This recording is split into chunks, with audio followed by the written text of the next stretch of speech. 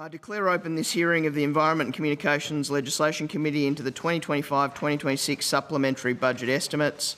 I begin by acknowledging the traditional custodians of the land on which we meet and pay my respects to elders past and present. The committee has fixed Friday 28 November as the date for the return of answers to questions taken on notice.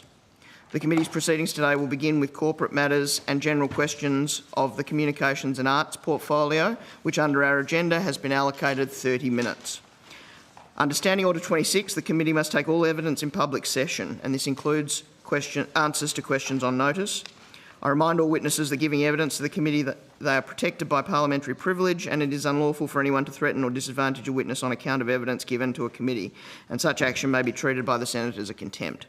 It is also a contempt to give false or misleading evidence. The Senate has endorsed the following broad test of relevance for questions at estimates. Any questions going to the operations or financial positions of the departments and agencies which are seeking funds in estimates are relevant questions for the purposes of estimates hearings. I remind officers that the Senate has resolved that there are no areas in connection with the expenditure of public funds where any person has a discretion to withhold details or explanations from the Parliament or its committees, unless the Parliament has expressly provided otherwise. The Senate has resolved that an officer of a department of the Commonwealth shall not be asked to give opinions on matters of policy and shall be given reasonable opportunity to refer questions asked of the officer to superior officers or to a minister. This resolution does not preclude questions asking for explanations of policies or factual questions about when and how policies were adopted. Witnesses are reminded of the Senate order specifying the process by which a claim of public interest immunity should be raised.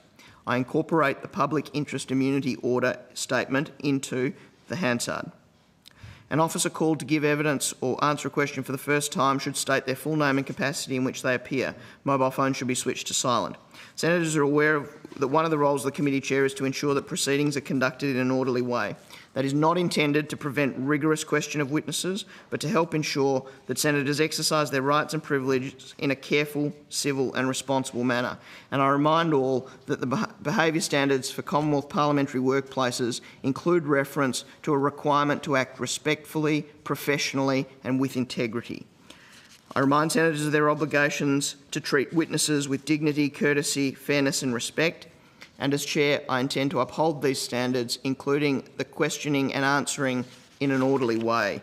That means I will also intervene to prevent badgering or harassing. I now welcome Senator the Honourable Nita Green, Assistant Minister for Northern Australia, Tourism and Pacific Island Affairs, representing the Minister for Communications and the Arts. I understand, Minister, that this is your first appearance at this committee as a Minister, and so we welcome you. Minister, do you wish to make an opening statement? No, thanks, Chair. Thank you. I also welcome Mr Jim Betts, Secretary of the Department of Infrastructure, Transport, Regional Development, Communications and the Arts. Mr Betts, do you wish to make an opening statement?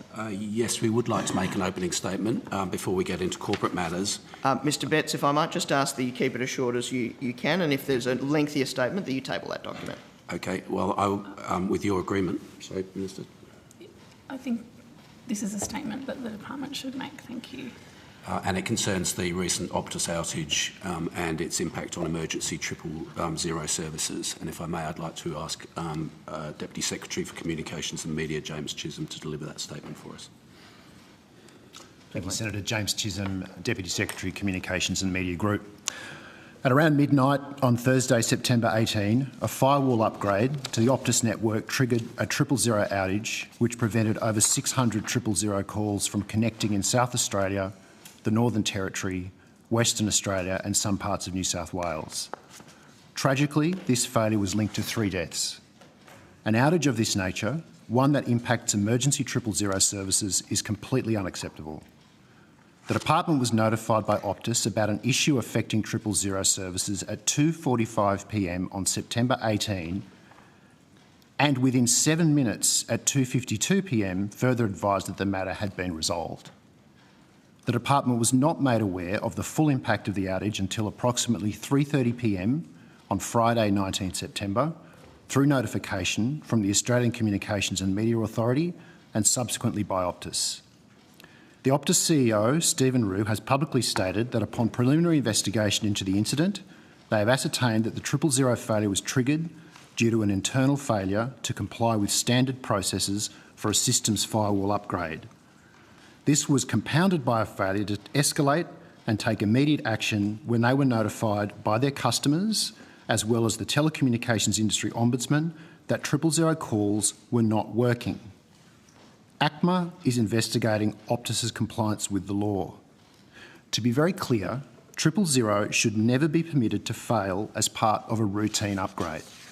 Moreover, if there is a disruption, affected 000 calls are meant to connect or camp on to another network.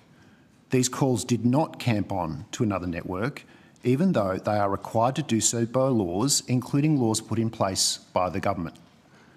Network operators must carry 000 calls. It's the law.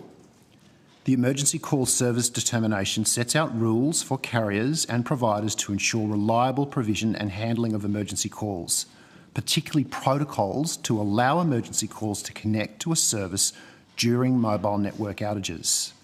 And this includes making sure that 000 calls are carried by another network if an operator's own network is unavailable. As a result of a nationwide outage in 2023, Optus was found in breach of its regulatory obligations as a carrier to ensure that emergency calls must be carried to emergency call services at all times. This resulted in a $12 million fine. Since that outage, the government accepted all 18 recommendations of the Bean Review, fully implemented 13, and the remaining 5 are well underway.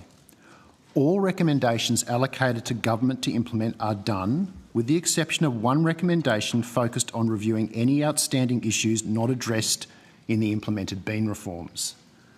Of the 5 Bean Review recommendations not yet completed, 4 of them were charged to industry to complete. 2 have now been submitted as a code to ACMA, and we expect registration of this code soon. 2 others remain with industry, recommendations 14 and 15. I want to be very clear about 3 things here. The government has put in place tough 000 laws imposing obligations on industry. These are the strongest reforms to 000 for many, many years. No such regulatory reforms were put in place after previous major outages, including in 2018 after a similar serious outage affecting 000. Optus is now being investigated by ACMA, including for not complying with fully implemented laws stemming from the Bean Review. The Custodian and ACMA Powers Bill introduced to Parliament this week will further strengthen the framework by giving a statutory basis for the Custodian and even stronger powers for ACMA.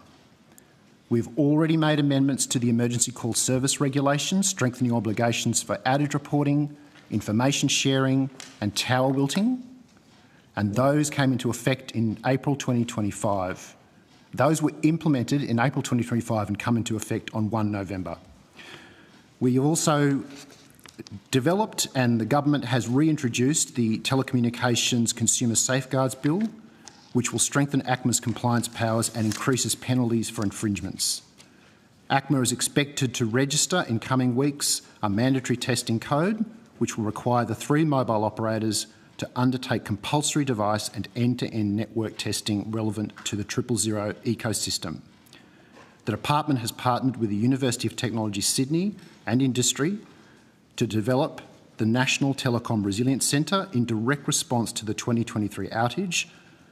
That work will securely replicate network scenarios and device behaviour, including during outages. As a supplement to the testing code, industry will be required to disclose to customers if their device has limited 000 access.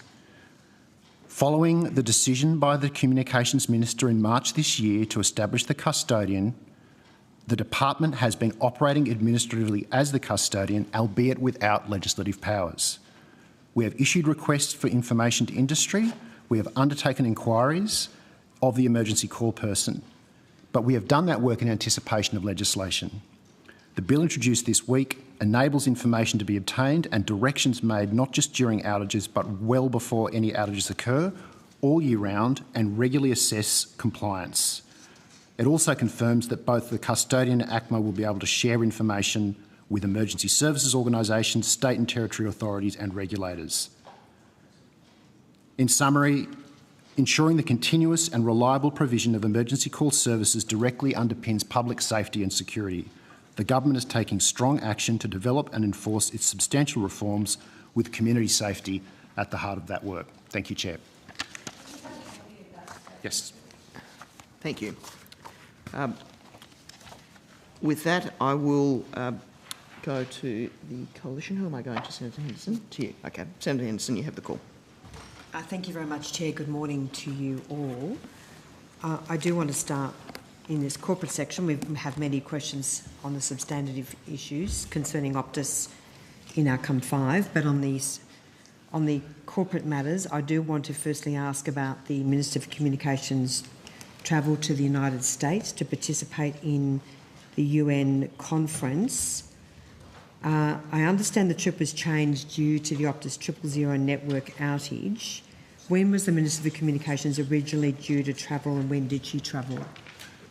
Senator, the Minister was scheduled to travel the weekend of the outage, but delayed her travel to focus on the immediate response to the outage, and then was able to still attend the event in New York in support of the online safety work and those present, including families affected by online safety harms. So yes, she adjusted those arrangements based on the events related to the outage. Could you just provide those dates, the date she was originally meant to travel and when she subsequently did travel? Originally meant to leave on which date? Saturday. So yes, so she delayed from the Saturday. So meaning the 20th? Could you give me the date, please? 20th of September? We'll just check that actual Okay, date. I don't have a thank you. calendar in front of me, so I would need to check that. Yeah. And how long did she delay her trip by? Oh, 2 days? 2 days. Yes, Saturday the 20th, but she was to fly out and she flew out on Monday the 22nd. Monday the 22nd. Look, if you could just table any correspondence about the change in travel schedules. Well, we'll take that on notice. Yes, if that would be fine, thank you. And was that a cancellation of the full trip or just a delay of the departure date? So what was the reason? Was there any specific duties that the Minister had to attend to? What do you know of the reason for the delay?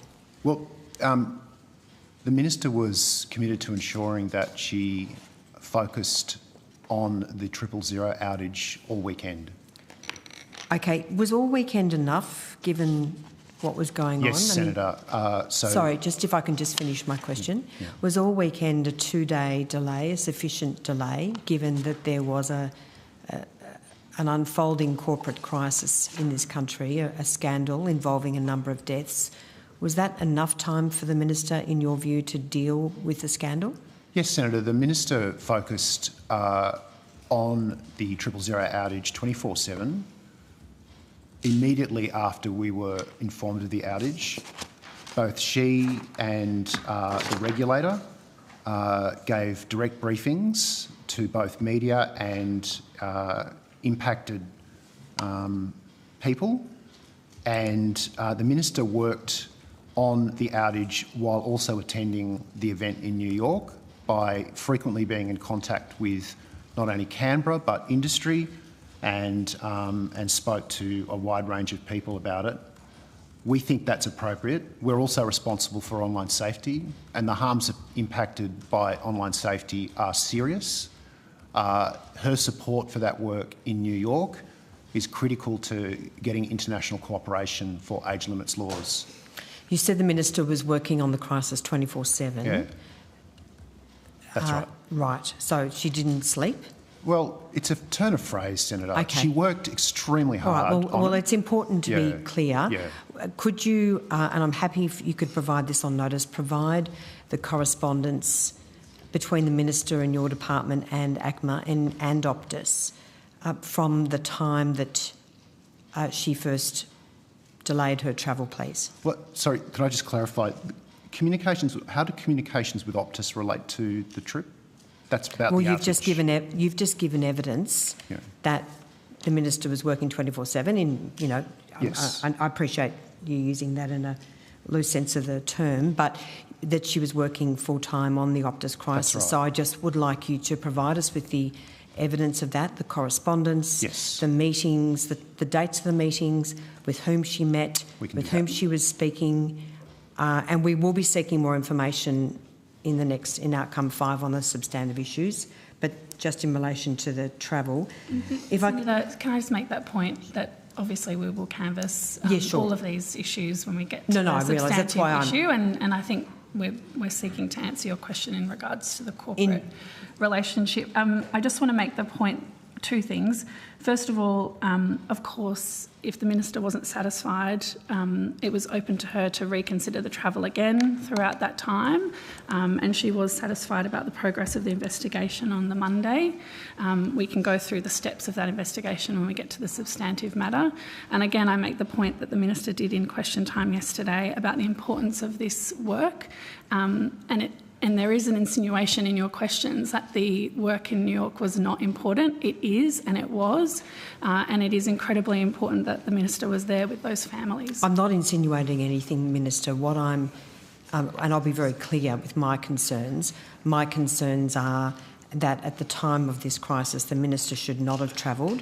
We know how important the online safety issues are because it was actually our policy. So we understand this better than anyone. But I'm not insinuating anything. My clear position and my concern is, and I'm saying this very clearly, the minister should not have travelled at all, particularly under circumstances where there were other ministers in New York. There was a terrible crisis unfolding. A number of people died, and I would put it to you that she should not have travelled.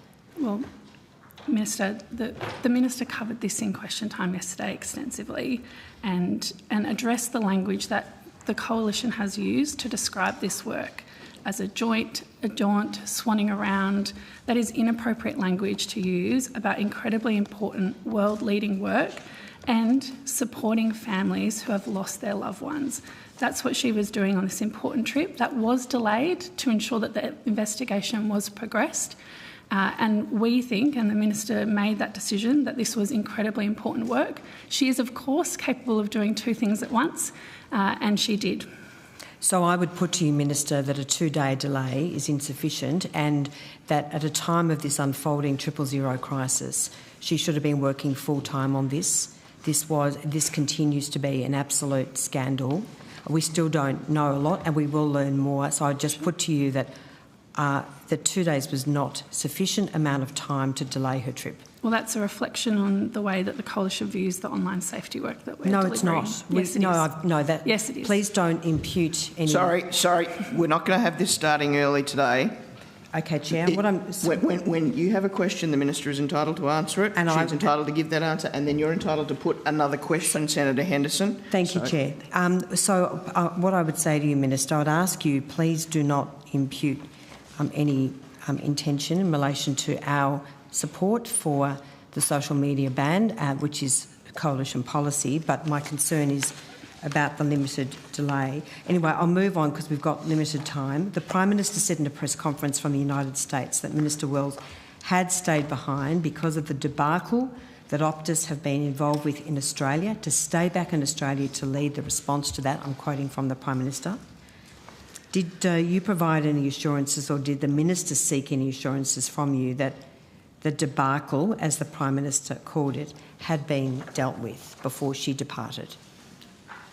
Well, Senator, the Minister and the Department and the regulator are dealing with the Optus outage consequences. That work continues. It didn't begin and end at a particular point. Who was the Acting Communications Minister during Minister Wells' trip to the United States? I would have to double check, but my understanding was Minister Burke, potentially? No, I'd have to check. Yeah, sorry, I'm not sure. Okay. Okay, thank you. What arrangements did the Minister put in place to keep herself informed of this debacle, as the Prime Minister called it, that was still unfolding in Australia? Well, she had a department official in attendance with her who was giving her not only regular support, she also had a member of her office in support and frequent daily and multiple times daily contact with her office about the follow-on consequences of actions that she had asked to be addressed. But but isn't it the case while she was overseas she didn't have responsibility for communications? She took full responsibility for all of it, Senator, for both the outage and also the online safety work. No, just in terms of the ministerial arrangement. So there was an acting Senator, minister? I just have to double check because I don't want to mislead you about who the acting minister was or whether there was in fact an acting arrangement in place. I would need to take that on notice. An acting arrangement may be put in place for administrative purposes if formal instruments need to be signed and so on. I think the key point here, which the Public Service can confirm for you, Senator, is that there was not one moment when our response or the regulator's response to the outage was impaired or delayed by the fact that Minister Wells was overseas because she was in constant contact with the department and the regulator and others. I'll have to come back to that. Thanks, Chair. Senator Hanson-Young. Thank you. Thanks for your opening statement. I guess I just wanted to clarify with the Chair how you want to run this, because obviously the department's given an opening statement that goes solely to the topic of Optus.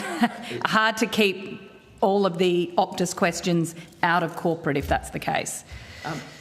Thank you for asking, Senator Hanson-Young.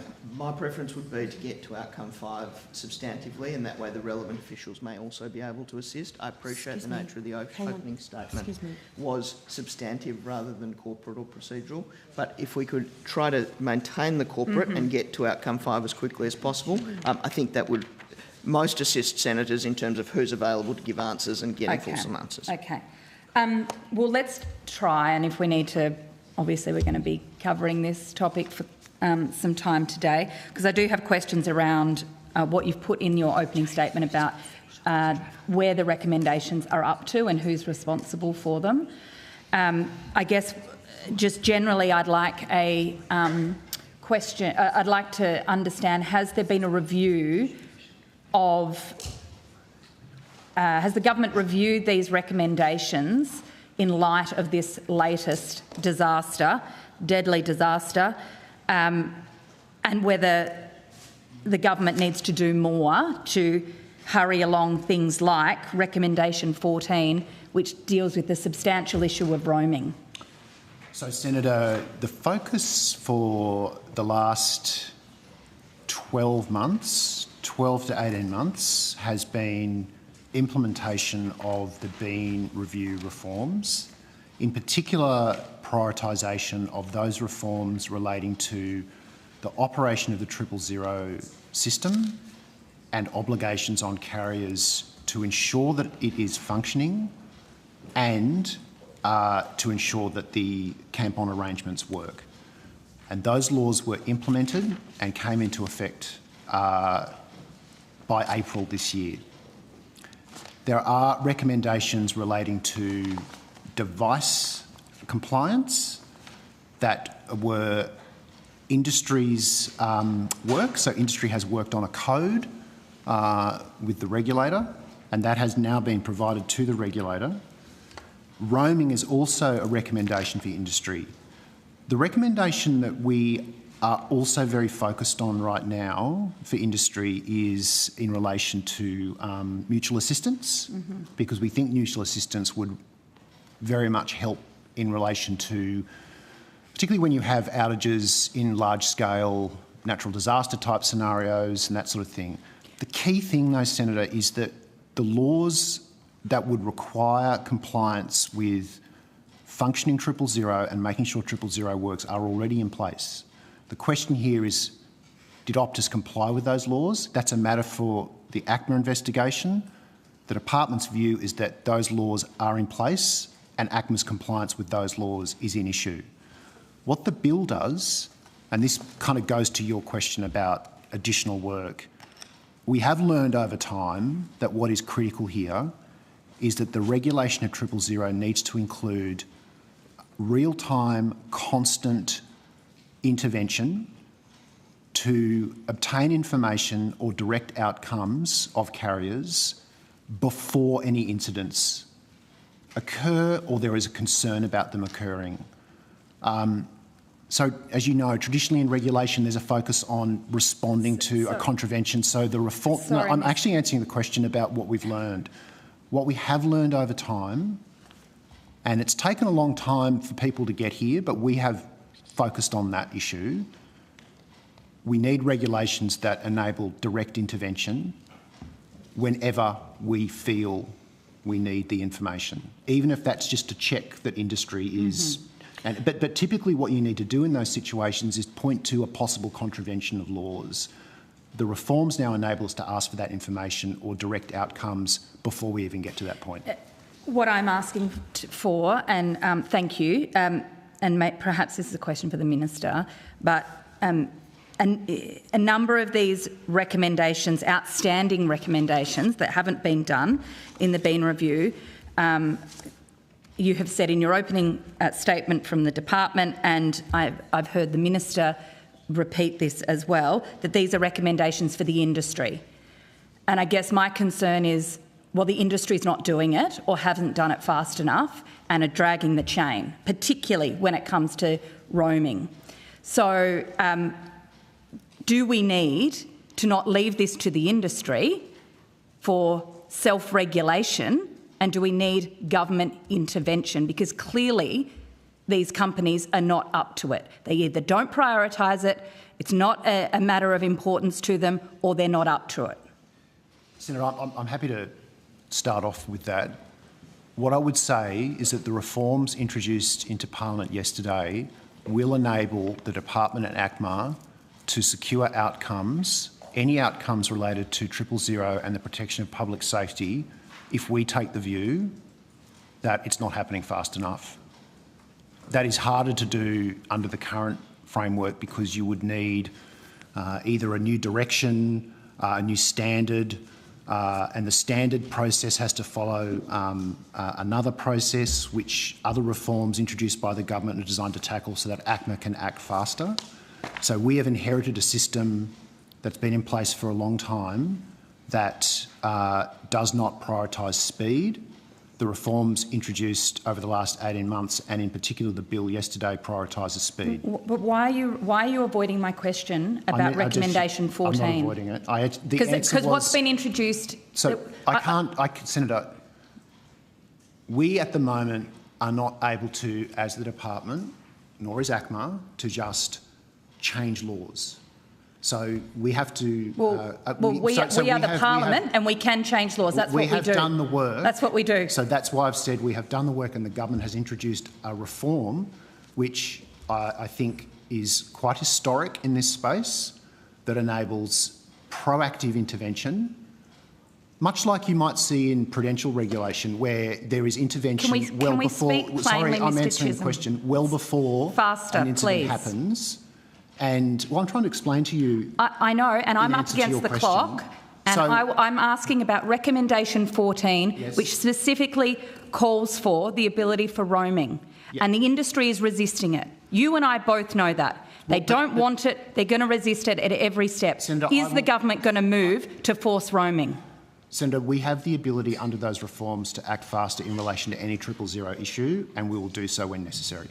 Can I make the point, because I think your question goes to what could have been done, and we need to be very clear about this.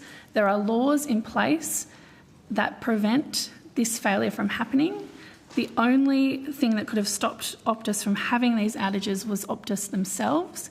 This was a very serious failure, and the Minister has been clear there will be serious consequences. Those laws have been put in place by our government, as the official has been speaking to you about. We've strengthened those laws.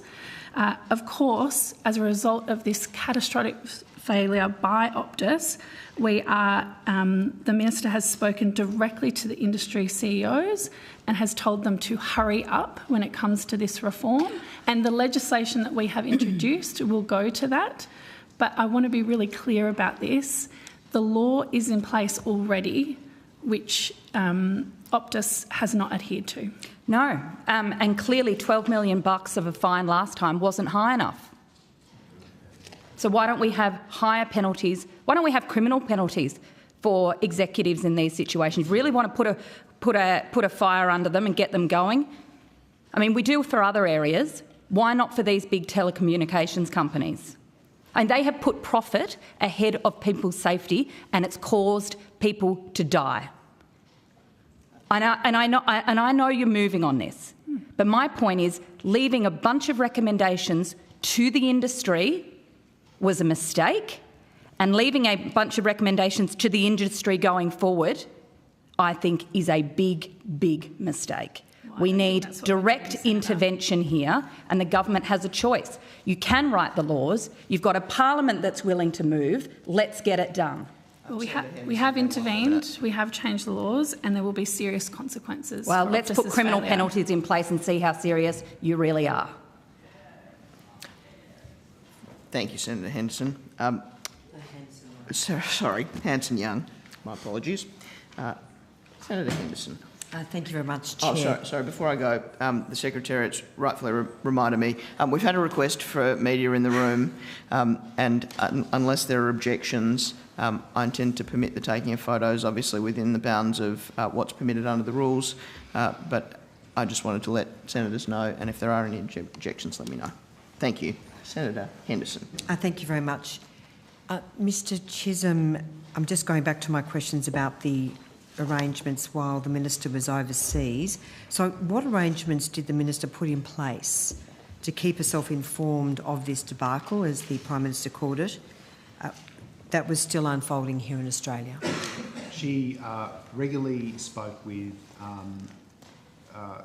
officials, with her office, received updates, and was communicating with people involved in the response to the outage and the consequences for that. And she focused very heavily on it in her communications with media as part of the trip, and in addition to the work that she was doing on online safety. And what briefings, and look, just in relation, I did ask for the correspondence on notice of all of those communications, but could we also, you've said that she was frequently in contact with all key players, including the department and ACMA.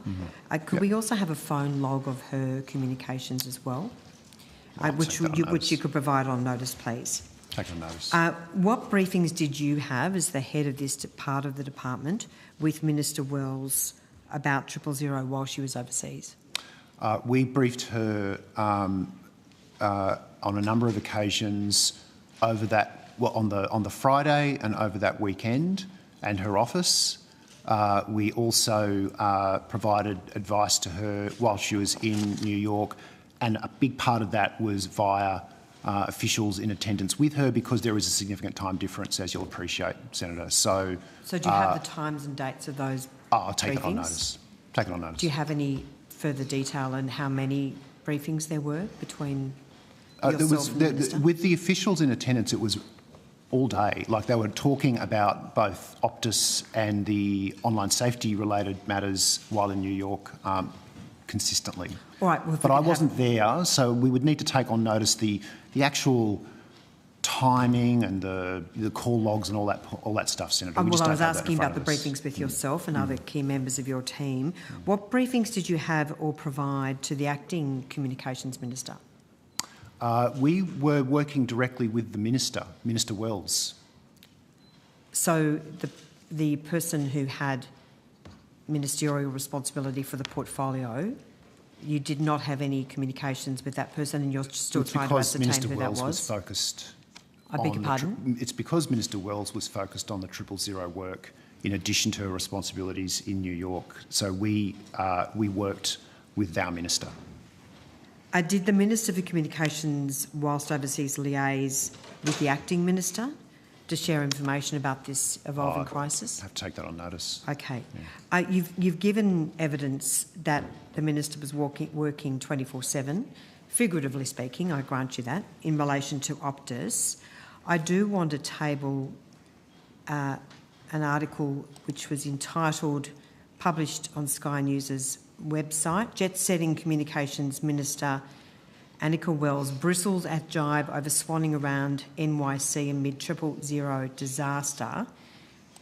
So was the Minister working on the 000 crisis when she was at the New York pub Old Mates with wine in her hand Is that not swanning around? Senator, I wouldn't use any of that language to describe the minister's work in New York.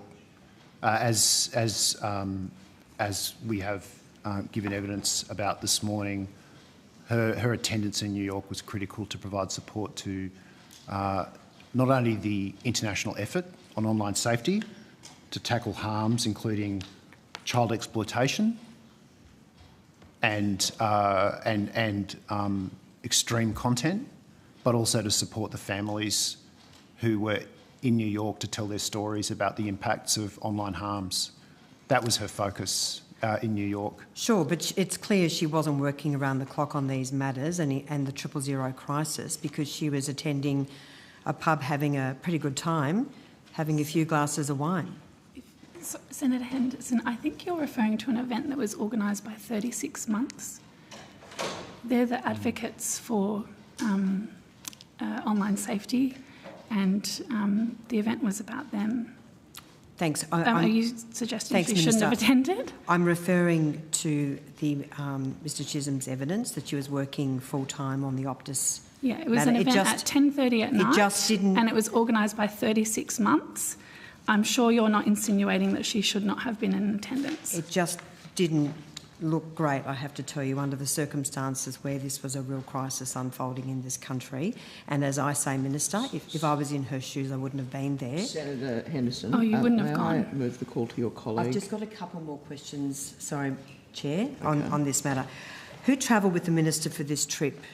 People from her office and anyone from the department? She had one advisor from her office and one official from the department. There were also officials from Department of Foreign Affairs and Trade. They were there as part of a broader support effort in relation to the UN meetings, but from our department, one official.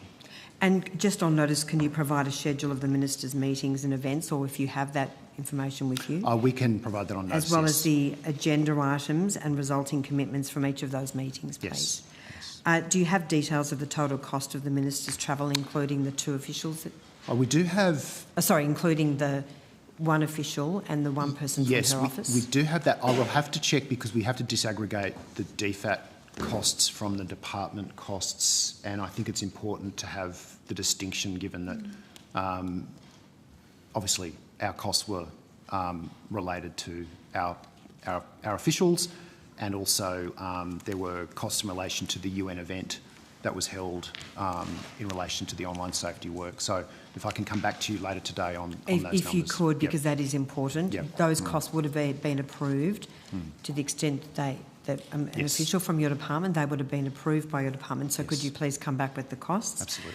And look, I just want to also ask about the Minister's attending meetings with Singaporean officials while in New York, and she said Optus did not come up. Why was this unique opportunity for high-level diplomatic engagement on Optus's repeated service failures not raised? And can you please provide details about that meeting? Yes, again, Senator, even though I wasn't in that meeting, I would need to check. Why did the department fail to advise the Minister to use this high-level forum to address the governance and regulatory failures of a subsidiary of a major Singaporean company? Well, the Minister has met with the head of Singtel, as you know, in Australia, and also spoken directly on a number of occasions with the Australian management of Optus. That's the appropriate channel to deal with this issue, not to actually deal with the Australian company. So can you just quickly detail that meeting? Who did she meet with from Singapore? My understanding is it was a Singaporean minister. I would again need to check the details of that particular... She had many meetings, so I would need to check the details. As again, Senator, I wasn't in the meeting. And which minister, sorry? Which minister? It was a Singaporean minister. I don't have her name in front of me. All right, if you could perhaps ask one of your team to provide that and come back to us as soon as possible. And did you give any advice that she should raise these matters with the Singaporean minister? So given Optus is owned by Singtel, which is a Singaporean company? Well, again, I'm not sure we would have advised that's the appropriate forum when she was dealing directly with Optus, the company in Australia, and in fact had meetings planned with the Singaporean head of Singtel already, the company responsible. The Singaporean government is not responsible, it's the company in Australia that's responsible for complying with Australian laws. But Mr Chisholm, you are the relevant Deputy Secretary. We have an unmitigated disaster unfolding in Australia. Yeah. You've given evidence that the Minister was working around the clock on this. Yes. She's meeting with a Singaporean Minister, and Optus is owned by a Singaporean company. Yes. Why would it not be appropriate for her to raise this very serious matter which resulted in a number of deaths in this country with the Singaporean officials? Senator... 1 minute warning, Senator Henderson. Sorry, Chair. So I was just giving the Senator a 1 minute warning. Thank you. Senator, we have given the Minister and the Minister has received extensive advice and support in relation to the Optus matter. We have ensured that the right people who would be accountable for their compliance with Australian law are being spoken to and dealt with.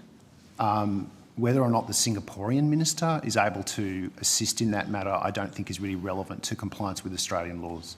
Wow. Gee, that's amazing, because I would have thought, given Optus is owned by a Singaporean company, and there are key issues. Yeah. There are key issues, Mr Chisholm, such as the overseas call centre was not functioning. That's a different... I don't think that's a Singaporean issue. Senator... Sorry. No. We're not going to have people talking over each other. Senator Smith, please. What I'm keen to do is to finish the call. You can, but you have a matter of seconds left before I'm going to Senator McGrath. So, Mr Chisholm, I'm very concerned that you do not believe it's a relevant matter when you've got an unfolding crisis in this country, that Optus, owned by a Singaporean company, that matter would not be raised, or not even to say we are concerned? Senator, again, we do not routinely go to other countries to raise issues about companies operating in Australia that are foreign owned. We deal with the Australian business, which itself is responsible for complying with Australian laws. That's of immediate significance and importance to ensuring we protect public safety, not speak to necessarily, it might vary in some circumstances, but ministers from other countries are not going to be able to assist the regulator or the government in ensuring that an investigation into compliance with Australian laws proceeds and that the right outcomes are achieved. Mr Chisholm, I would put it to you that unless... Senator Henderson, I would put it to you that unless you ask the question of the Singaporean Minister, who might have a whole lot of information, perhaps about his or her concerns about Singtel, maybe Singtel weren't complying with their obligations, I would suggest to you that it's a dereliction of duty not to raise those matters with the Singaporean Minister by Minister Wells. Well, I won't comment on Singtel and its compliance with laws. I think that's a matter for regulators and is not an issue here. What an issue here is Optus, the Australian company. I do know that the Minister and the Singaporean Minister would have focused very much on the significant efforts that Australia and other Southeast Asian countries are deploying to tackle the very serious harms that are occurring online. Thanks, Mr Chisholm. Thank you, Chair. Thank you, Senator Henderson. Senator McGrath. Thank you, Chair. Good morning, everybody. Can the department confirm that the minister's incoming minister's brief informed her of her responsibilities as it related to 000? Senator, the incoming government brief that the department prepared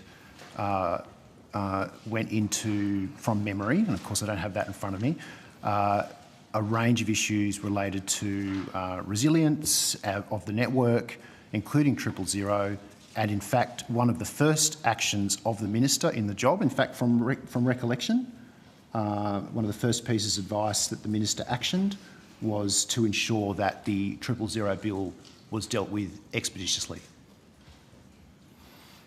So the brief would have dealt with her responsibilities, yes, as it related to 000. Yes, yes. Did the incoming minister's brief inform the minister about Optus's history of emergency call service failures, specifically the incident in 2023 for which ACMA hit Optus with over $12 million in penalties? So, Senator, again, I would need to go back and check the brief, but we certainly, whether it was in, because we talked about the 000 bill and the need to action that. We talked about the broader issues to do with the resilience of the network, including how the telecommunications network interacts with energy systems and the risks in relation to that, and the extensive work program in place. And we also had a number of follow-up briefings with the minister, both in writing and also in person, about both 000, the impacts of the 2023 outage and what we had done. And she also asked for coming out of that work, not only ensure that we have the bill ready for introduction as soon as possible, but also that we prepare a simulation in relation to a potential outage, which we did action, and the minister and her office spent quite a bit of time in preparation for. As it happened, we had an outage, so that meant that we had already been prepared in many ways, but she was so focused on the issue of outages that she asked for a simulation to be ready. So the brief would have warned the minister of the potential for similar or foreseeable 000 failures. We have briefed her on what would happen if there was an outage, given the risk that there could be an outage. Outages happen, as you know. You have minor outages happening on a regular basis. They're usually resolved very quickly. Our focus was on the impact of a major outage akin to what happened in 2023. So we briefed her on, we have briefed her on what would happen, what the response would be, but also what potentially the consequences for a carrier would be if they failed to ensure that 000 worked as part of that outage and the camp-on arrangements. So we spent quite a bit of time on that. So you mentioned a number of briefs in relation to this issue. So outside of the minister's incoming brief, the minister will have been informed about the previous 000 issues prior to the 000 outage on the 8th of September? Yeah, the minister was, we had a number of, we provided a number of pieces of advice and discussions with the minister about the issue of not just 000, but risks in relation to the network generally, and what we needed to do to ensure that we stayed on top of that. On what dates were those briefings provided? I can definitely get you that information. I don't know I can't remember off the top of my head, because there were a series of meetings with the minister and written material that we provided. So, if you're able to provide, if you have to take it on notice, you have to take it on notice. The dates of when the meetings were held with the minister, the dates of any briefings, and if you're able to table those briefings also. Well, I'll take that on notice too. Okay. And can the incoming minister's brief be tabled for the committee today? Oh, again, I'd take that on notice.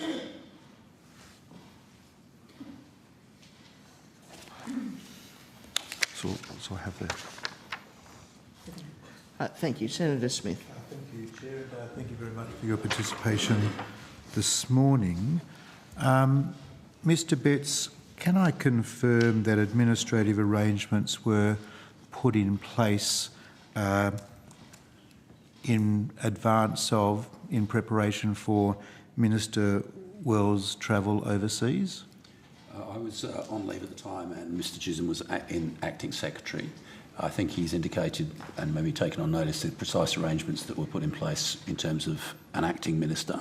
But the acting minister is often there as a fallback for the purposes of the execution, as I mentioned earlier, of formal documents which require a signature.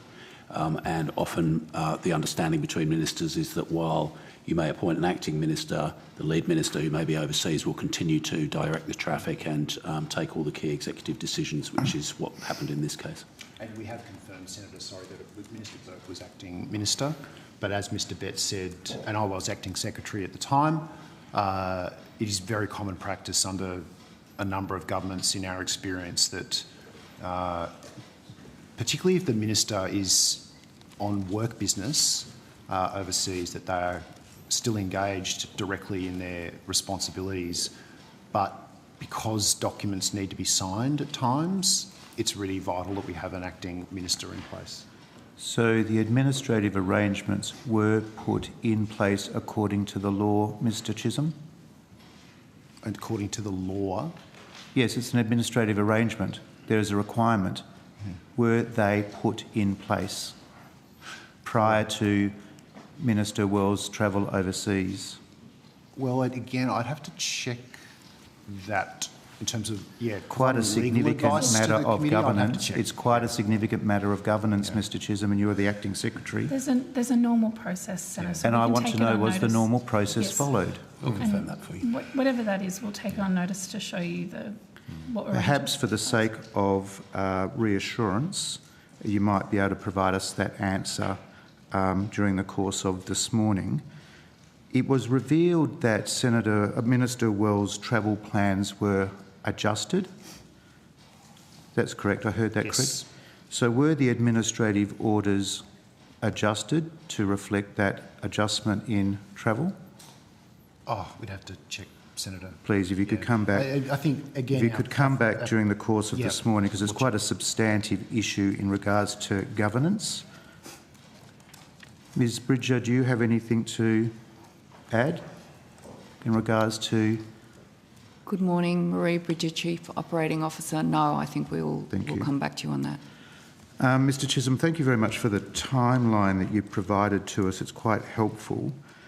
Could you just clarify, though, because it's not complete, just from reading the document, could you just clarify when the department notified the minister or the minister's office in regards to the matters affecting the 000 services at 2:45 p.m. on the 18th of September? Yes, and as I start to answer the question, Senator, I'll ask Mr Grunhard to the table, who's, at the time he was the Acting Deputy Secretary for Communications and Media while I was the Acting Secretary, and there were a number of conversations that both I and he had with Optus and the office on the afternoon of the 19th, which is when we were alerted to the outage. Okay, so don't get ahead of me, Mr Chisholm. So, no, actually, I'm answering the question. Where I'm going to, Mr Chisholm, excuse me, where I'm going to is it's been a very helpful document. Yes. So following my line of questions, if you could update your opening statement to include any additional points of contact as we go through this, that would be most helpful. And what Mr Grunhard can confirm is I'm pretty confident that as soon as he was alerted by ACMA that there was a conversation with the office very immediately after that. But, So my question, sorry, Mr. Graham. Thank you, Senator. Sam Grunhard, First Assistant Secretary, Communications Services and Consumer Division. Yes. Sorry to... Yes, you may, of course. Thank I apologise. You. Just for the purpose of Hansard. So I was contacted by the chair of the ACMA at 3:30 on Friday the 19th, advising me of the incident. Immediately following that call, I contacted the Minister's office to advise them of that. Thank you for that. But my question, you've got ahead of me, my question goes to, when did the department notify the Minister or the Minister's office about issues affecting the 000 services at 2:45 p.m. on the 18th of September? So, Senator, the notification that's referred to in Mr Chisholm's opening statement there was an email notification that was provided by Optus on Thursday the 18th. That email notification critically did not mention anything about the scale of the outage. It did not mention... That's not what the opening statement says. Sorry, Senator Hanson-Young, I appreciate it did not mention 600 missed calls. It did not mention any impact on the lives. It says issues affecting 000 services. Which had been resolved. Critical services. Sorry to interrupt, Mr Grunhard. Yep. So an email was received on the afternoon of the 18th of September. I assume that the email was 2:45 p.m. on the 18th of September. Can I just confirm, as Mr Grunhard said, the email went to an incorrect email address. We found that email when we were made aware of the major outage, because we receive a number of notifications about outages that are resolved very quickly.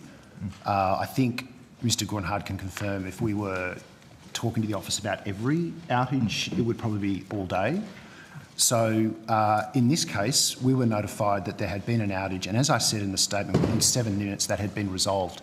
We heard nothing more until 3:30 the next day from the regulator that there had been a very significant outage. You did no due diligence on the email that was received at 2:45 p.m. on the 18th of September that identified issues affecting 000 services.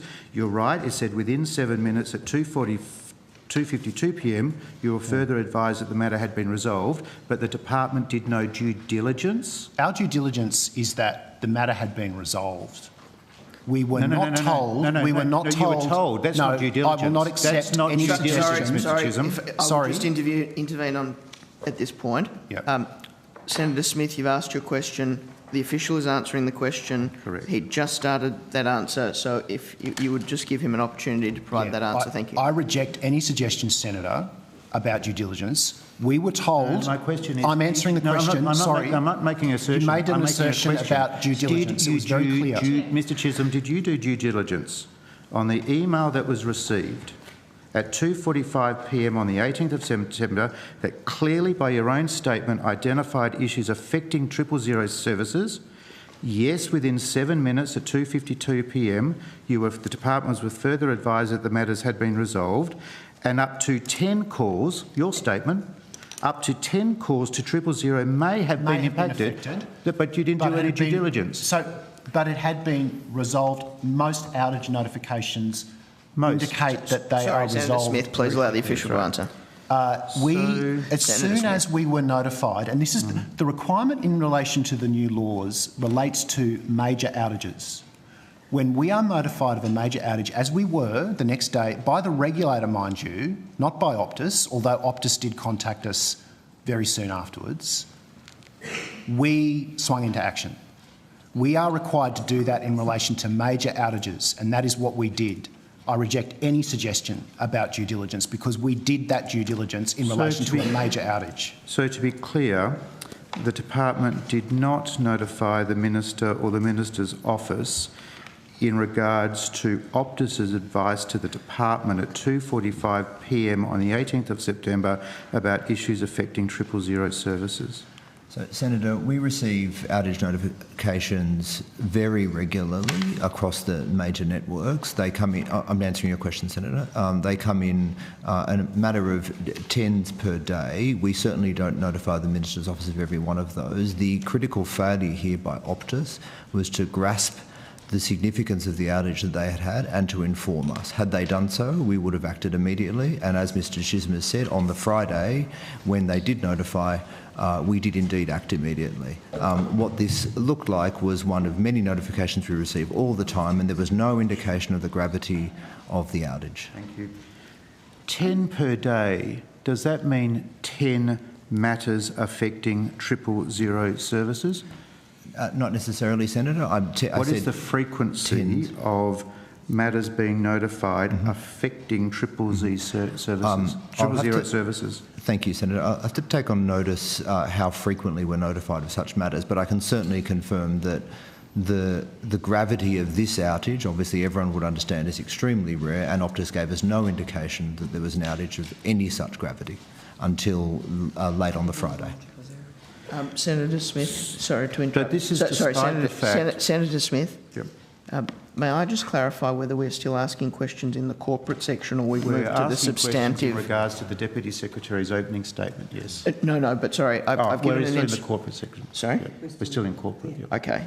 Well, if you've now had about 10 minutes of the call, I'm keen to move to the substance of this. I appreciate that you may have further questions, but I'm just putting you on notice in terms of timing, and I will move the call on in a moment. Yeah. One of the issues, Senator, just to be aware of here, and I was just confirming with Mr Gunhard, and it's a point that he made, is we have systems in place for notification. That requires information being sent to the right place. That email was not even sent to the right place. Which email? The notification about the 7-minute resolved outage wasn't even provided to the right address, which we have notified industry is not correct. They're not the correct way to contact us. So, you know, it is really important that when we are notified of these things, that the right people are told. Not up to date. The industry is not even aware about how it should be. I can address that. See, I would call that due diligence. Senator, I can address your question. The ACMA publishes on its website the email addresses that the telcos are required by law to send notifications to. The email address is published on their website for all to see, so the industry can follow that instruction, and it was not sent to that address. Sorry, Senator Smith, I'm going to move the call on. Okay. Senator Hanson-Young. Thank you. Can we have a copy of these 2 emails, please? And today, this morning? Yeah, we'll do that. I don't have the emails with me, but yeah, we can do that. You can get them emailed to you. Pardon? You could get them emailed to you. Senator Smith, sorry, I appreciate the levity of that I don't have my remark, but let's start with Senator Hanson-Young. Thank you. This is important though, because in your opening statement, you talk about when the department was first notified. But if the email went to the wrong address, when did you get the email? Yeah, so this is the key issue. I want to be really clear about this. Can I just clarify? No, I'm answering the question. Can I just excuse me, this is not going to work. Sorry. I'm clarifying my question. Sorry. Now, when I'm speaking, please, both, just desist for a moment. I appreciate the point you're making, Senator Hanson-Young. I was not following the answer precisely. I will do so immediately following you asking that question again, and if the official would respond to that question, please, but I just missed that, so I cannot intervene on that basis. Mr Chisholm, this is not going to work if I'm trying to clarify a question so that you can be sharper if you continue just to talk over the top of me. So I'll start again. What I would like to know is, firstly, I want to clarify, the first email was sent to the wrong address? The email referred to in the statement was sent to the wrong address. And the second notification, 7 minutes later, was that sent to the wrong address? Yes. Okay, so there was 2 emails? Yes. Sent to the wrong address. When did the department... When was the email received into someone's inbox? Whose inbox did that go to? So there's an email address that's incorrect. The issue here, and I should make this very clear, I would not consider notification as complete if it's sent to the wrong place. So notification occurs when it is given to the right recipient. In this case, it was not. So the notification in your statement at 2:45 p.m, was that, under your definition, a notification or not? I think the benefit of this line of questioning is that it's probably not what you'd consider a correct notification. And when ACMA has notified people publicly and we have reinforced the message about where the notification is to go, you'd probably qualify that statement by saying we weren't really notified. So we weren't officially notified, it wasn't the official process, wasn't the official we were channel. able to then identify that email later when we scoured all content as part of an exercise to check whether anything had happened over that time, and we found in the old email address that someone had sent something through and said it had been resolved. Can I clarify then, when did the department first become aware? On the Friday. The Friday afternoon at 3:30 we were made aware of. So can I just say this opening statement is incredibly misleading. Well, what I'm trying to do, Senator, is give you all the information that we have become... No, excuse me, can I just... Look, you make an accusation and I'm responding. I have provided in that statement all the information that we've found about communications with the department. That communication referred to in the statement was sent to the wrong address, which we have told industry a number of times is not to be used as a source for notification. We were not notified of the outage properly, and in this case it was by the regulator, until the Friday afternoon. So that no one in the department or the Minister's office knew anything about this outage until 3:30 p.m. on Friday? We were made aware of the major outage at 3:30 p.m. on the Friday. Of the outage properly on the Friday. But even then, it was not a... Listen to what I'm saying. Listen to the question. Is it correct that no one in the department knew of this outage until 3:30 p.m. on Friday? Because we had not been told through the appropriate channels. Did you receive that email at all? Senator Henderson, sorry, no, I'm not going to permit this today. We ran into all sorts of trouble yesterday, timing-wise, so when the call is with Senator Hanson-Young, it needs to stay there. If it would assist the committee, and please can I just answer a lot of that... Did anybody see that email prior to 3:30 p.m. on Friday? No, because it was not sent to the right address. So that is not an email that we are checking because we have told people it's no longer in use. Okay. Yeah. So an email sat there for 24 hours, over 24 hours, 24 hours and 45 minutes before the department knew anything about this outage. Senator, the email that you're referring to that we have provided you because we want to be very clear about everything we've found does not refer to what became clear. I understand later. that, but that's not my question. But on top of that, we were not aware of that email because it had not been communicated to us. We have not been told properly that there had been an outage. We were not made aware of that until the next day. I understand the point you're making about properly and unproperly. I get that. What I'm trying to work out was whether there was any individual in the department who had seen either of these emails at any point. No, we hadn't seen that. Was there any other discussion with anybody, any other notification to anyone else in the department? Perhaps you, Mr. Garland. There had been no notification to the department. Can I ask? There's a question to Mr. Garland. Yeah. Senator, the first I was aware of this outage, as I said earlier, was at 3:30 p.m. on Friday the 19th. When I received a call from the ACMA alerting me to it. I was subsequently given a call shortly thereafter by Optus themselves at around about 4 o'clock on Friday the 19th. But the first I became aware of it was 3:30 on the 19th. What was Optus's... No, sorry, I'm jumping ahead of myself. So at 3:30 p.m. on Friday, when you received a call from the ACMA, at that point, did the ACMA tell you how large the outage was? Senator, I can confirm what I was told at that time. You recall the ACMA was passing on to me what they'd been told by Optus.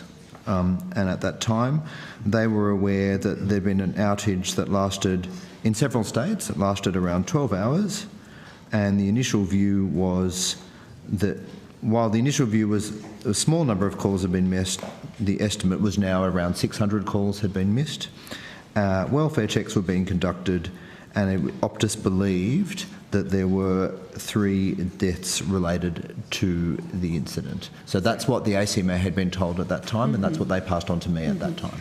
Could I just go back to your earlier evidence where you mentioned that a notification of a smaller outage or notifications of an outage wouldn't have caused any questions. I'm confused now because we've heard that no one knew that these emails existed, but somewhere along the line in evidence that you've been giving to us this morning was that that type of notification wouldn't have raised any alarm bells. So, Senator, so why give us that evidence if no one had seen it? So I certainly didn't mean to suggest that an email notifying of problems with 000 would not have raised alarm. We act on every notification that mentions problems with 000.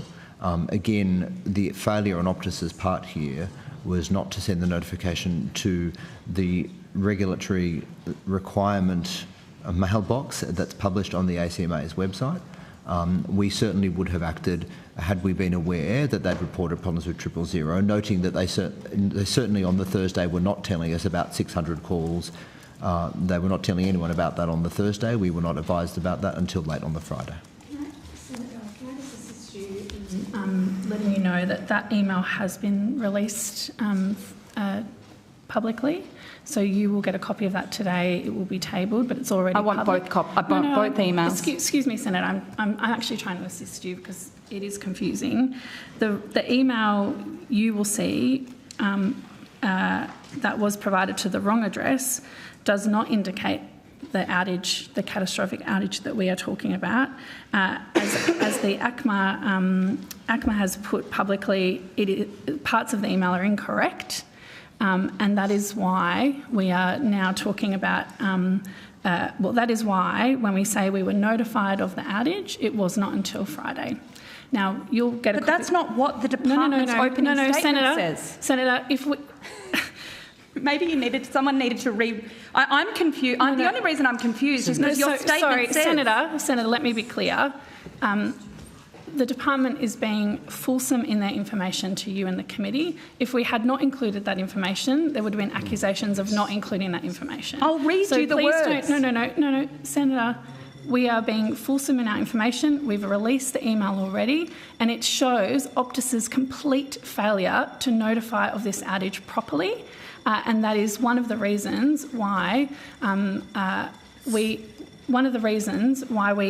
say that it is such a serious failure. Not the outage alone, but the fact that they failed to notify. They are clearly in the wrong here, and they deserve a whole lot more than $12 million slap on the wrist. Senator, you don't have to yell at me. I'd like the Minister to correct the opening statement that says the department was notified by Optus about the issue affecting 000 services at 2:45 p.m. on the 18th of September. Because of questioning, we now find out that the department does not believe they were notified. That sat there for more than 24 hours without anyone knowing about it. Why is it in your opening statement that you were notified? So hold on, Senator Hanson-Young. They have heard that proposition. We are going to make this your last question before I share the call once more. But I will give the officials and the Minister a chance to respond to those statements now before we move the call on. Thank you, Chair. If it would assist the committee. I'm very happy to amend that by saying we were incorrectly notified to an incorrect address at that time, but we were very keen to ensure that you had all the information. But you didn't. That we have found. It was only because we asked the question. So what else aren't you telling us because we haven't asked the question? Senator Hanson-Young, as I indicated, please allow the official and the Minister to respond to your sense. I understand you've got a view on this, but we need to just... Rubbish. No, well, let's maintain order here. Okay. Thank you, Senator Hanson-Young. It's going to be a long day. Chair, can I just remind you of the words that you use? Dignity, fairness, respect, and I don't think officials are receiving that from Senator Hanson-Young. Well, sorry, Secretary, let me respond to that because it's been addressed to me. I think that this is a matter about which many people are agitated. I will stay conscious of the temperature in the room, but I think there is also a need to ensure robust questioning. So my approach is going to be to permit senators to ask questions unless they cross a certain limit, and then to endeavour to give you a chance to respond. So that's the approach I'm going to take. I appreciate that. It is a timely reminder of that dignity, respect and professionalism invocation that we started with. Chair, thank you. For the record, I would be very happy to table the same statement with the additional sentence that that notification was sent to the wrong email address. Thank you. Now I will move the call to Senator Smith for 5 minutes. Thank you very much for that generous offer, Mr Chisholm. I think at the end of this line of questioning, in the event we find other errors or matters of incompleteness or lack of consistency, if you could provide an updated opening statement, that would be grateful, because we are only at the 5th dot point of what is a 22 dot point opening statement. So just to be clear, what was the incorrect email address that was used when Optus, that was used for the email received at 2:45 p.m. on the 18th of September? What was that email address? Senator, I don't have that in front of me, but I dare say if the emails have been released, then it'll be apparent. But we can check that for you. Released in the next 30 seconds, so I have it in front of me, or released at the end of November? I'll just check if we... Yeah. There might be... We'll be able to get an answer for you during session, Senator. Yeah. Is it a generic email? A generic email address? Is it a mailbox? It's not an individual's mail address. That's right, yes. Yeah. How frequent is that email box checked, cleared? Senator, I don't know the answer to your question, but again, noting it's a redundant mailbox that we had told industry not to use. Okay. So then how did and when did the incorrect email address that had been used at 2:45 p.m. on the 18th of September become aware to you? So how did that become known to you? As Mr Chisholm was saying earlier, Senator, when we were ultimately and belatedly notified by the ACMA and then by Optus themselves of the gravity of the outage, we, in our surprise that we had not been notified, went back to look wherever we could to see if there was any indication, and that's when we became aware of those emails that had been sent to the incorrect mailbox. So you became aware of the 2:45 p.m. 18th of September incorrectly addressed email at after 3:30 on Friday the 19th of September? That's right, Senator.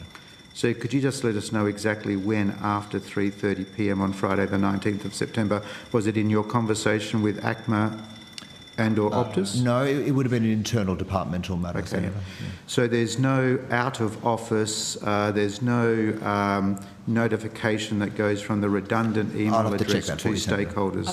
An automatic forward would help, maybe? Wow. Despite the fact that, based on Mr Chisholm's evidence, you had been doing simulation planning for a catastrophic outage event. So, Senator, again, let's just emphasise the dual failure in this email notification. It was sent to the wrong box and it didn't mention anything about 600 missed calls. That's the facts of the matter. Poor communications to the Department of Communications is a bit ironic. On the part of Optus, perhaps it is, Senator, yes. No. The lack of due diligence over your own internal processes, Mr Grenard. Senator, again, the correct email address is published on the ACMA's website and it's a regulatory requirement. There is a regulatory requirement in relation to notification rules here that was not complied with. That's the issue, Senator. Thank you. Optus advised you in your conversation with them at approximately 4 p.m. on the 19th of September. Sorry, before we go there. So we know, so when was Minister Wells' office advised of the advice you had received about the full impact of the outage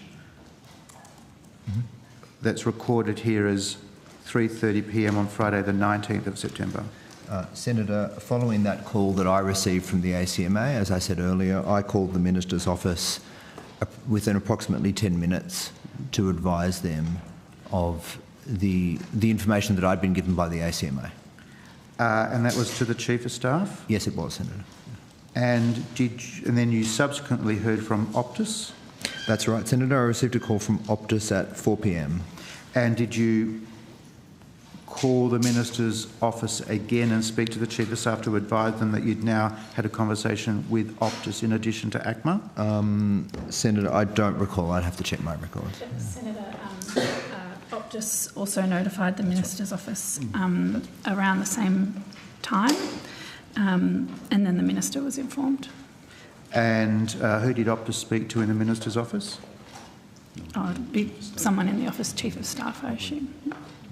I don't think we can make assumptions we know that, on this matter. We do know that the Optus was in direct contact with the Chief Staff and also with the department.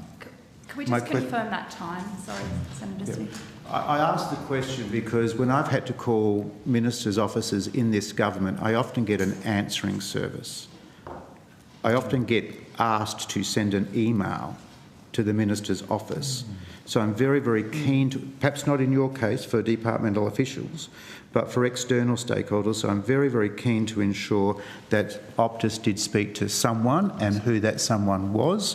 And I'd be greatly reassured if that was the Chief of Staff. It'd be good to know who from Optus called who in the Minister's Can confirm, office. Senator, that Optus did speak directly to the Chief of Staff. I know that because we had many, many phone calls throughout that evening about the matter, and that both Optus and the office had confirmed that they'd been in contact with the Chief of Staff and with us. So, and then there were obviously many other calls. Senator Smith, I'm going to give you a minute warning, but I appreciate the conversation leads from the opening statement. I am keen to move into outcome 5 when we can to get to the substance of it.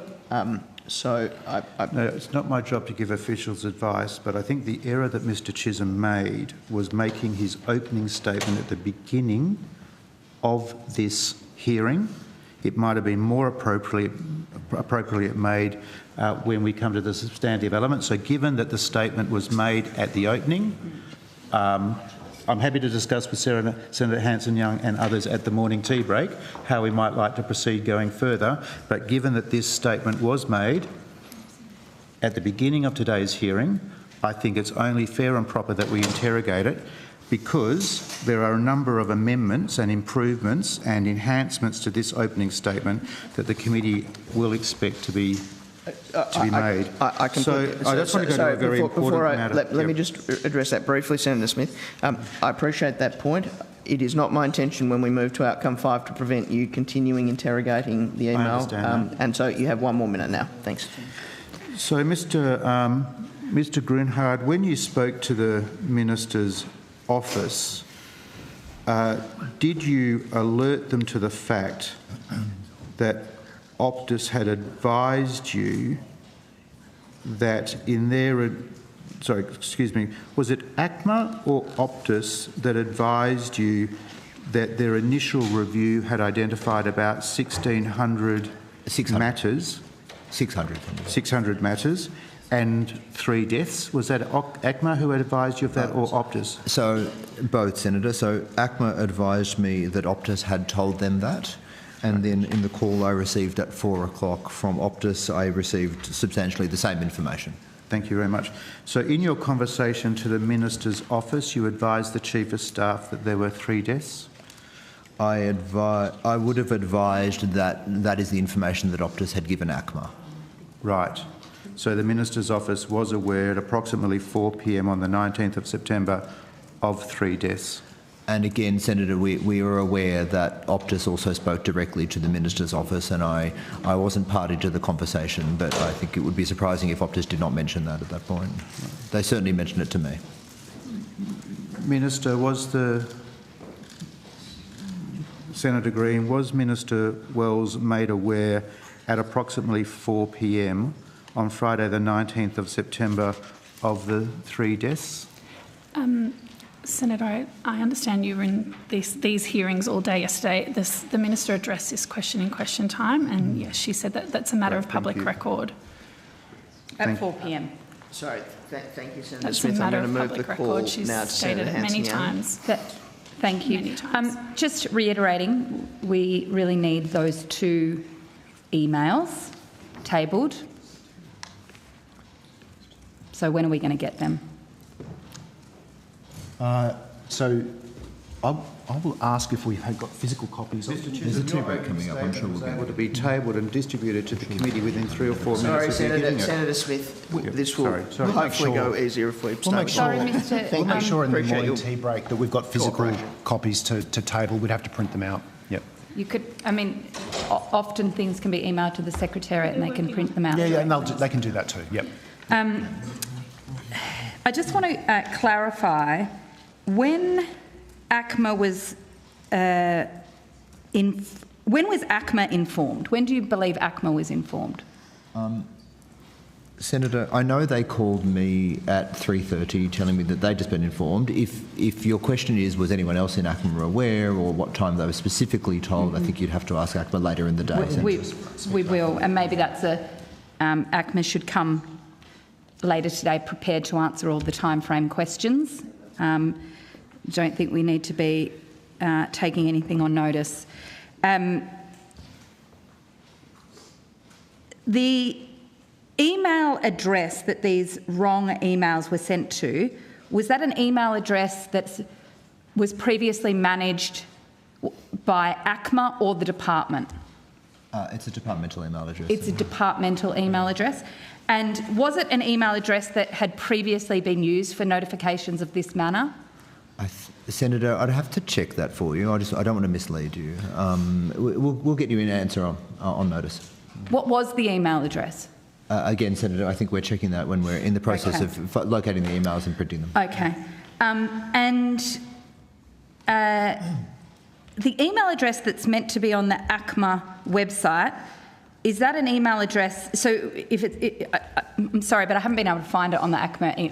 So maybe if the department could give us a screenshot of where that is on the ACMA website, that would be helpful. Yes. Maybe, even just for the sake of public awareness, maybe this won't happen next time. Well, for public awareness, the obligation sits with Optus, not the general public. So why is it on a website? Why don't they just have that? Well, but again, Senator, Optus, ACMA is responsible for enforcing the law, including in relation to notifications, and we expect that companies, as part of complying with the law, are following those requirements. Yes. Is the notification meant to go to ACMA? Absolutely. It's meant to go to a number of people, emergency service organisations, the department, ACMA, the minister is one of the, but certainly the department. Not by regulatory requirement, the department, emergency service organisations, ACMA. So all these websites, all these email addresses are listed on the website? That's right, Senator. As to who, and it says, in case of an outage, telcos should inform all of these different email addresses? That's right, Senator. And to be clear, it's not, just going back to your previous comment, it wasn't simply pasted on a website one day and it is expected that they see it. Of course, they would have been notified of the regulatory requirement by the regulator. How many different email addresses should a notification go to? The issue here is that... I asked a question. The issue about the question there is that ACMA has advised the companies how they are to notify those organisations as required by law. The exact number we will check, and ACMA can confirm that later today. But the fact is, an email to an old email address in the department that incorrectly characterises the nature of an outage does not satisfy those requirements, even remotely. I understand that, and I'm now hearing that it's not just one email address that this notification needs to go to, it's a series of email addresses. Well, there's a number of organisations that need to be... Sorry, you both spoke over the top of each other, so it was impossible to hear the answer to that question. Sorry, Minister. That's how badly Optus has failed here. Did it go to any of the correct email addresses? That'll be part of the investigation. But if ACMA is saying that they weren't notified about the outage when they should have been, then that will be a relevant issue to the investigation. Well, surely you know the answer to that already. Surely you would have asked ACMA. I just answered the question about compliance with the expectations, and in my view, it certainly doesn't look like there was compliance with those requirements. But that will itself be a matter for ACMA's investigation, which I don't want to comment further on, given the legal nature of that. Sorry, Senator Henderson. Senator Henderson. He's expressed the position. The call is with Senator Hanson-Young. Senator Hanson-Young, one more minute and then I'm going to move the call on. Do you know who else was given the initial notification on the Thursday at 2:45 p.m. or around that time? Who else was notified? We're not aware of whether anyone else was notified about that. Have you asked whether the state governments or state agencies have been received anything at around that time? Well, again, Senator, the compliance with the notification requirements is a legal requirement that ACMA investigates. Yes, I know, but you're also... There are consequences. You also, surely, as the department... Yes. And this is such a important matter, and you've been briefing the Minister for 2 weeks on this now, surely you have some sense of whether anybody else was sent any form, informal or not, about the outage. As far as we can tell, others were not, but again, I don't have all the information because I don't have the power to compel it that ACMA does. Mm-hmm. Senator, I can confirm the jurisdictions, I think, are on the public record. We've heard statements from state government officials that they were not aware, that they were not notified, that Optus had failed to tell them about the gravity, the number of missed calls. I think that's on the public record from the jurisdictions. Mm-hmm. Why wasn't this wrong? Why wasn't this out of date email address? Why didn't this have a forward on it to an appropriate and working email address? I mean, that is something you normally do in these, when you transition from one email address to another. Again, Senator, the issue here is Optus failed to comply with the law. It's not about the email address. Well, my question is, and you don't get to determine what my questions are, sir. So I'm asking, was there a forwarding address from this outdated email address? The forwarding address would not. Was there or not? Would not resolve the Optus failure. That's not the question I'm asking, Mr. Chisholm. Please answer the question I have asked you. We have notified people not to use that email. So is that email address being forwarded to a correct address or not? The correct address wouldn't even be the requirement under the law. It's not the question I'm asking. The correct address. And your refusal to answer my question. Can I just... Sorry, Senator Hanson-Young. It's a pretty basic question, Chair. I understand that, and it is simply my intention to lower the temperature, but I think that's also accurate to say that there hasn't been an answer to Senator Hanson-Young's question. So if you'd like to answer that briefly, I will move the call on. Senator, I don't know the answer to your question. I understand the question you're asking. I don't know the answer to your question. We will check that for you. Thank you. I'm moving the call now to Senator Henderson. Thank you very much, Chair. We're going to go back to corporate questions so we can move formally to outcome 5, but I do want to just clarify this. In relation to the defunct email address, how long had the email address not been in use? When was it changed? Senator, again, I don't know the answer to your question. We will check that. It would be... and again, I'm conscious in saying it would be, that's not going to be the complete answer because we need to double check. But the requirements in relation to notification were some time ago, and I'm pretty confident that it was many months ago that we would have notified people not to use that email address. I understand that it was a very limited period of time. This is a very important question, Mr. Chisholm. When was the email address changed? How long had it been defunct? Yeah, because you should have had redundancy arrangements in place for anyone who was using the old email address. So it's a critical question. So the redundancy arrangements here are Optus complying with its obligations? No, Mr. Chisholm, with respect, please address my question. How long had the new email address been in place? When was the old email address discontinued? Could you please ask one of your team to urgently come back to the table with that answer? There were new laws. We will check when we've notified, and we will give you that information, including the communications with industry. I'm astounded you don't know that. There's been apparently a wrong email address used. Yes. And I'm astounded that you don't know how long that new email address had been in existence? So what I do know is that we have made very clear to industry what the correct address is.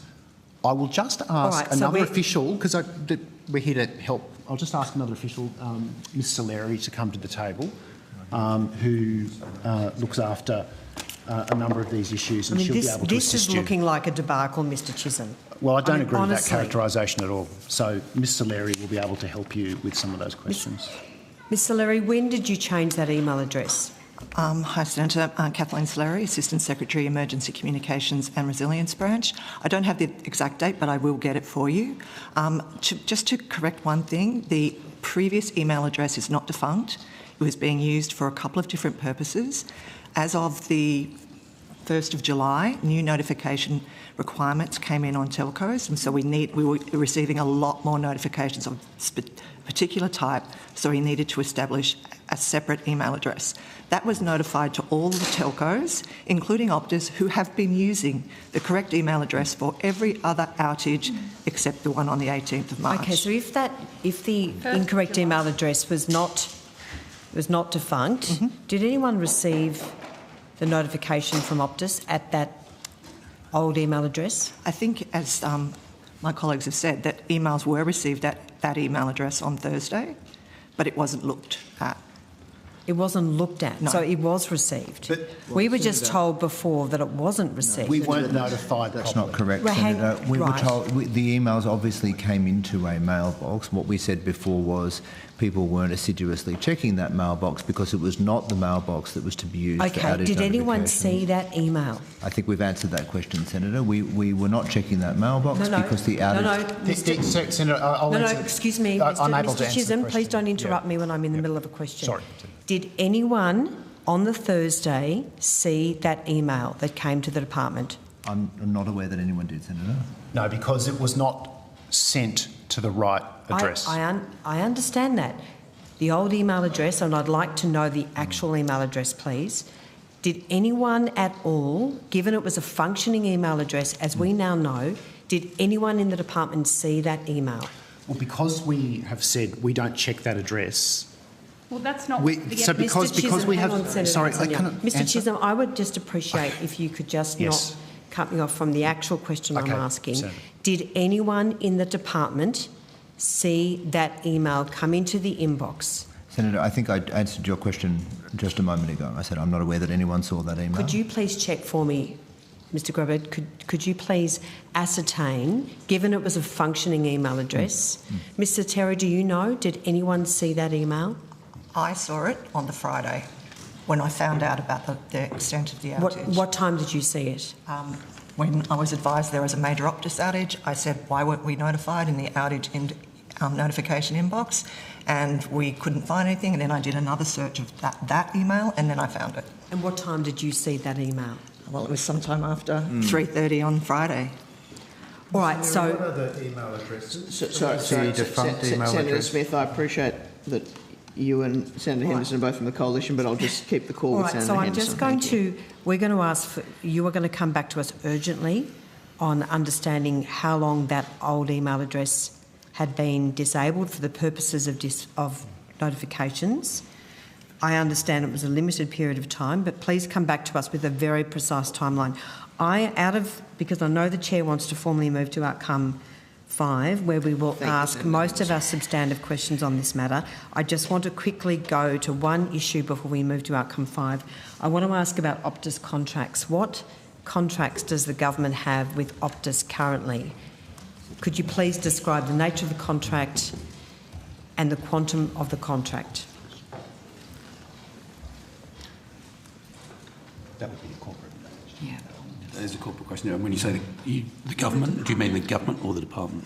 Well, the department in your case, but if you have other information, given Optus is a key stakeholder and you regulate Optus, if you have other information about contracts with other government departments, but do you know of any contracts between the government and Optus?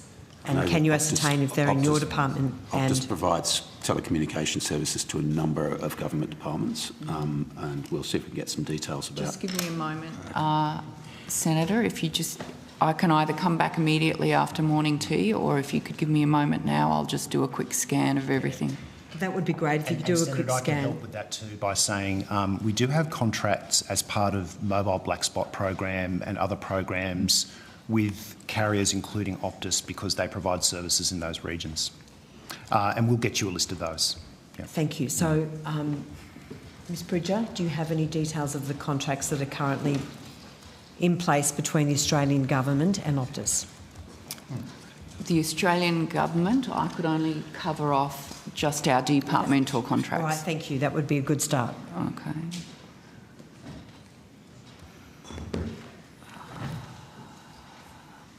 We have one contract with them to purchase Cisco handsets. That was back in 24 for $19,662.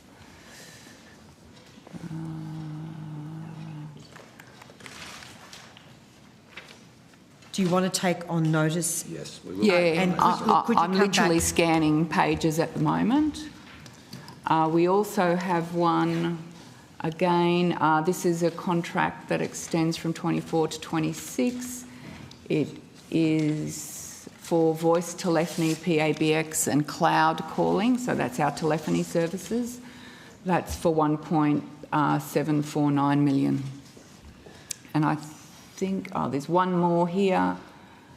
Again, actually, there's a few. Another for cloud calling services. Let's just take it on notice. We'll come back to you as soon as we can, Senator, with an orderly response. Thank you if you could do that. And just before I hand back, just back to the emails, Ms Silatelli, can you please give me the actual email address of the wrong email and the correct email? What are those two email addresses? I will confirm it for you, but off the top of my head, the one that's not in use for outage notifications is called cialerts@infrastructure.gov.au.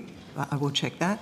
And the one that we are using for outage notifications is outageNotifications@infrastructure.gov.au. What was the reason for the change of email address? Because, as I mentioned, on the 1st of July, significant new requirements came in on the telcos to have to advise of major outages and significant local outages, not just on 000, any network outage. And that resulted in us getting a lot of emails which needed to be examined intricately, those ones, as a separate to the other email box, which used to deal with things like the natural disaster season and weather alerts and things like that. And Senator, can I just add, just to clarify the point on that new email address, as Ms Sileri noted, Optus had indeed regularly been sending outage notifications to the correct outage notification email address in all instances other than the incredibly significant outage of the 18th of September. Okay, so look, if we could just have those copies of those emails after the morning tea break or something. I know you want to move. And just on the contracts again, if you could bring those back to us, including, we just want to look at all contracts and if you do have copies of them, but any other under the infrastructure investment programs, as you mentioned, black spots, but any other contracts between Optus and the department. Also, corporate hospitality. Can you quickly, and I'm trying to race through, I realise, can you describe any corporate hospitality arrangements between Optus and the government? Has there been any functions or provision of hospitality, tickets to the races, to the footy? Can you describe any of those, anything that's been provided to the minister? You mean the department in this case, rather than... To the minister or the department, but any corporate hospitality between Optus and the Australian government, including the minister? Yep. Certainly I can confirm I've received no hospitality at all of that nature. Probably sent it to their wrong address. They probably did send it to the wrong address if they did invite it, but nothing of that nature. Are you aware of any corporate hospitality provided to the minister? No, I'm not aware of that with Optus specifically. Could you please take that on notice and come back to us again? Thanks, Chair. Thank you, Senator Henderson. Senator Smith, with the observation that I'm not going to limit the questions relating to the opening statement in outcome 5. I am keen to get to outcome 5. I'm also aware that you have questions, Senator Pocock. One to clarify on this whole interaction. Okay, but one, and then we're moving to outcome. Yes. Or what? Let's go to outcome 5. Ms. Soleri, can you just clarify? You said that email address is used for natural disasters, those sorts of notifications. From what I heard from Mr. Chisholm earlier, this is an unused email address that they've sent an email to. And so just to clarify, like, why is an email address where you're getting notifications on outages caused by natural disasters, etc., not being monitored for 24 hours? To clarify, it's not for outages impacted by natural disasters. It's a general sort of all hazards warning email address. So if something was going on, it would be checked. Sure. But far more focus is on the outage notifications. But yeah, it is checked regularly. Like it was checked. Well, it was checked the next day. But if there was there were floods going on or was natural disasters, it would be checked. So the assertion from Mr. Chisholm that it's a unused sort of defunct email address is incorrect. So I can answer that, Senator. It's certainly defunct to the extent that there's a regulatory requirement that outage notifications go to. I understand that update, but it's defunct insofar as it does not even remotely meet the obligations for notification for outages. No, I understand that, Mr. Chisholm, but I think you, like, from following these interactions, like, you can see why people are getting agitated with some of the things that you're saying, where you're essentially speaking in very broad terms about an email address, from what I'm hearing, being totally unused, just sitting there without an auto response, no forwarder, but actually it's used for something. So I just wanted to... I do think it's important that there are a lot of characterisations being made here about the department. The incorrect process was followed by Optus. It did not comply. That is the key issue here. We would, if we were aware or made aware of a 000 outage, which is our #1 priority in this space, we would be expecting to be notified through the normal channel. We weren't, and that email address that you're referring to is not used, and we have repeatedly advised, as has the regulator, that in the case of a 000 outage, it is not the way to be notified. So if there was a natural disaster, there would be multiple channels of communication, but we are not checking that email in relation to 000 matters because it is so important that we get the information the correct way that complies with the new laws, and in fact there are onerous obligations in place to do it. But any suggestion that this is somehow an issue in relation to Optus's compliance and in fact the consequences of their failures here are a completely different issue. I agree, Mr. Chisholm. We're all on the same team when it comes to that point. I think just listening to this interaction, I just want to make the point that I think some of the things you've said really seem to contradict what others are saying. I don't think it's contradictory because, and again, you've made an assertion and I think I should reply, it's not contradictory because, again, it was the wrong email address and it is defunct insofar as it relates to 000 notifications and outage notifications. That's not what you said earlier. Sorry, I'm not sure that this is productive at this point. Thank you, Senator Pocock. I'll come back to you in outcome 5. Senator Smith, I understand you have one procedural question. I was going to ask you might give me a liberty to ask Ms. Soleri one or two very brief questions. I've got some questions too. Okay, well, why don't we do it this way? I will give you that brief liberty, Senator Smith. I will then come to you, Senator Hanson-Young, with the understanding that when we break at 11, we will come back on outcome 5. Fair enough. If that suffices, because I'm keen to get to the substance of this. Just subject to the department coming back on those matters that I raised in corporate, just the contracts and other things, please.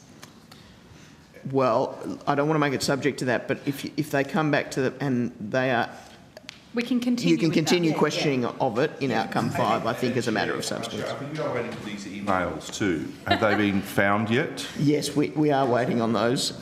Perhaps Senator McGrath we'll do this and then we'll go to the break, and hopefully by then the department has provided those documents and we can go to outcome 5, and then I'm sure robust questioning will continue after that. So thank you all senators for your consideration. Senator Smith and then Senator Hanson-Young. Thank you very much. Ms. Soleri,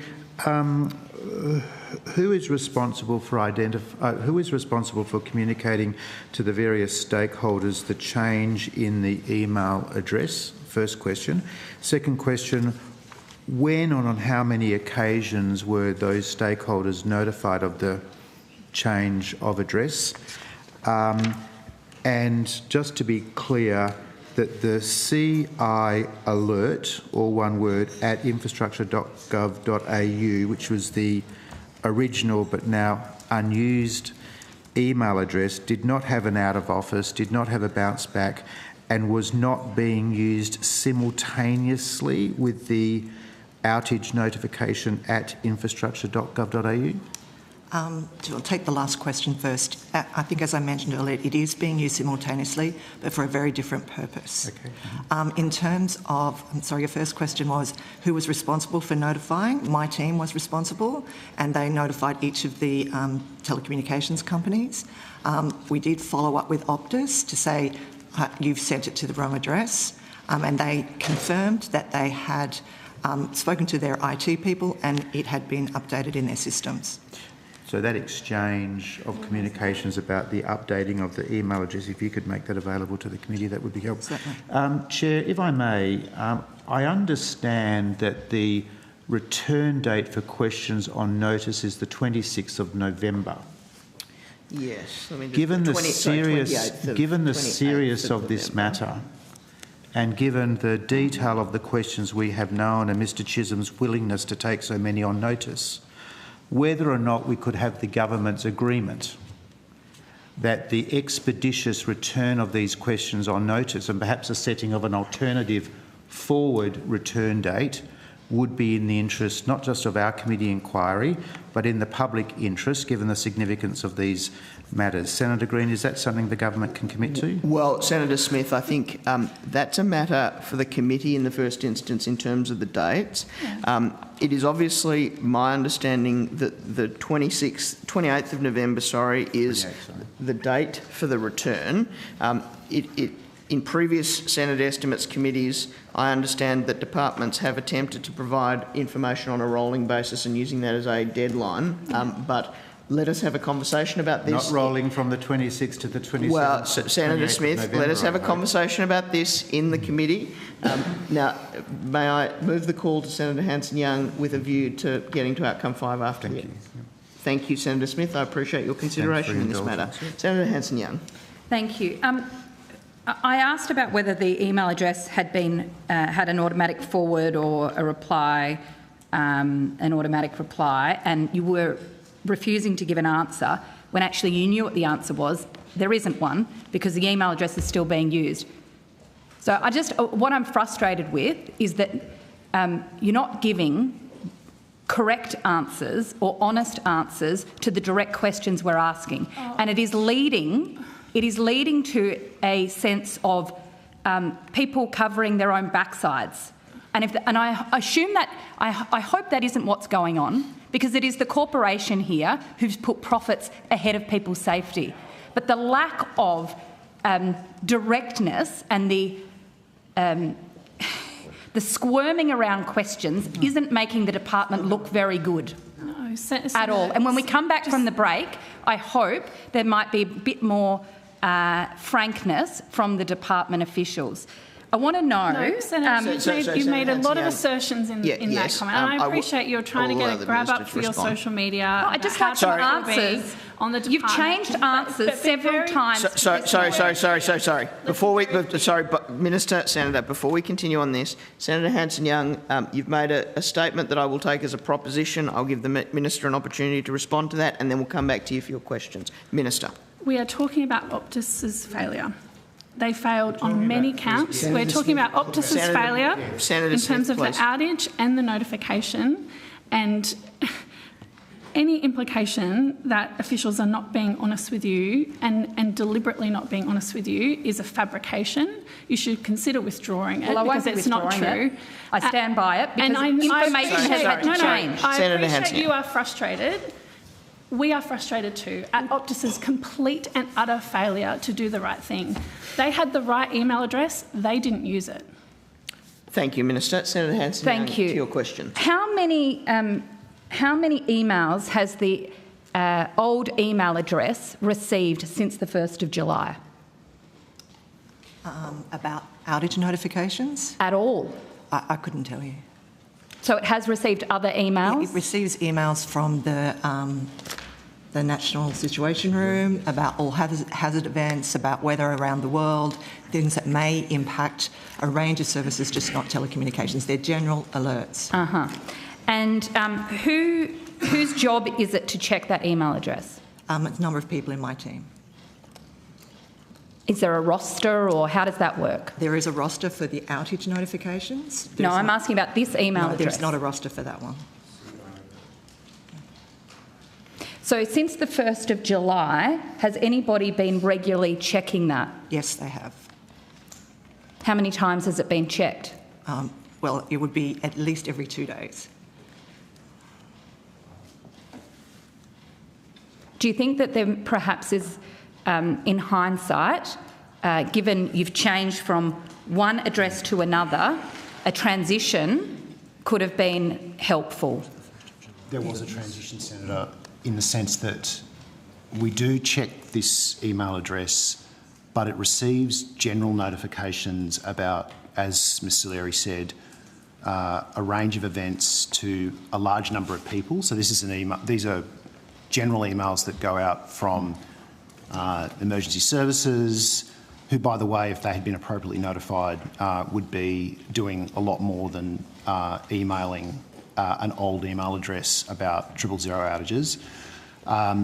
So we check that, but again, it is totally irrelevant to the question of compliance with not only the notification rules, but the actual failure to make 000 work. That's the issue here. I understand that. I know, but your questions are about, and you've made suggestions about the department, and I want to be really clear, the department has worked assiduously to put in place tough new laws and requirements, not only in relation to notification, but in relation to camp-on, 000, notification requirements to a range of parties. We have worked to increase the penalties in relation to that, and we have just worked on, and the government has introduced a bill to make those rules even harder.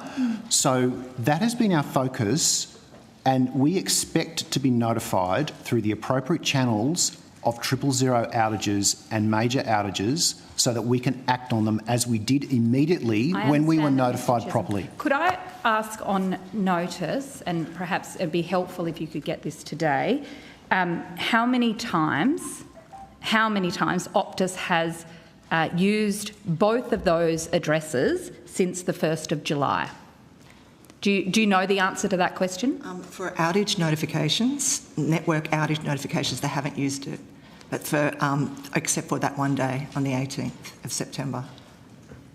But you've received other emails from Optus to that address? Is that what you're saying? Not from Optus. No, I'm asking how many emails have you received from Optus to either of those, the new address and the old address, since the 1st of July? Senator, I understand the question. I think you're right. We'll need to take it on notice because we'll have to check, and we'll check that for you. Thank you. We are due to go to our break. Senator McGrath has one question, and then we are going to the break, and then we're coming back at outcome 5 after that. On what date was the new email address created, and on what date did you advise relevant stakeholders of the new email address? I think we've indicated we're going to find that information out for you, Senator. So you'll be able to find that over the break and come... I hope so. Yes. And it would have been commensurate with the beginning of the new obligations under the law. Thank you, Senator McGrath. We are going to a 15-minute break. We'll be back at 11:16. Thank you.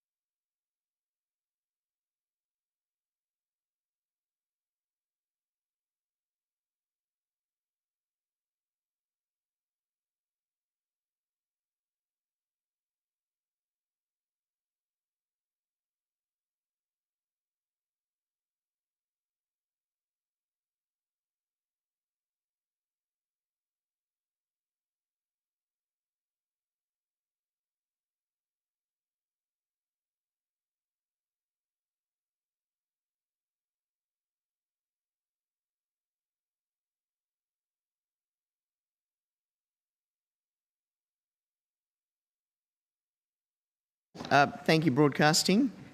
Before we commence, I will just note that we are now calling officers from the department in relation to, sorry, not before we commence, we're now calling officers from the department in relation to Outcome 5, promote an innovative and competitive communication sector through policy development, advice and program delivery so all Australians can realise the full potential of digital technologies and communication services. Program 5.1, Digital Technologies and Communications Services. Now, senators and officials in the room will have heard me say this before the break.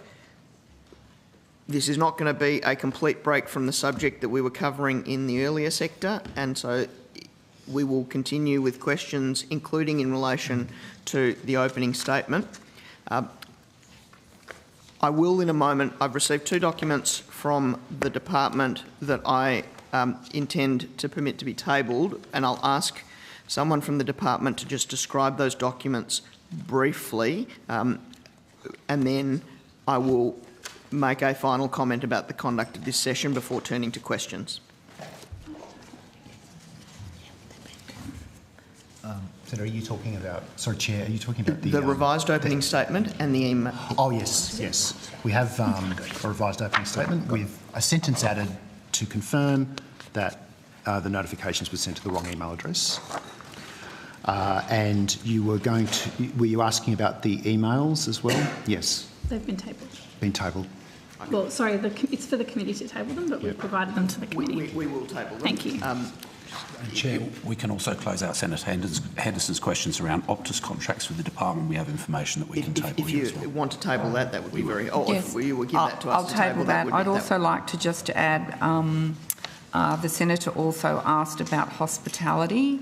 We've received nil hospitality from a department perspective for 24-25, and we have nil on our gift register since 1 July 23. Thank you. For Optus. Before we turn to questioning, I'll give it to you to ask questions about that in a moment. I just want to do this and then I'll hand over the call to you, Senator Henderson.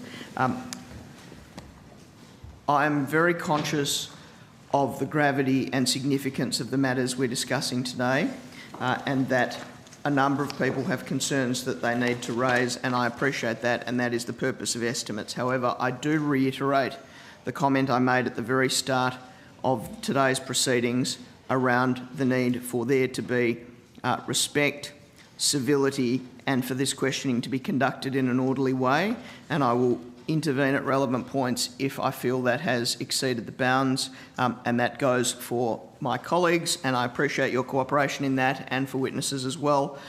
And on that note, I will hand over to Senator Henderson. Thank you very much, Chair. Just firstly on those 2 emails, could a copy of those emails be distributed? Thank you. Is that they're both of them?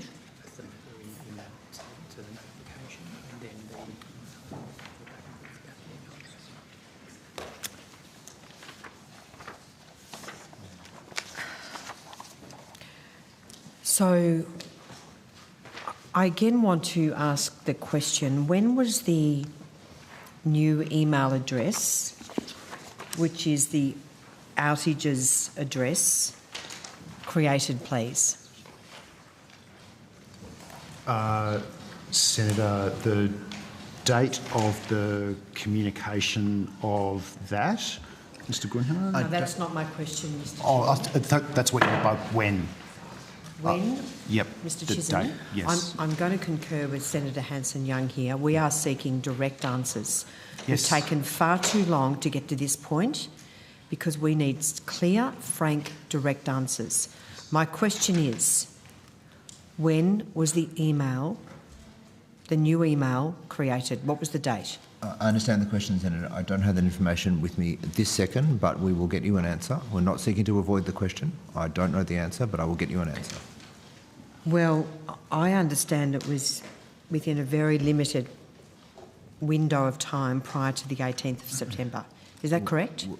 Senator, again, I don't have the information, but I will check it for you and I will answer your question, Senator, in the session. I just need to check the answer because I don't have it in my head. Does Ms Siltieri have the answer? She's checking. Yeah, I think we're just checking that. We're just checking that with the team, Senator, which is we are endeavouring to answer your question, and we will do so. When was the new email address communicated to the industry? That's what the other thing we're checking, Senator. We're just confirming those dates for you. We will answer the question. And what was the nature of those communications? Were they in it by email? Again, Senator, it's the same query. We'll check it for you. Could we please have a copy of that correspondence as well? We'll check it for you, Senator. Thank you. Mr Chisholm, you referred to the fact that the government had moved very quickly in relation to these notifications in accordance with the law and the rules. What law and rules are you referring to? There are new rules that have been put in place in relation to outage notifications, and they flowed from the work from the Bean Review. There were also... Sorry, just stick to that point. Yes. Are these the rules under the Telecommunications Emergency Call Service Amendment Determination 2025, number 1? There's a number of rules. There's pre-existing rules and there are new rules, and I will ask Mr Grunhard to update you on that. So, Senator, you're specifically talking about the requirements to notify of outages. Mr Chisholm referred to new rules or new laws in relation to notifications. Yep. So I'm referring specifically, are they the new rules contained in the Telecommunications Emergency Call Service Amendment Determination 2025, number 1, which were published at the end of April? Yes, Senator. So that change to the Emergency Call Service Determination contains new thresholds for notification that carriers are required to comply with, and those are in effect from the 1st of November 2025. Exactly, Mr Grunhard. So we've just been told that you've put new laws in place. Hang on. We've just been told you've put new laws in place with respect to notification under this instrument, and they don't come into effect until the 1st of November 2025. Senator, what I said was there are new rules. They are coming into effect. Mr Chisholm, you didn't. Senator Henderson, you didn't say that. Senator Henderson, consistent with what I said before, you need to give the witnesses a chance to answer, and then we'll come back to you for questions. Sorry. Yeah. Senator, there are pre-existing rules already in relation to outage requirements, and that is being investigated as part of this outage. And there are tougher rules that the government has implemented that are coming into effect in November, and ACMA is delivering that commitment, and we'll be able to speak to further detail on that. So I would put to you, Mr Chisholm, and to Mr Grunhard, that these new rules that you referred to before, you suggested that they were the law, and Optus had breached their legal requirements, their legal obligations. Why has it taken 6 months for these laws to come into effect? Now, these new rules in relation to 000 obligations toughen the TIP 000 requirements in relation to a number of matters on telecommunications companies, in relation to the routing of base stations, the prevention of interference with emergency CAMPON requirements. Sorry, I haven't finished my question, yes. Mr Chisholm. The testing of emergency call delivery, the sharing of outage information with relevant entities in real time, and the requirement to report after major outages. Why has that taken 6 months? Why are they not in effect right now? And why did you prevail, and the Minister prevail, over these new, tougher 000 laws that this government has sat on for 6 months? That's not correct. There are new rules in effect. So, for example, Recommendation 10 relating to customer communications, which requires carriers to communicate information to customers during and about outages, were fully implemented on the 31st of December 2024, and ACMA determined an industry standard to implement that recommendation. And there are reforms in relation to real-time information sharing, outage reporting, and protocol documents, which were implemented in April through amendments to the ECS determination. So there are pre-existing communication requirements, and there are new requirements coming in. So, Chair, I do need to. No, I appreciate that, Senator. I do need to ask Mr. Chisholm about this. Senator Henderson, I appreciate that, but when please don't.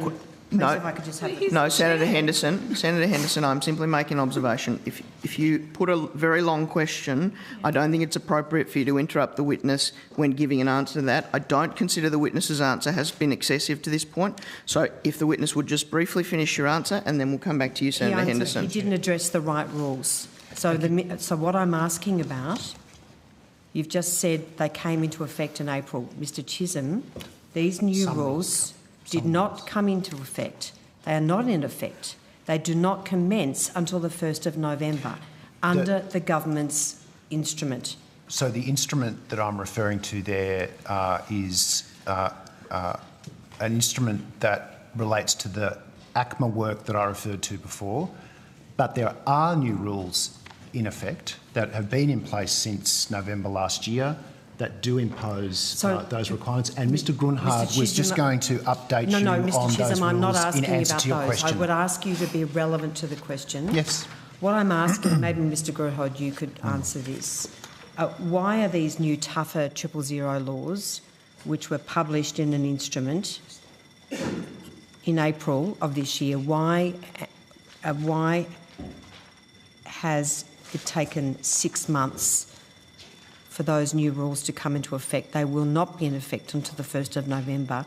Why were the telecommunications companies let off the hook by this government and by this department? I would put to you that on an issue such as toughening the 000 obligations, the government should have acted with immediate haste, particularly given that these stem back to the Bean Review from April 2024. So that's a 18-month lead time. So can you explain why the telecommunications companies were given 6 months grace before these rules come into effect on the 1st of November of this year? So, Senator, I just want to clarify one point. You're absolutely right to say there are some changes to rules that come into effect on the 1st of November. I just want to be clear for the public record. It's not the case that telcos are not required to report outages until the 1st of November. No, I realise that. Yeah, I just want to be clear about that. There are already changes that have been introduced to require outage reporting, and Optus was required to report the outage of the 18th of September. Senator Henderson, sorry, we've listened to your question. Please don't interrupt the witness. The witness is not going on at great length at this point. We need to give him a chance to answer, and then you'll come back to you as question. And I appreciate that. Sorry. So can we please let the official finish that answer, and then I'll come back to you. So, Senator, the 18th September outage that Optus experienced was certainly captured by the outage reporting requirements, and what changes on the 1st of November is that there are new, even more stringent requirements on real-time information reporting, but I just want to be very clear that Optus was obliged to report outages on the 18th September. Mr. Griffith, I do understand that. Can you just move your nameplate? Sorry, because it's blocked. Thank you. So the key issue here is that the requirement to share outage information with relevant entities under the new rules, which don't come into effect until 1 November, the telcos must provide real-time network information about outages, the scale, the cause, the affected areas, and this is the key issue. They must provide that notification not just to ACMA and to the department, but to emergency service organisations and other relevant agencies. So there is a tougher requirement on the telco companies to report these outages in real time. So I would put to you, they weren't in effect on the 18th of September.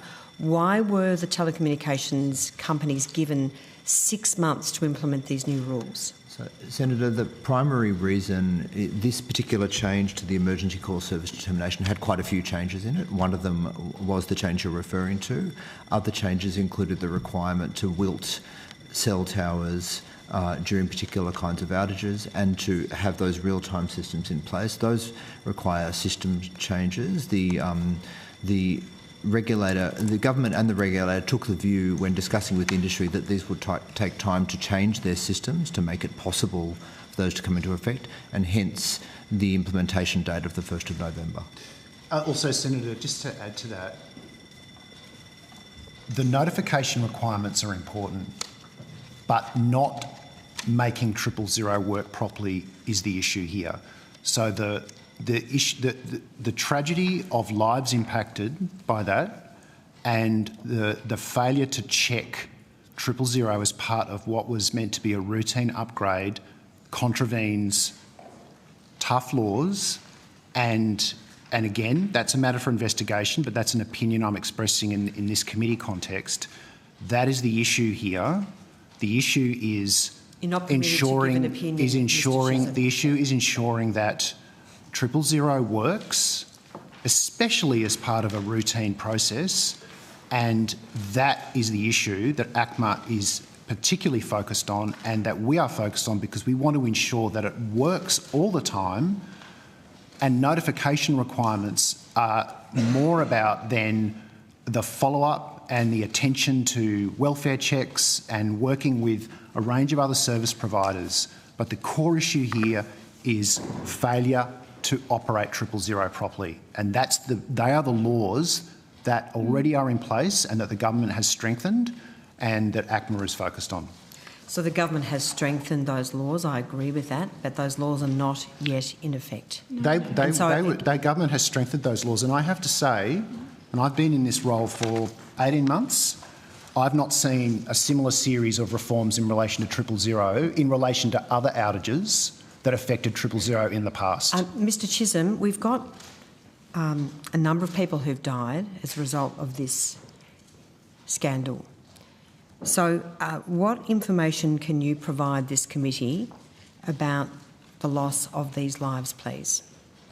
Well, the loss of lives in relation to any impact on individuals is a tragedy and unacceptable, and the Minister has made that view very clear.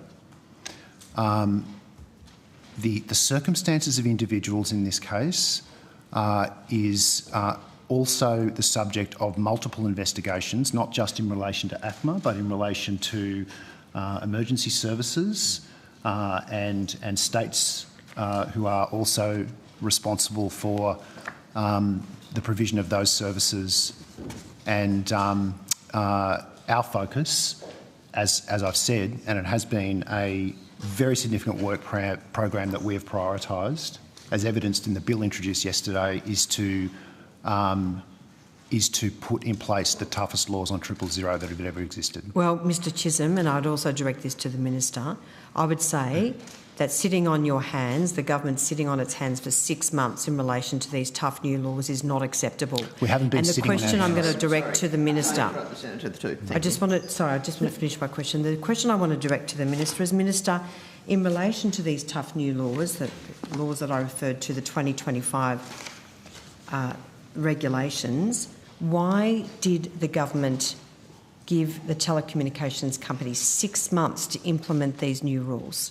No, Senator, I just want to correct you. The law is very clear. The law that was in place when this outage occurred is very clear, that telcos must make sure that 000 calls still connect by being redirected to alternate mobile towers, and that responsibility sits with Optus and the telecommunications companies. That law is in place. That was the requirement. That is why we are talking about a serious failure by Optus and why we are talking about the possibility of very serious consequences. Senator, you haven't addressed my question. The question is this. The new tougher 000 requirements, the regulations, which were published in April of this year but don't come into effect until the 1st of November.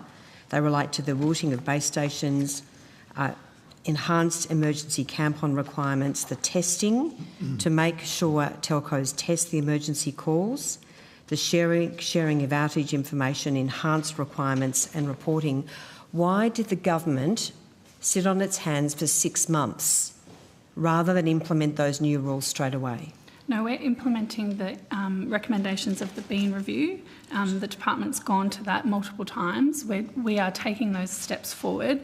But I need to be clear about this. There is a law in place that should have prevented the catastrophic failure by Optus to make sure that 000 calls were rerouted, if that's the term I can use. And they did not do that in this case. I understand the point you're making, but you're not addressing my question. So you were on notice that major enhancements to the 000 obligations of telecommunications providers were required. They were recommended by the Bean Review in April 2024 when that report was released.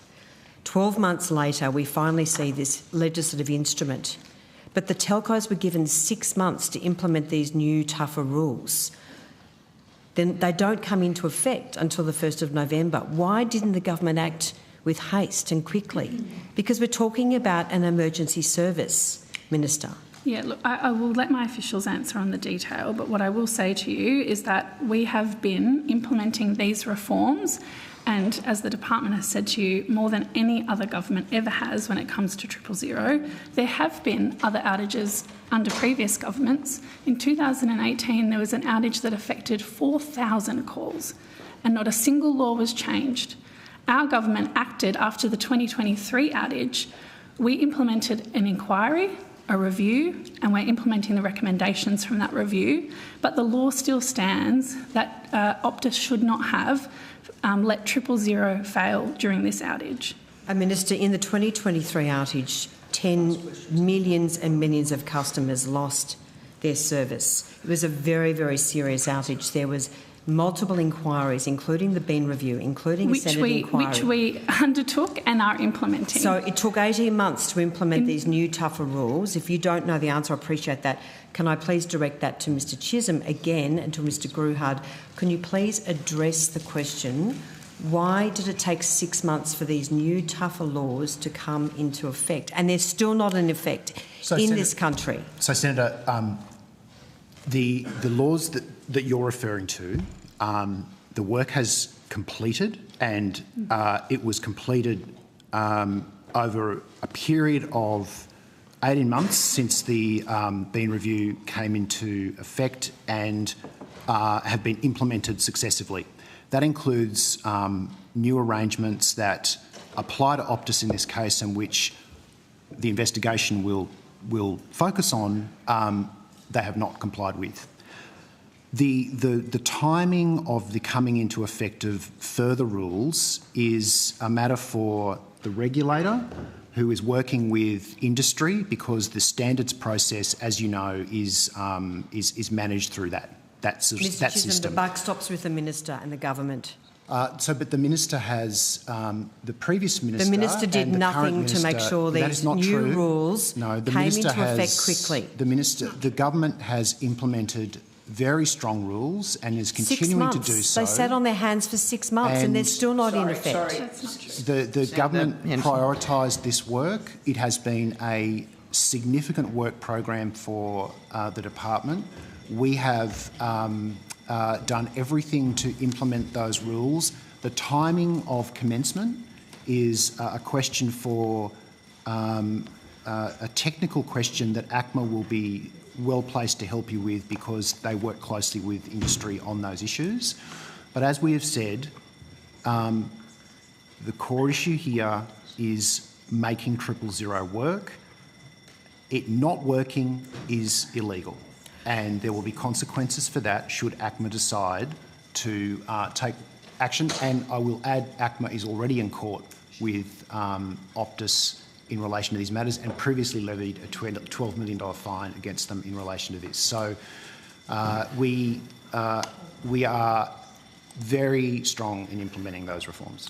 Thanks, you. Chair. Thank you, Senator Henderson. I'm now passing the call to Senator Hanson-Young. Thank you. And just want to go to the document that's been tabled, the copy of the emails. You've got a copy of it there? Yes. On page 2,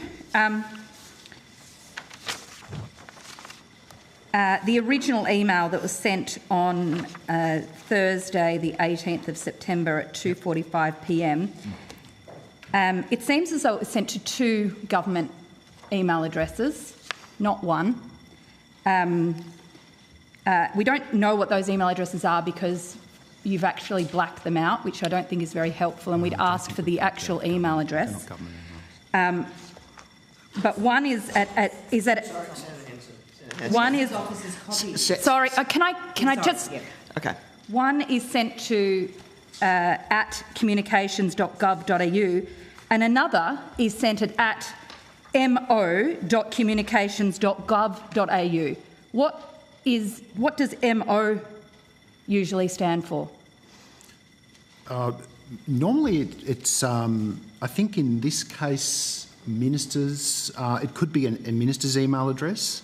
So, this email went to somebody in the minister's office at 2:45 on Thursday the 18th. No, but whether it went to them is another question. Well, I want to know who this email address is for. CC'd here, you must know, you've blacked it out. Whose email address is that? Senator, the Minister has already stated publicly that the Minister's office did receive this email.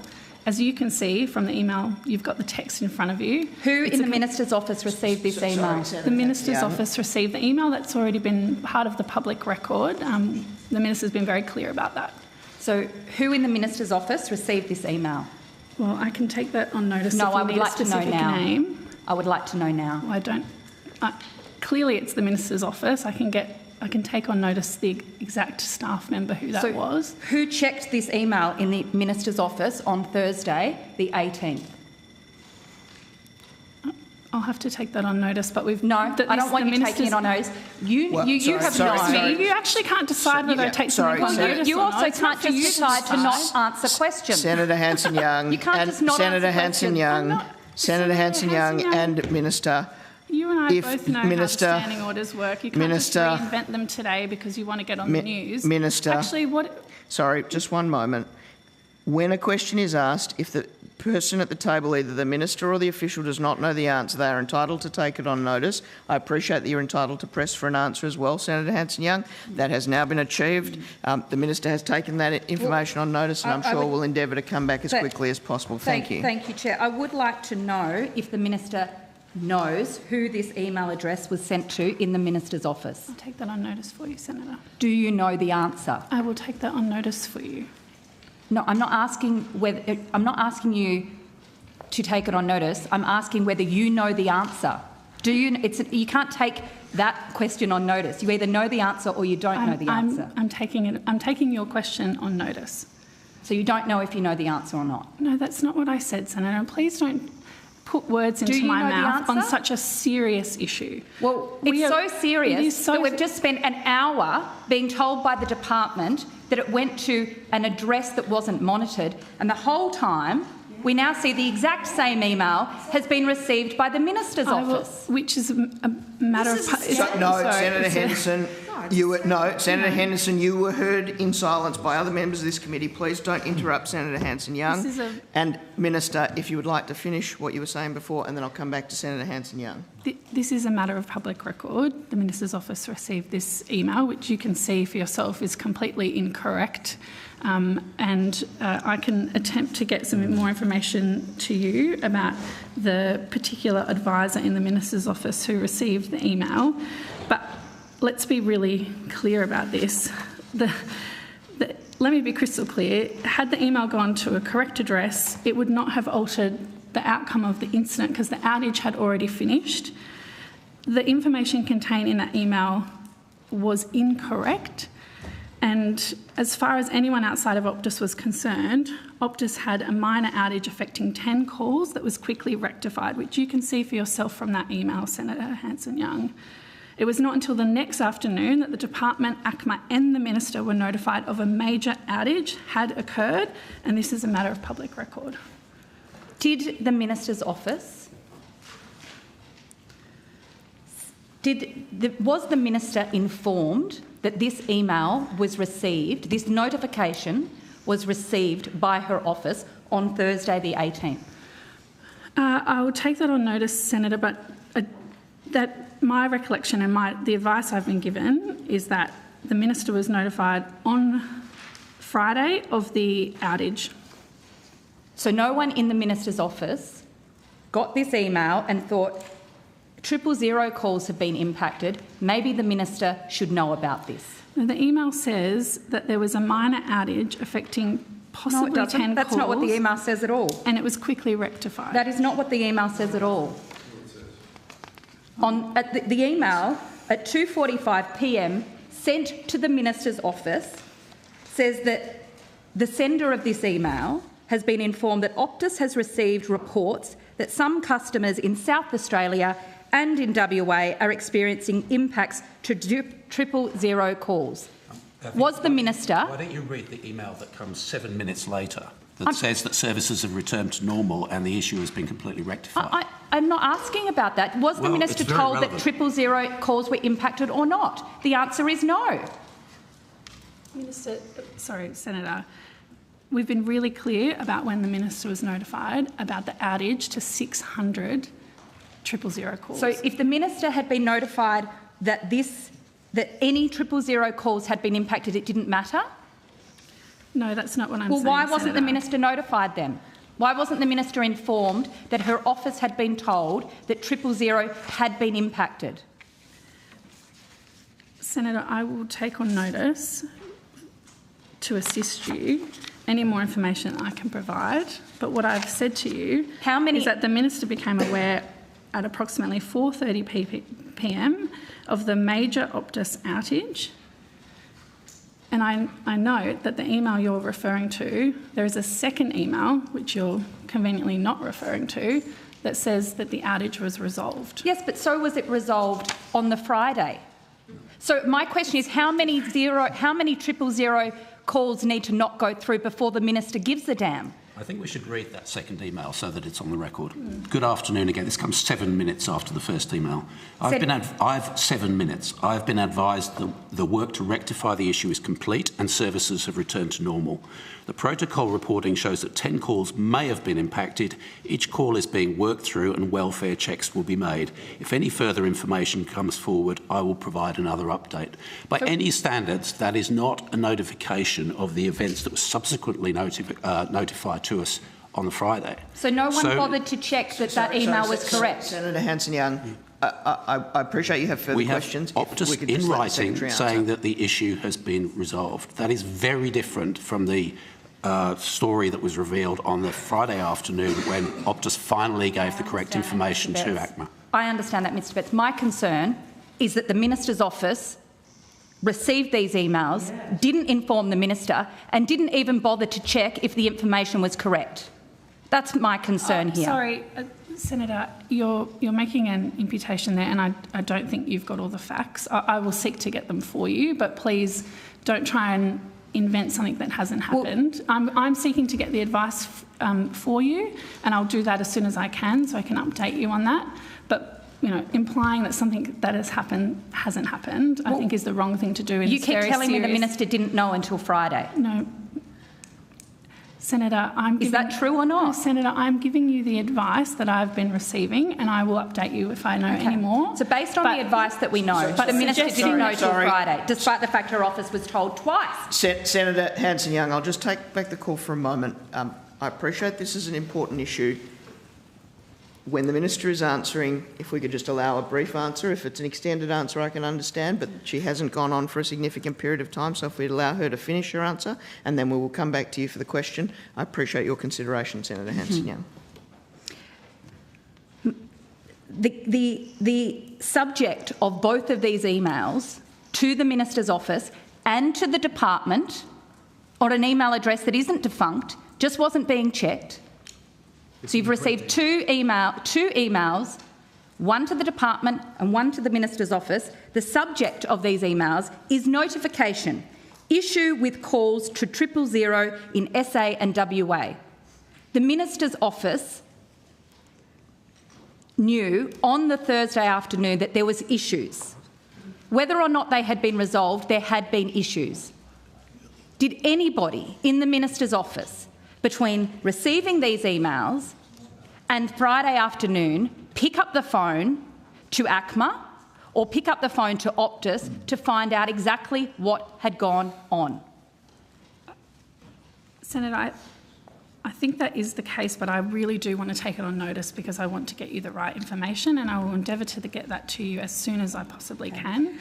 Could I ask that the email address, I've asked for who the individual was within the Minister's office who received this. I'm trying to understand if this is a person or a general generic email address. I understand. I think it's pretty... You're not seeking for us to identify a particular staff member by name, but just that it wasn't a generic email address, and we will do that for you. I'm concerned that there's been claims made that this email has gone to the wrong place, and then we haven't been able to see what email addresses it has gone to because they've been redacted. Place.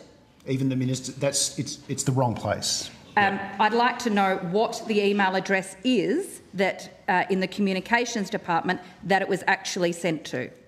Well, in the communications department, it's as we previously Can we have it gave evidence unredacted, in relation please? to CIA alerts, which is the wrong email address for notifying I understand managers. that, Mr. Chisholm. This seems like it's an important point because it is one of the issues of which you're saying Optus has failed. So I would like to have that email address unredacted so that we actually can see what the facts are. Yes, well, I can definitely confirm it's the wrong address, but we'll the small part of the address that's blocked out in relation to the department, I will double check that with you, but it's as I say, the CIA alerts email address. Did the minister's office contact the department at any point after receiving this email, either of these two emails on Thursday, to ask the department if they knew anything more about the issues with 000 in South Australia and WA? Well, did anyone from the minister's office contact anyone in the department? Well, we'd have to take that on notice to check because we do talk to the minister's office regularly throughout the day. And in this case, I'd say if that hadn't happened, I'm not surprised because the email says it's been resolved and that welfare checks have been done. That is very different to then learning that potentially people's lives have been lost in relation to a major outage, and that is not what was outlined in these emails at all. No, it wasn't. It wasn't at all. No, and that's the issue here, which is representing the facts in relation to an outage, which ACMA is investigating, and the scale and magnitude of the outage, which is not reflected, as Mr Betts said, in these emails. How many calls don't go through to 000 before the minister asks questions? Sorry, Senator. Or how many calls need to fail before the minister thinks it's an issue? But is it in this instance, the advice is that it's been worked through and addressed. Yes, but those people may have already been dead by the time this email was sent. And if we had received, between the two emails. That's right. And if we had received accurate advice about the nature of the outage, we would have been. So you just took it on trust? No, because we didn't get this. You did. No, the minister's office got it. We told you. The minister's office got it. The department did not receive that email in the way that it is meant to happen. The buck stops with the minister, doesn't it? Sorry, this process will work best, I think, if there's a question and an answer. I appreciate that there is a lively exchange going on, but if we'd let the official answer, and then we'll come back to you, Senator Hanson-Young. Thank you very much. Yes. And as I said, given the advice provided by Optus within 7 minutes, I don't think the obligation sits with the minister's office in relation to a potential misrepresentation of the facts. That's an issue for Optus to answer questions about. Oh, yes. Yeah. Of course it is. But I'm very interested as to why no one in the minister's office thought that if 000 has been a problem in 2 states, why wouldn't you pick up the phone and talk to someone in the department or ask ACMA? We don't know if that's the case or not, so we will get that information for you as soon as we can, Senator. Well, Mr Grandhard, did you receive any queries from the minister's office in that 24-hour period? Senator, the first, as I said earlier in my evidence, the first I knew of this incident was the call I received from the ACMA at 3:30 on the Friday. Do you know whether the minister's office called anybody in ACMA in the 24 hours prior to the to Mr Grunland getting a notification? I've taken that question on notice, but all of this information has been discussed in the media by the Minister. The media has already reported on these emails previously because we released them, and I think ACMA has already commented on the content of these emails and the inaccuracy of them, but they'll be investigating that. Senator Hanson-Young, may I move the call if that is a natural juncture? Otherwise, you've got 1 minute left.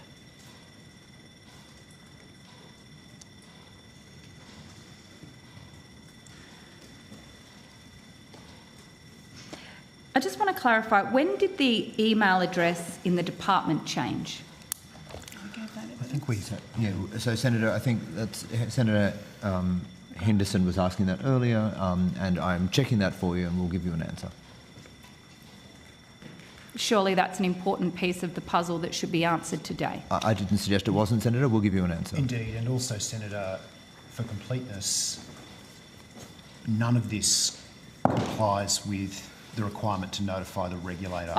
Given that we found out from the Chisholm. regulator after they had been informed, this doesn't even get close to what's required of the companies. Did anybody in the Minister's office read this email and see that it wasn't being sent to the right address and think, this isn't the right process? Maybe ACMA needs to be told, maybe the right email address in the department should be told. And what I don't understand is, if everyone knew this was not the correct process of notification, why did no one do anything about it for 24 hours? Can I just, sorry, Senator, can I just clarify something for you? There are requirements around notifications. Optus was fully aware of what those notification requirements are. They relate to informing the regulator in the appropriate way of the extent of an outage. That hasn't happened here. And Optus has failed in their obligations. But surely if you know that something has happened and it isn't wrong, it's your job failure to fix by Optus. Sorry, we're going to need to come to the end of the comply minister's with the answer and then move on. obligations that Thank you, they Senator. have to notify the correct people about an outage and the seriousness of the outage. That did not occur by Optus.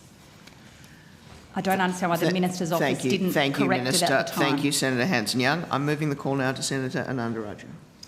Thank you. My questions are to the department. This was obviously a catastrophic failure, but it's not the first time there has been a catastrophic failure with this system. Can you perhaps outline for the benefit of the committee the history of 000 calls in this country? And how did we get to this point? Can you outline the arc of history to this point, please? I'll ask, thank you, Senator. I'll ask Mr Grunhard to speak to that history in more detail. But what has been very clear in focusing on this area, certainly to my mind and to Mr Betts, given that we have come to this work much later than many others over many years, is that this has been under-regulated and not focused on in a way that should have been.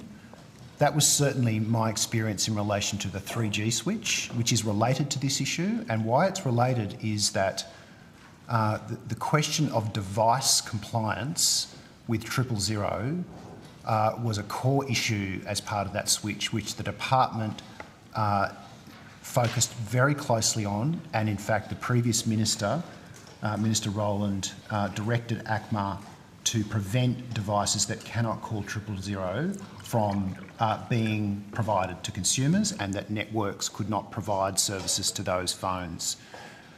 That had not been discovered by government until the team here investigated the issue some years after governments had been notified about the switch, and we had to put in place new rules to ensure that those devices are no longer circulating and used by consumers.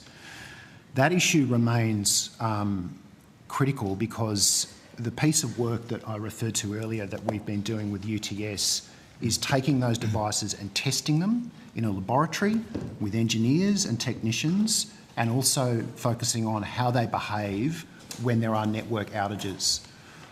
Now, there are new requirements coming into effect, and we've spoken at length about that, that we've been working with industry on, and that industry's been developing the code on, that will require the testing of devices. And so one lesson we have learned is that over many years there was simply not enough focus on how devices behave in a world where mobile telephony becomes so dominant. As someone with quite a bit of experience in other areas of regulation, in relation to competition, consumer law, product safety, energy, I am really surprised that it's taken this long. And in fact, this government has put in place laws that are much more reflective of what we see in other areas, particularly when it comes to consumer safety. In relation to 000 then, we have seen previous major outages. In response to the 2023 outage, we acted quickly to reform a number of systems that were not behaving the way they should have been, and the mandatory wilting obligation was absolutely critical as part of the failure in that one, and that is now, as we spoke about, being implemented. And then... Sorry, what was it called again? I just missed the mandatory that. wilting obligation. So basically it requires that, it's an interesting term, but when towers are not behaving or working properly, that they allow devices to connect to another network during the outage. That's the camp on. Is that what you mean? That's right. That's right. And the tower is the kind of infrastructure that needs to work that way. It is quite surprising to our mind, and Mr. Brunhard experienced the Optus outage directly, I think within 6 months of coming into the job, that this had not been looked at before.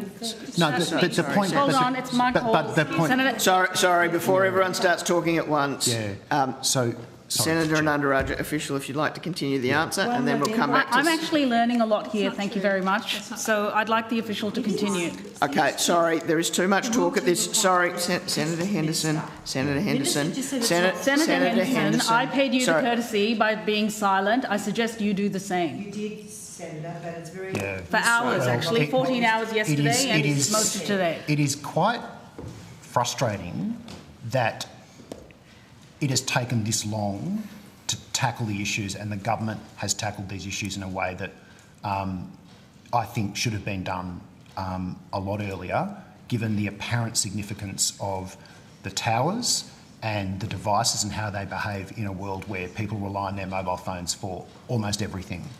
So that has been our focus. It has been a tireless effort to put in place new rules that deal with those issues.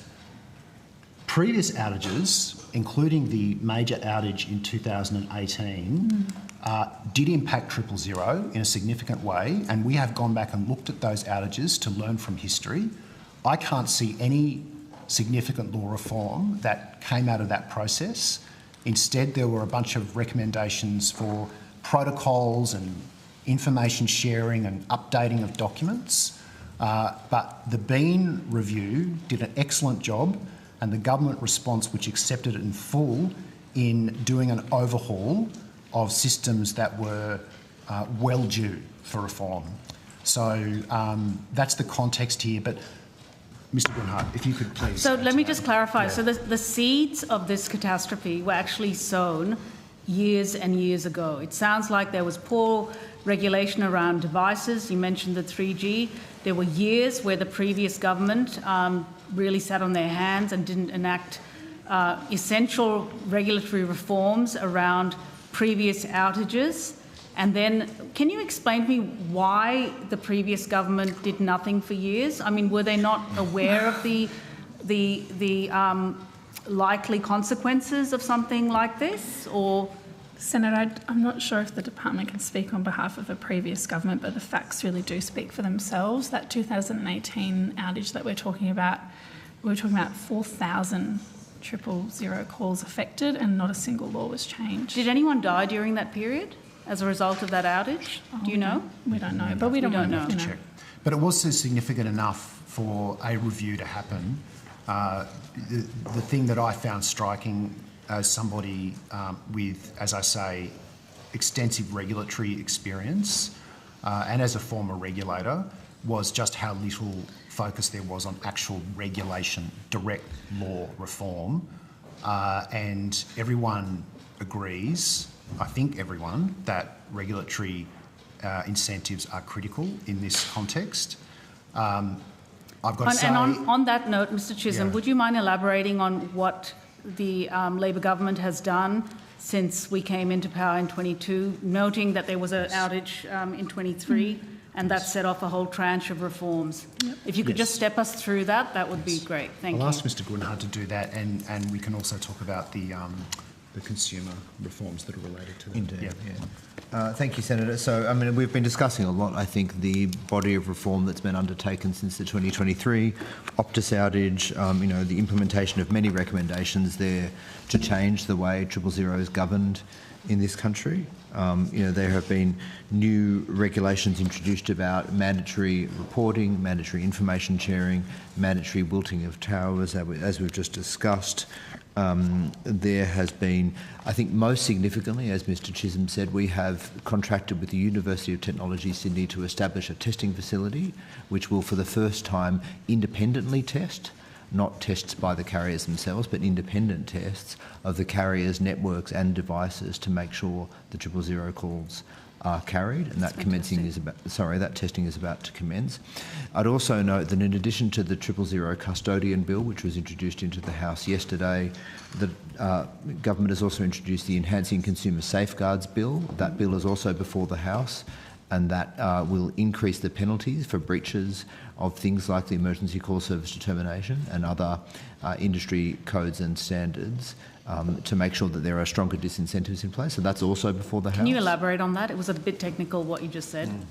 So the Enhancing Consumer Safeguards bill is the one I'm referring to, and what it does is, well, actually, there's a couple of key strengthenings of the consumer protection law in telecommunications in that bill.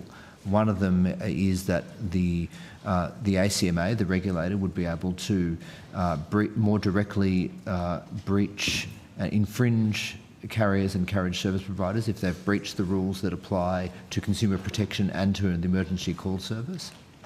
At the moment, they have to undertake a two-step process before they can bring about a breach. It would make it much more feasible for the ACMA to directly infringe someone for a breach of that law. It so also streamline that process. That's right. Yes, and that sorry to interrupt you, but that is so out of date when you compare it to what the ACCC can do, what ASIC can do, what the AER can do in the energy space. So it is, as I say, quite surprising, and yet we are changing that framework so that ACMA can act immediately and not wait for a response to a code process to play out, which in fact delays action and stopping conduct that is going to harm consumers. So so more proactive. That's right. Yes. And preemptive. Can you just outline for us the 000 custodian? I gather some work has already been advanced in the department on that.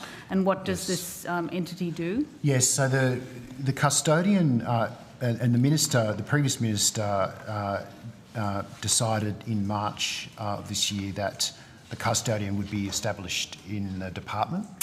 There had been a review by the Telecommunications Industry Ombudsman following the Bean review to look at the custodian, its role, and because the Bean review had said, you know, further work essentially further work needed to happen to decide what that would look like. One of the options was for it to be established in the department, and the minister agreed with that. And then since that time, we have been building the function and operating administratively as the custodian, essentially to coordinate and help ensure system integrity, working with ACMA, with NEMA, with states and territories, with industry. our experience is that doing that is very difficult without powers. So what the bill does is two things. One, it gives ACMA substantial new powers to direct industry in relation to 000 matters. And secondly, gather information. On top of that, the custodian has the ability under the bill to ask that ACMA exercise its powers to direct industry or gather information, and ACMA is required to do that. So that custodian can do it, but ACMA can do this as well. So the custodian will be relying on ACMA because ACMA is a regulator and an enforcer. We as the department are the department. Sure. The difference here is that we will be able to have ACMA exercise those powers to get us what we need, and also direct industry in relation to safety and 000 integrity issues, technical issues. And how does this link in with the real-time monitoring that you were talking about earlier, much earlier in your opening statement? Well, with the real-time monitoring, that would be one of the things that both ACMA off its own bat or the department could require that it be improved or updated. There is other work that came out of the Bean Review in relation to real-time monitoring. But one of the areas of focus that we will have is wherever we feel that the amount of information that we're receiving is not flowing the way it should, we will ask that the powers be exercised to make that happen. Now, the challenge with not having those powers is that ACMA very understandably has responsibilities in relation to its own legislation and can't be seen to be doing things because someone asked them to do it as an independent regulator. But really importantly here, and this is particularly important for the custodian function, there are limitations on how we can share information with others. Companies are understandably sometimes concerned because they worry about commercial and confidence information as part of contracts or of other data. But the bill overcomes that by saying that we can get that information and we can share it with who we feel we need to, particularly people who are in the ecosystem of 000, such as state bodies, emergency services, and other regulators apart from ACMA. So, and can I just ask you and how do this package of reforms that you've stepped us through from really the time we came to government, this has been a journey. How does this now compare to international best practice?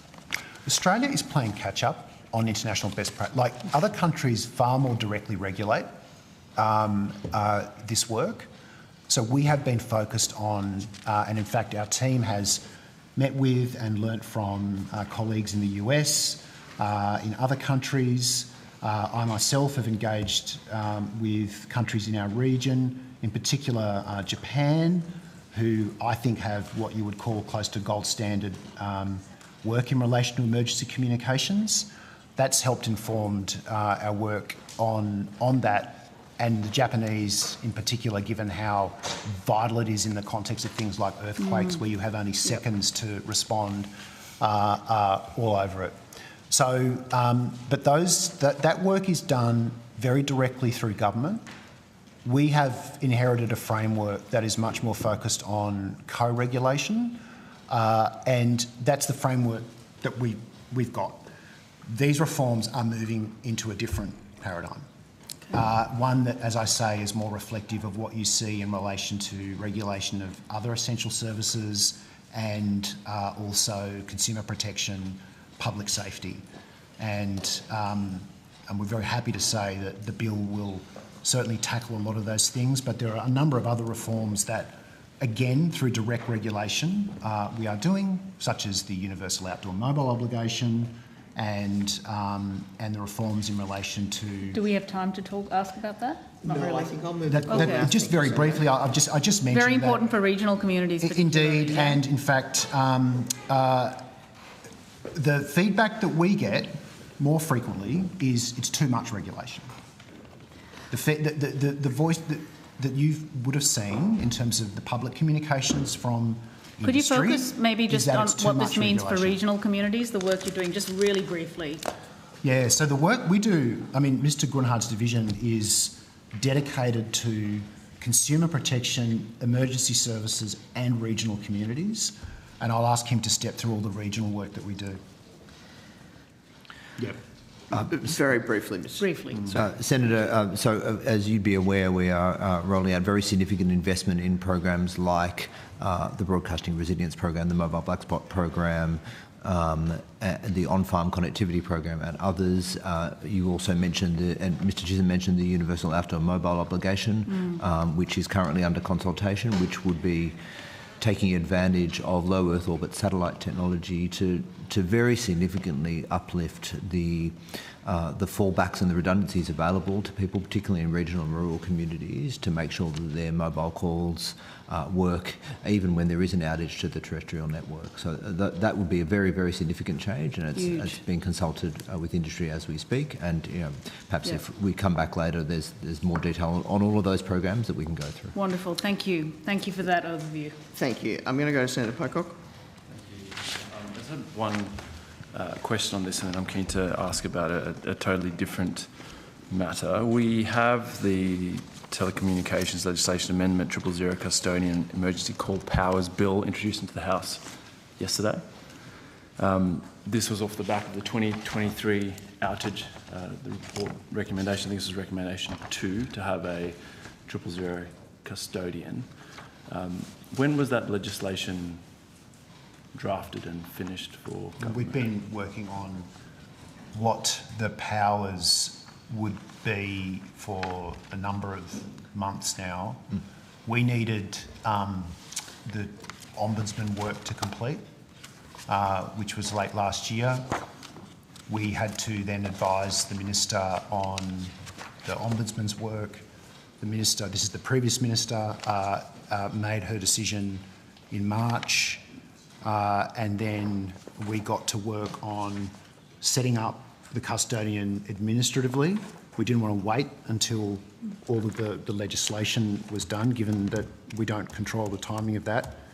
We had an election, and we, as I said earlier, you might not have been here, Senator, but one of the first pieces of advice we gave to the Minister was prioritisation of the 000 custodian bill to get the status to, as you would appreciate, to work with OPC on the actual drafting. We need to get a decision made about that. So the Minister focused on that, as well as the other bill, like the consumer bill that Mr Grunhard referred to, which she reintroduced. So we've been working on the framework in terms of what it would look like, and then the actual provisions in the bill as soon as we got the go-ahead to do that, which was very soon after the election. Thank you, Mr Chisholm. My question was, when was it finished? Finished? Yes. We finished drafting... we certainly went back and looked at it after this outage, I can tell you that. So we put some So the drafting was finished. Can you maybe on notice just give me a date? Well, we would have... The final drafting was probably done in the few days in the lead up to introduction. But we'll confirm. We'll confirm. So it was only finished last week. Well, we learnt from this outage as well. That I understand that, but I guess I'm just looking at the timeline here. We had the 2023 outage. There was the Senate inquiry. There was a report recommendation in November. In April, the government respond and say, we're going to implement these recommendations. Well over a year later, we have another catastrophic outage. And then we have legislation seemingly rushed into Parliament. I'm trying to work out what's been happening in I'd say 16 months, it's not 18 months, whatever it is. Sorry, Senator. Sorry, I was just going to say it wasn't rushed because we, as I said, I'm pretty confident. Should it have been rushed? I'm pretty confident on this, and I will double check. I think the first brief I signed off on post-election was in fact in relation to legislation, and that included this bill as a top priority. And in fact, the Minister prioritised that and actioned it very quickly. And and then. Sorry. No, sorry. Please don't respond to those interjections. Sorry. Senator Hanson-Young and Senator Henderson, please don't interject. Senator Pocock. Yes. So, Senator, I was just going to say that given the intervention of the election, the bill as a priority was number one. But the election was this year. So Yep. My question is, in April last year, 2024, yes, the government said, we agree we're going to implement this recommendation to establish a 000 custodian. Yes.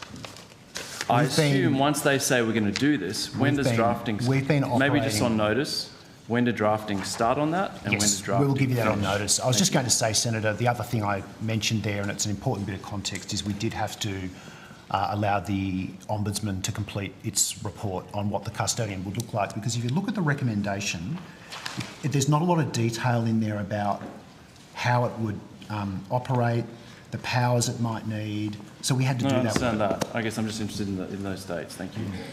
I have a separate question relating to the order for production of documents number 8 of the Minister relating to her briefing materials concerning gambling advertising reforms, if they're relevant. Sorry, pardon me, Senator. I'm sorry. OPD number 8. Yeah. Yeah. I'll ask Ms Lopez to join us at the table. And Minister, maybe you'll need to assist with this as well. Despite best efforts, the Senate hasn't been able to get the repping minister to clarify the basis of Minister Wells' heavy reductions and the withholding of 7 entire documents. And the minister's obviously claimed PII, but contrary to Senate resolutions, Minister Farrell has failed to tell us why the minister has claimed PII, and also not told us how this information, if released, could actually harm the public interest. And to quote from Odgers briefly, any claim that it would not be in the public interest to comply in part or in full with an order must be accompanied by a statement of the ground for that conclusion, specifying the harm to the public interest that could result from the production of the document to the Senate. And so, simply put, it's just not good enough to claim PII, which the minister has done, and then not provide an explanation. And so, I'm interested if you could actually specify the harm to the public interest that the release of these documents would cause. And I'm happy to give you a copy if that helps. It might not, Senator, only because there's an enormous amount of OPDs, as you know, particularly from yourself, in relation to this portfolio. I'm not sure what that OPD relates to, but I can take it on notice for you. Talking points, briefing documents, sure, etc. I can take it on notice for you. Okay. Maybe you could give an explanation of why the government isn't actually complying with the standing orders of the Senate when it comes to the claiming of PII. Well, Senator, what I've said to you is that I'm not across what OPD you're referring to. I can take that on notice for you and go through the normal processes around PII claims if that's required. In the redaction, there are 7 documents that Minister Wells is withholding from the Senate and is claiming PII over the entirety of those documents, and arguing that a mere listing of what the documents are would harm the public interest if it was provided to the Senate. And I'm interested if anyone here today in the department or the Minister's office can tell us what those 7 documents are, even just a title or description as you're required to do under the standing orders. Yeah, we would need to check that for you. The department wasn't involved in the redaction? Senator Margaret Lopez, Acting First Assistant Secretary, Media Policy Division. We don't have those documents that weren't included in the order with us today, so we'd need to take that on notice in terms of what was, of those 7, what documents they were. We don't have that list with us. Okay, maybe on notice you can take that. Minister, documents aside, why should the Senate accept a public interest immunity claim if you're not even willing to tell us what those documents are, the nature of them? How do we assess whether or not to accept a PII claim? I don't... You don't need to know the specifics, it's just... So I can't answer your question, Senator. Who can? Well, you'd have to put those questions and the relationship that the PII claim has to those questions. No, but I'm asking you, the standing orders say that if you want to claim PII on a whole document, you've got to say, okay, this is the title of the document, this is the general what's in it, and this is why we can't... I've seen PII claims before. Yeah. But that's not what the government's doing. You're not even willing... I don't know if that's the case or not, so I'm not... No, that is the case, and I'm asking why. Well, that's your assertion, Senator, but I don't have enough information to agree with you on that. I've taken it on notice. Okay.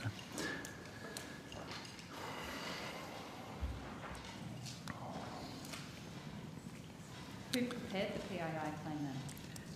I don't know. I don't think there's enough information to... Sorry. We would, as I said, Senator, as Ms Lopez said, we will check the documents because we don't have them with us, but typically here, and I think in this context, it may relate to matters that, and I will have to check, are commercially sensitive. Sure.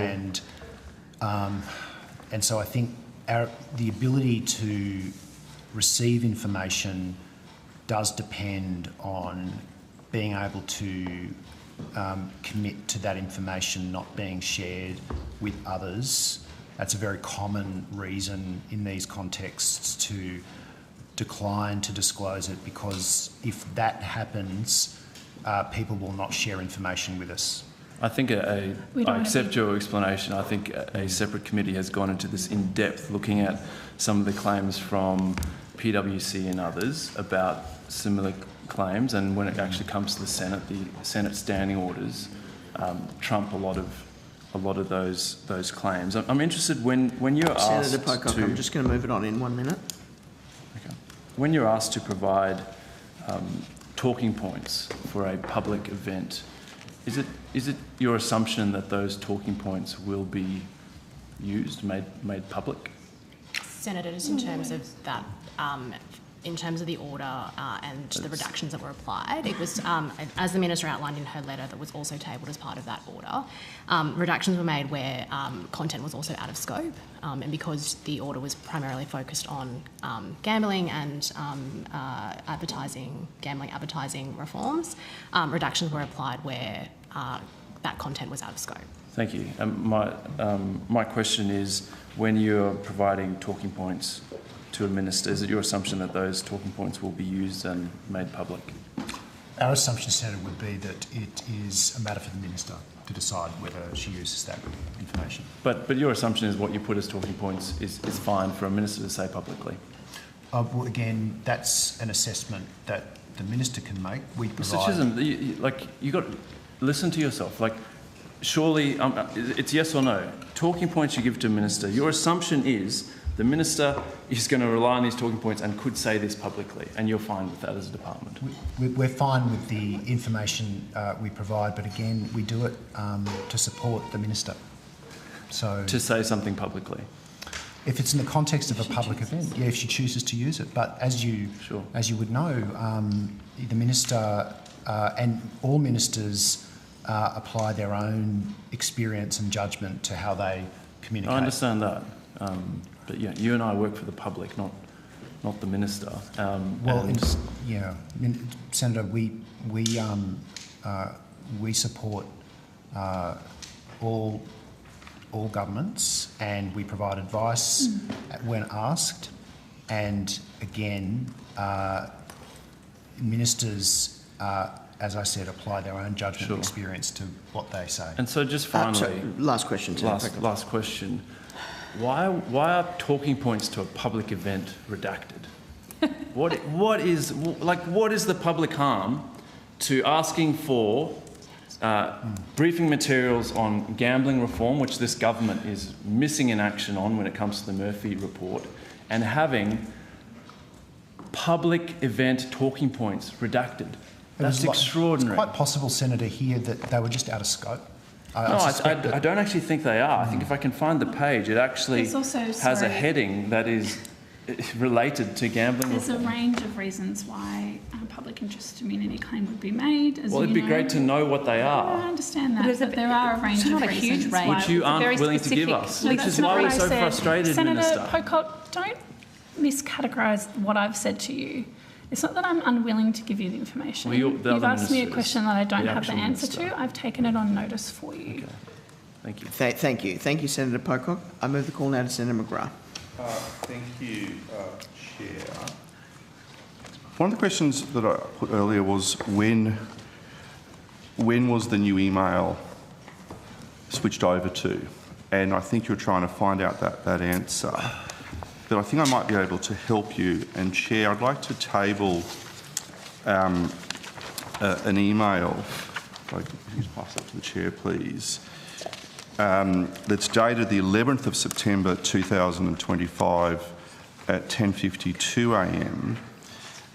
Because the evidence that you provided today has been that Optus sent the notification to a defunct email address. Now, the wrong email address. and I'm using that word defunct because that was the word that was used. Defunct for 000. Now, CI alerts at communications.gov.au sent out a generic email to CI alerts at communications.gov.au, to customer safeguards at communications.gov.au, and to outage notifications at infrastructure.gov.au. Now, this email said the Department of Infrastructure, Transport, Regional Development, Communications, Sport and the Arts has created a consolidated inbox for receiving outage notifications under the Telecommunications Customer Communications for Outages Industry Standard 2024. The new inbox is outage notifications at infrastructure.gov.au. Confirming evidence was provided earlier. Please direct all notifications for the department to this inbox. The email then goes on to say the two inboxes below will no longer be used for outage notifications. CI alerts at infrastructure.gov.au and consumer safeguards at infrastructure.gov.au. Now, what is interesting is that this email goes on to say we will temporarily monitor these inboxes and alert you should any notifications be sent to them. And it goes on to say the ACMA has updated its website with the updated email addresses here and here. Now, I'm assuming, Chair, that we're accepting the tabling of this email correspondence? Subject to one thing that I'm just checking, Senator. Well, I've read it out loud, so I appreciate that you have done that. So, we'll just momentarily. So, there's no one here is defending Optus in terms of their conduct, and Optus are clearly at fault here. But we are here asking questions of the department in relation to how you have handled the notifications. And the evidence that you provided was that it was sent to the wrong inbox. It was a defunct inbox, whereas in fact the email that you sent out to stakeholders, and this was provided by stakeholders in the industry, should I say, that clearly the old inbox is still being monitored in relation for the receipt of outage notifications. And notwithstanding the amateur/professional reinterpretation of the words in the emails that were sent here, these emails are pretty clear in terms of the common sense when you read them. I've just been informed that Optus has received reports that some customers in SA and WA are experiencing impacts to 000 calls. So my question is, you've said to people that you'll be monitoring these inboxes. So I want to know, were these inboxes being monitored? Did someone read this email? And was this email acted upon? Also not the email address the email was sent to. Chair, might I ask, we're getting very lengthy questions with long prefaces. That's fine, of course. If we could please be allowed to answer with the length that is appropriate to addressing your question and the assumptions in the question. But I will start and then turn to Mr Grunhard with the very clear statement that that email is very clear about which email should be used about outages. It's in bold. That does not excuse both the failure on 000 and the notification requirement, and then monitoring an inbox also does not excuse companies for failing to comply with those requirements. But I will then just turn to Mr Grunhard. Thank you. So just confirming, answering both Senator McGrath's question and the information we undertook to give to Senator Henderson earlier, can I just caveat this? It's very important to us that we don't mislead the Senate. This is the information I have. I understand it to be correct. We will check it in slower time. You know, we've done this quickly. I just want to make absolutely clear we will check this and make sure it's right on notice. But the information I have right now is as follows. The inbox was created, we were asked to answer this question by Senator Henderson, on the 27th of August. Stakeholders were advised, as we have in the email from Senator McGrath, on the 11th of September. The ACMA updated its webpage on the 11th of September. And I think two further really critical facts here. On the 12th of September, Optus confirmed to us that they had conducted an IT upgrade to change the address where notifications would be sent to the correct notification address. So Optus confirmed that for us on the 12th of September.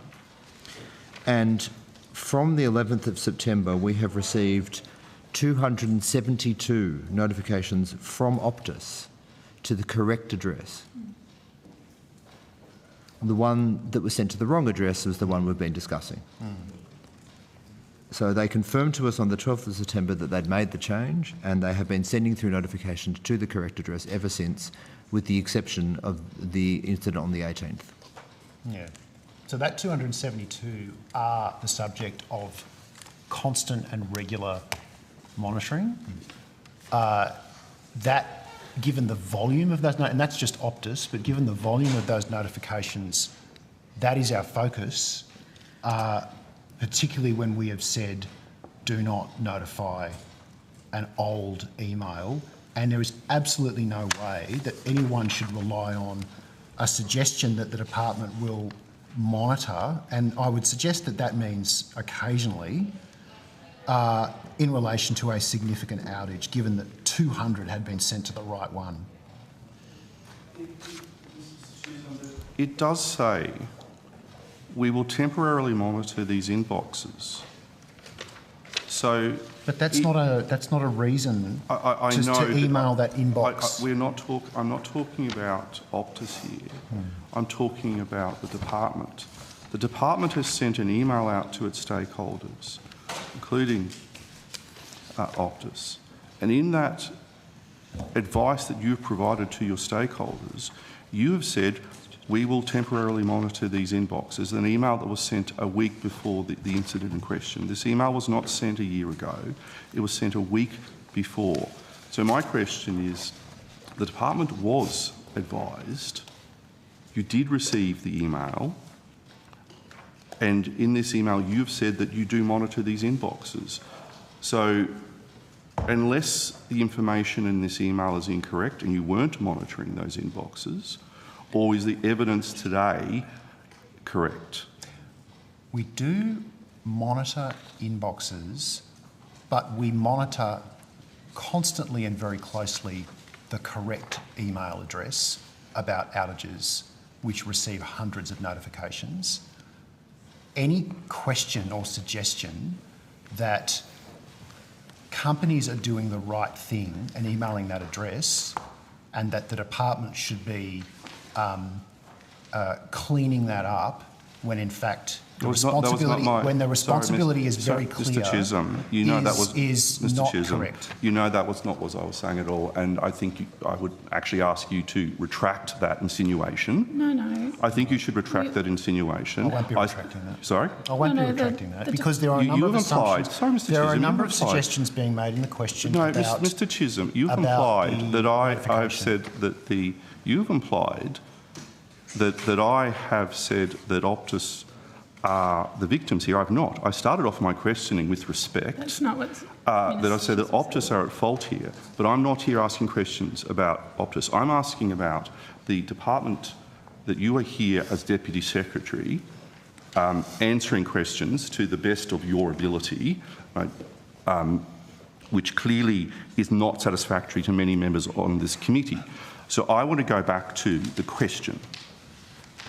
When you sent this email out, and when you've said we will temporarily monitor these inboxes, what did you mean by that? Well, that is the very reason why you would not send it to that email address. Temporarily could mean a couple of days after, it could mean a week. So why on earth anyone would think that emailing that inbox in the context of a catastrophic outage is something that we also question. And Senator McGrath, as the evidence is before you, that was just given to you, Optus confirmed on the 12th of September that they did in fact have the right email and had updated their processes. They sent over 200 emails to the correct email address, and the very tragic and absolutely unacceptable circumstance that we've found ourselves in is that an inaccurate email to an incorrect email address would not have altered the outcome of this incident in any way. But with respect, Minister... Sorry, Senator McGrath. So you can understand why we are... no one here, Optus are at fault, but I'm putting to you the department is at fault for your failure for sending out, it would appear, incorrect advice to stakeholders. No. The email Please that you are referring to... No, I'm going to be very clear about this. The email that you're referring to is very clear about what the right email address is. Chair, I would prefer it if the Minister and didn't take over Optus me. confirmed that they had the right email address. So please don't mislead the committee or the Australian public about what is in this email. Chair. It's very clear. Yes, I think that's a fair point. I appreciate that there's an exchange going on. Senator McGrath, you are entitled to ask your question. Apologies, and I Chair. appreciate that. So, but I do note the time now, Senator McGrath, and we are due to go to our interval. I'm also conscious of the fact that we are running significantly behind the program, and so I will endeavour to speak to senators about getting back on that track. But Senator McGrath, I appreciate that you have more questions, and I will come back to you after the break. Okay, so we go for the break now. Yes. Thank you. Thanks, Chair. Thank you. We're going to the lunch break now.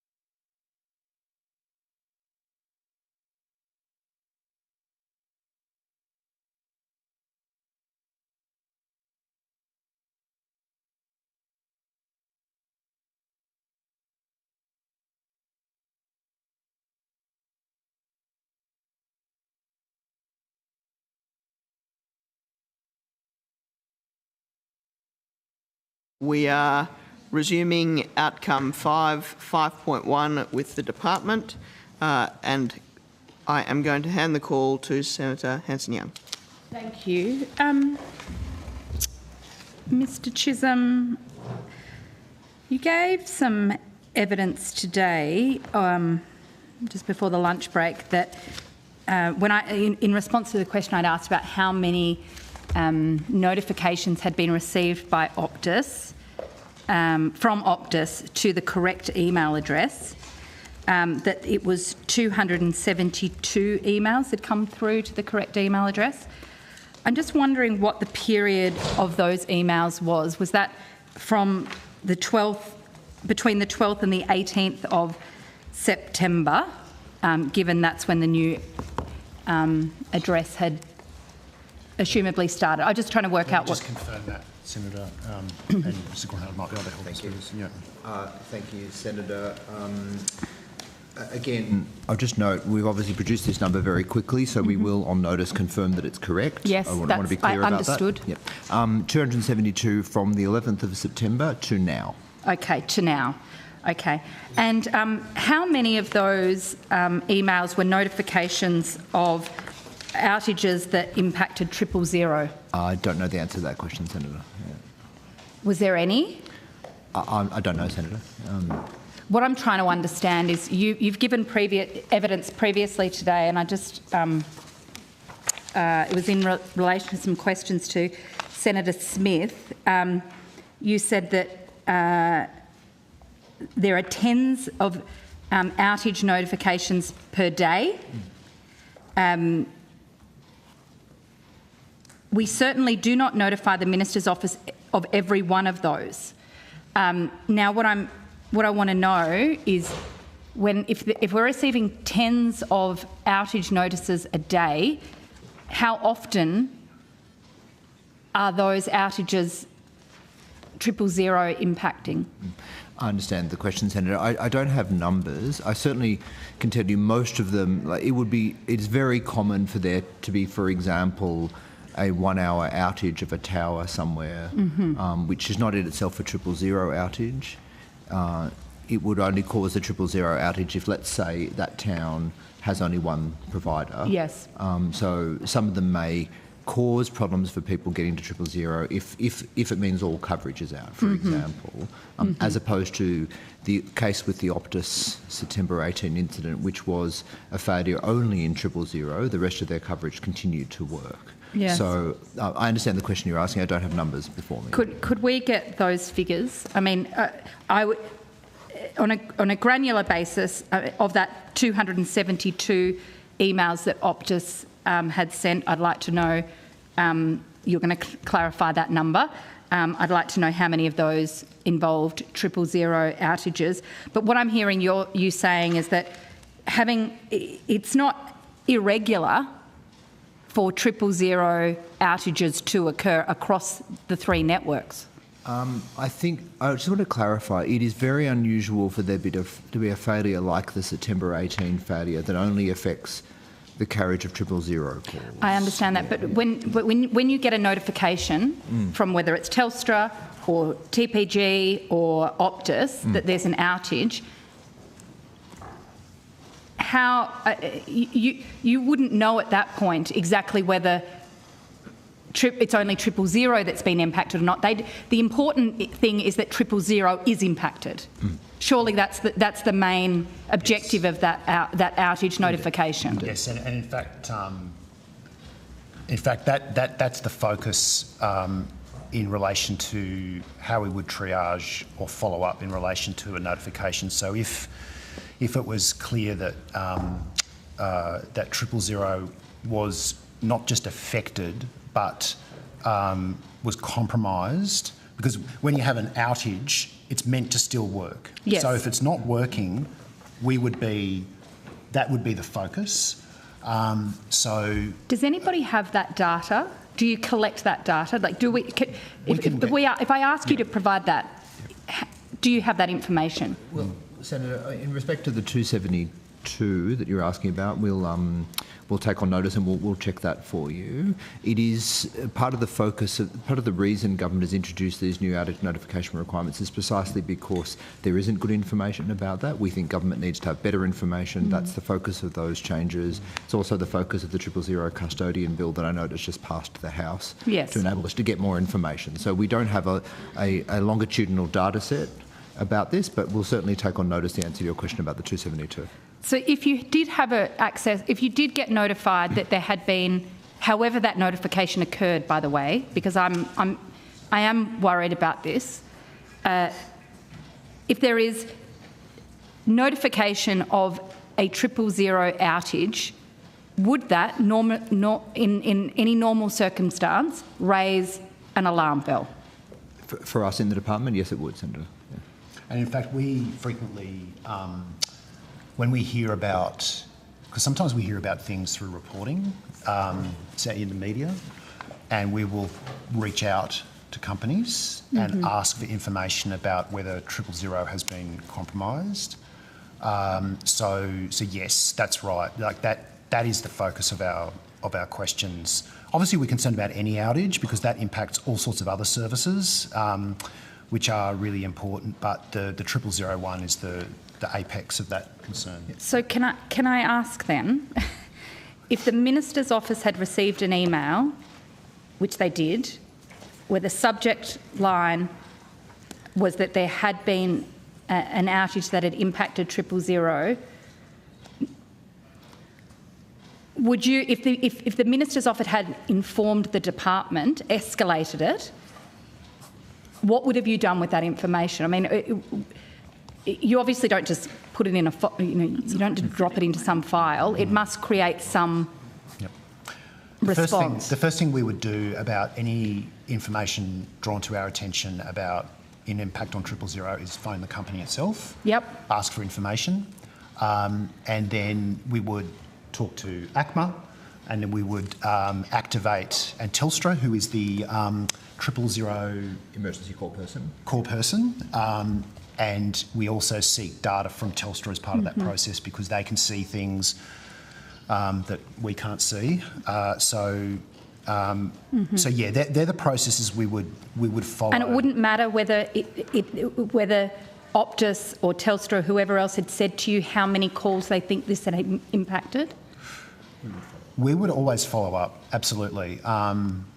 Yes, that's right. I can't, as I say, like we find ourselves more often asking questions when we haven't even been told that 000 yes, I understand. Well, I must say I'm thankful at that. I think that's important. I guess that's why I feel like there's been a failure here, because regardless of whether the department monitored this defunct email address or not, it was received by the Minister's office and that didn't raise alarm. It wasn't escalated to the department. It wasn't escalated to the regulator. Nobody picked up the phone and asked more questions. So there seems to be a problem there, which hopefully we can learn from these mistakes. Could I just ask one, and I know by at the risk of confusing the process further, I just want to clarify something because there's a discrepancy. The email that was sent to stakeholders informing them of the defunct email addresses and the new email address that was sent on the 11th of September that was previously tabled by Senator McGrath. You've got that email. And you see those two email addresses that it says are no longer being used. They're both email addresses at infrastructure.gov.au. Yes. Yes? And yet the email that you have circulated that informed the department and the Minister's office that this outage had impacted 000 in 2 states is not sent to either of those addresses. In fact, it is sent to an @communications.gov.au. So why is there a difference between those email addresses? Senator, the department uses both of those as email address domains.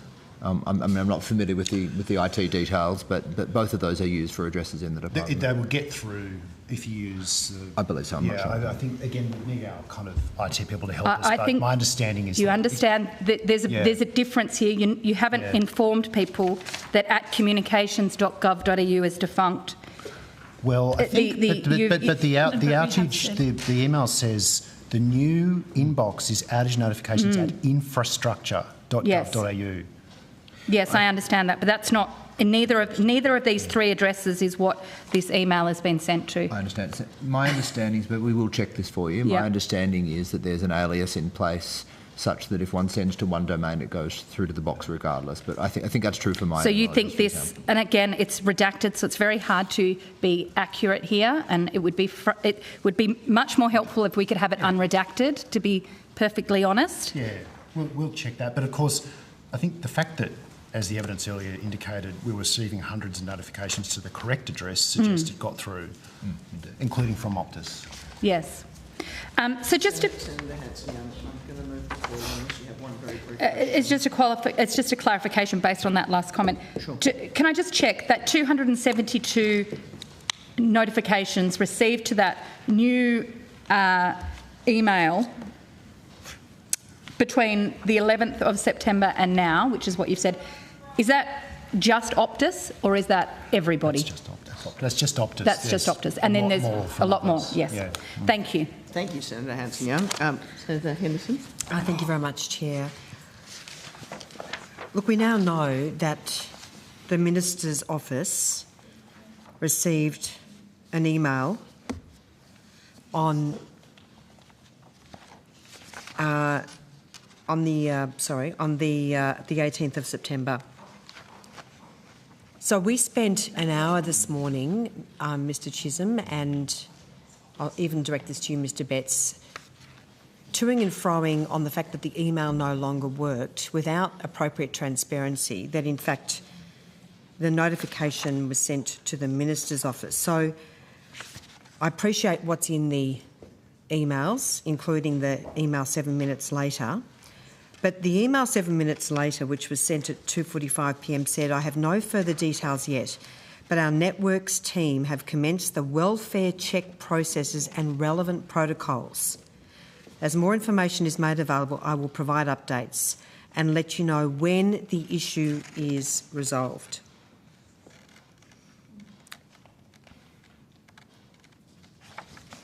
So the issue was known not to be resolved in that email 7 minutes later. So what action did the Minister take after receiving those two emails?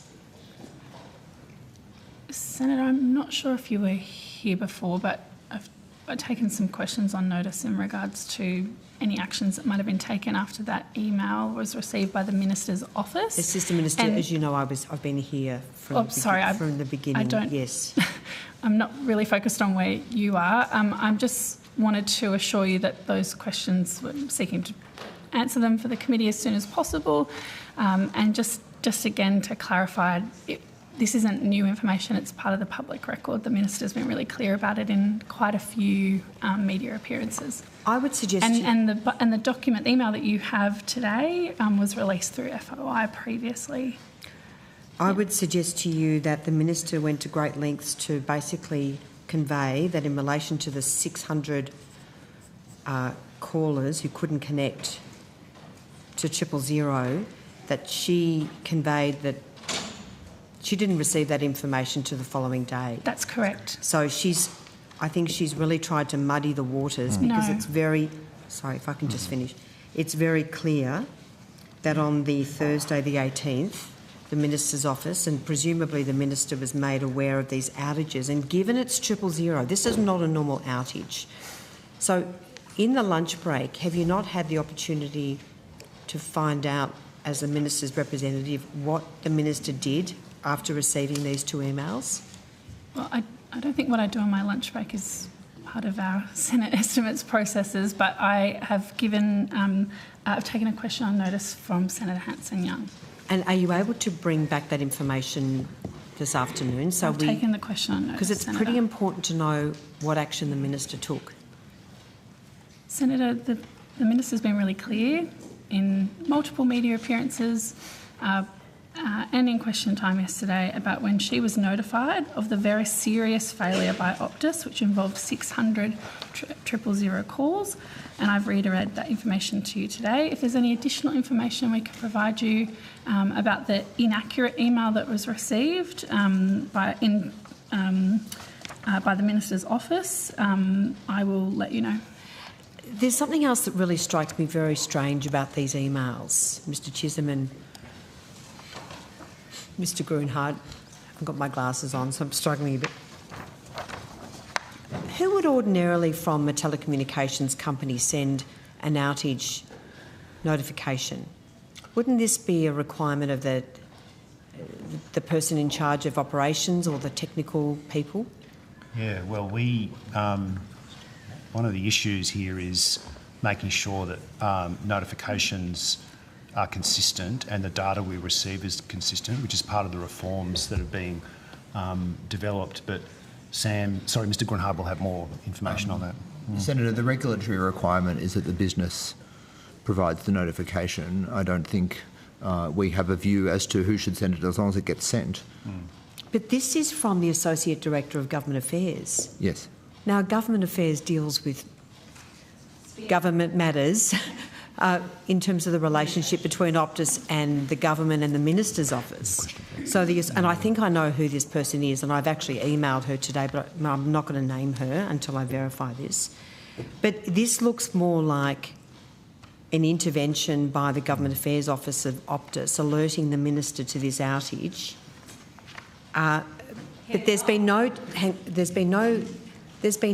notification from the operations division of Optus.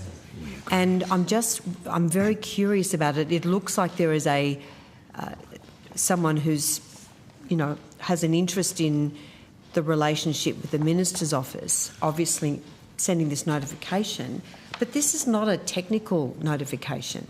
This is from Government Affairs. Senator, again, as Mr Grunhard said, we'll take any notification sent to the right address, whether it's from government relations or an engineer who's responsible for upgrades.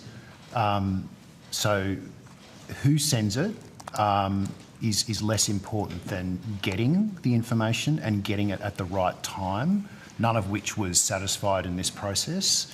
But this is not normal. And it is also quite common for communications from companies in any portfolio to come at least first through an individual that deals with government frequently.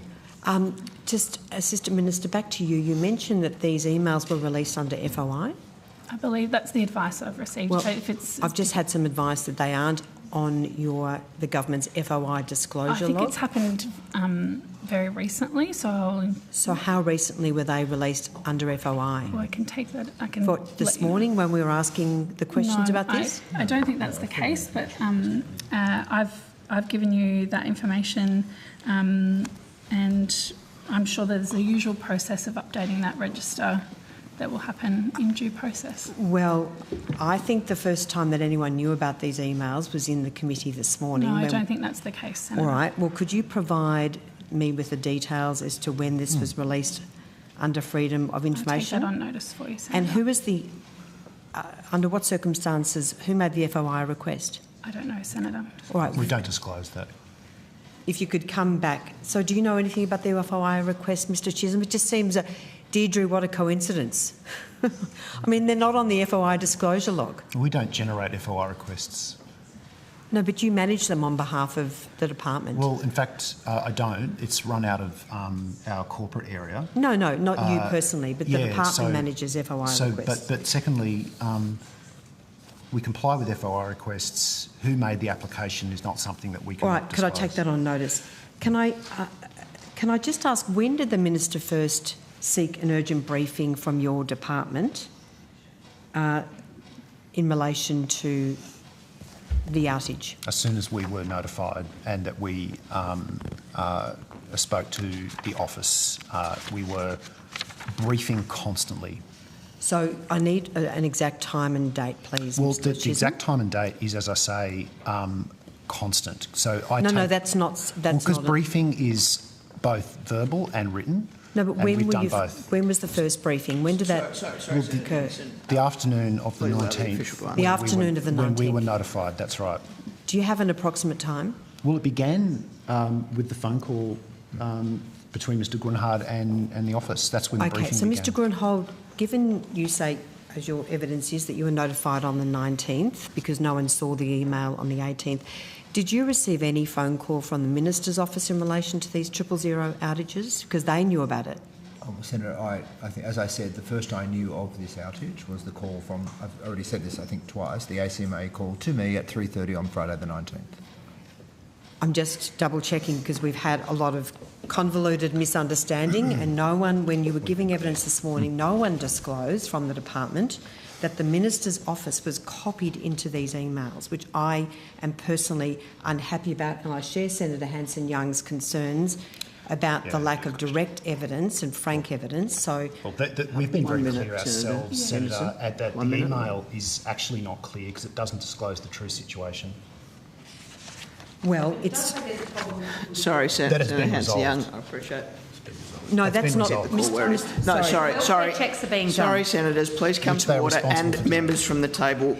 This will work better if the person who has the call is asking a question and then officials are responding. Please don't deal with interjections, and Senators, please don't make interjections. Thank you, Senator Henderson. So going to the second email 7 minutes later, I've been advised that the work to rectify the issue is complete and the services have returned to normal. Was that in fact the case? Does it impact the case? No, was that in fact the case? You mean what was the system entirely rectified at that That's time? Right. I think the investigation will have to bear that out, Senator. So you haven't made any inquiries about that? We don't. Senator, we're not the regulator. We obviously are asking questions about now. Our focus has been, what are you doing now? So the questions that we have given to industry, which I'm very happy to go into in some detail, is about their remediation plans, their preparedness plans, their communications protocols. That has been a constant effort from the department.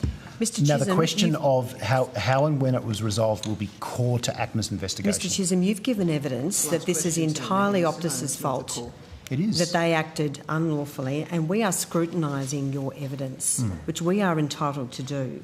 So if you are making that assertion, then I'm asking at 2:52 p.m. on the 18th of September, when that email was received from Optus, advising that the issues have been rectified and services have returned to normal, however, that each call is being worked through and welfare checks are being made, have you been able to ascertain whether that, in fact, was accurate? Well, again, we weren't notified, and we've been over that point all day. We were not notified, and no, that's not my question. And also the timing of the restoration, and then the process followed by Optus for communication with customers and emergency services is in fact a core issue in the investigation. Thank you. We'll have to move I'll have to call come on, back. but I'll come back to you, Senator Chair, Henson. before we move the call on, I'll just update an answer I gave to Senator Henderson, which might assist other senators. Thank you, Senator, just to clarify on the FOI, it was release and administrative access provisions on application. I think it's okay for me to say from Channel 9, who ran a story 2 weeks ago showing the emails that you're holding.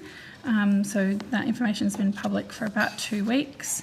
And just on the discussion about this email and the Minister's office receiving the inaccurate email on the Thursday, the Minister made that public and addressed that on the 22nd of September in her press conference with ACMA. If you could provide the committee with just with a copy of what the Minister said so we can have a look at that, we'd be grateful. I mean, Okay. I mean, if you've turned up here without reading that transcript, I think that's your issue. I mean, please don't. It's a publicly available transcript of a media conference. Please don't reflect on what I have or haven't read, Assistant Minister. There's still no FOI. Senator and Minister, Senator and Minister, we are moving the call on now. Thank you very much. Senator Henderson, please. No, it's really important. Sorry. You can get stuck in Senator Shoebridge, please don't reflect on me. Everyone will come to order. Sorry, Chair, if I might. Sorry, Chair. Thank you. Thank you. Sorry. Thank you. Doing a very good job. Yes, you are. Very good job. Thank you. Sorry. I just, because there is so much focus here and there have been representations made about the email says that calls may have been impacted. That is very different to saying that our 000 system completely failed and that there was potential loss of life associated with that, and that various people that are required to be informed about the scale of that have not been informed. Now, again, that is a matter for ACMA to resolve with Optus, and Optus has been talking about that issue publicly. But number one, we didn't get this, and number two, it is much more than saying impacted. Thank you for that answer, sir. I'm going to move the call to Senator Shoebridge for 5 minutes. Okay. Yep.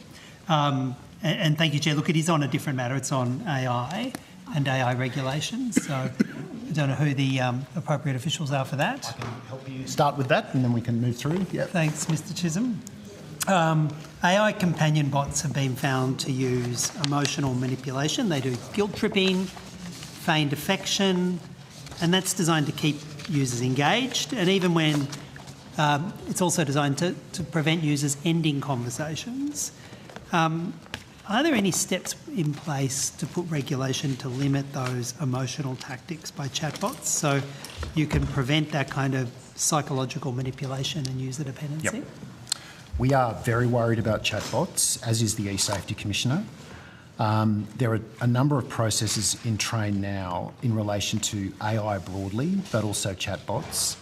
So we have taken the view that the existing law empowers us to take action, and that includes, I know you didn't ask about this, but for example, notify apps, stalking apps, and chatbots in the context of the eSafety Commissioner's codes, Phase 2 codes work. And as you know, the Phase 1 codes were dealing with content that's already illegal. Mm-hmm. The Phase 2 codes deal with things like pornography and harmful content, including suicidal ideation, content that is not appropriate for children. Yes. So the chatbots are in scope as part of those discussions, but I'll just ask the online safety team to help update on that if Ms Fell or Ms Van.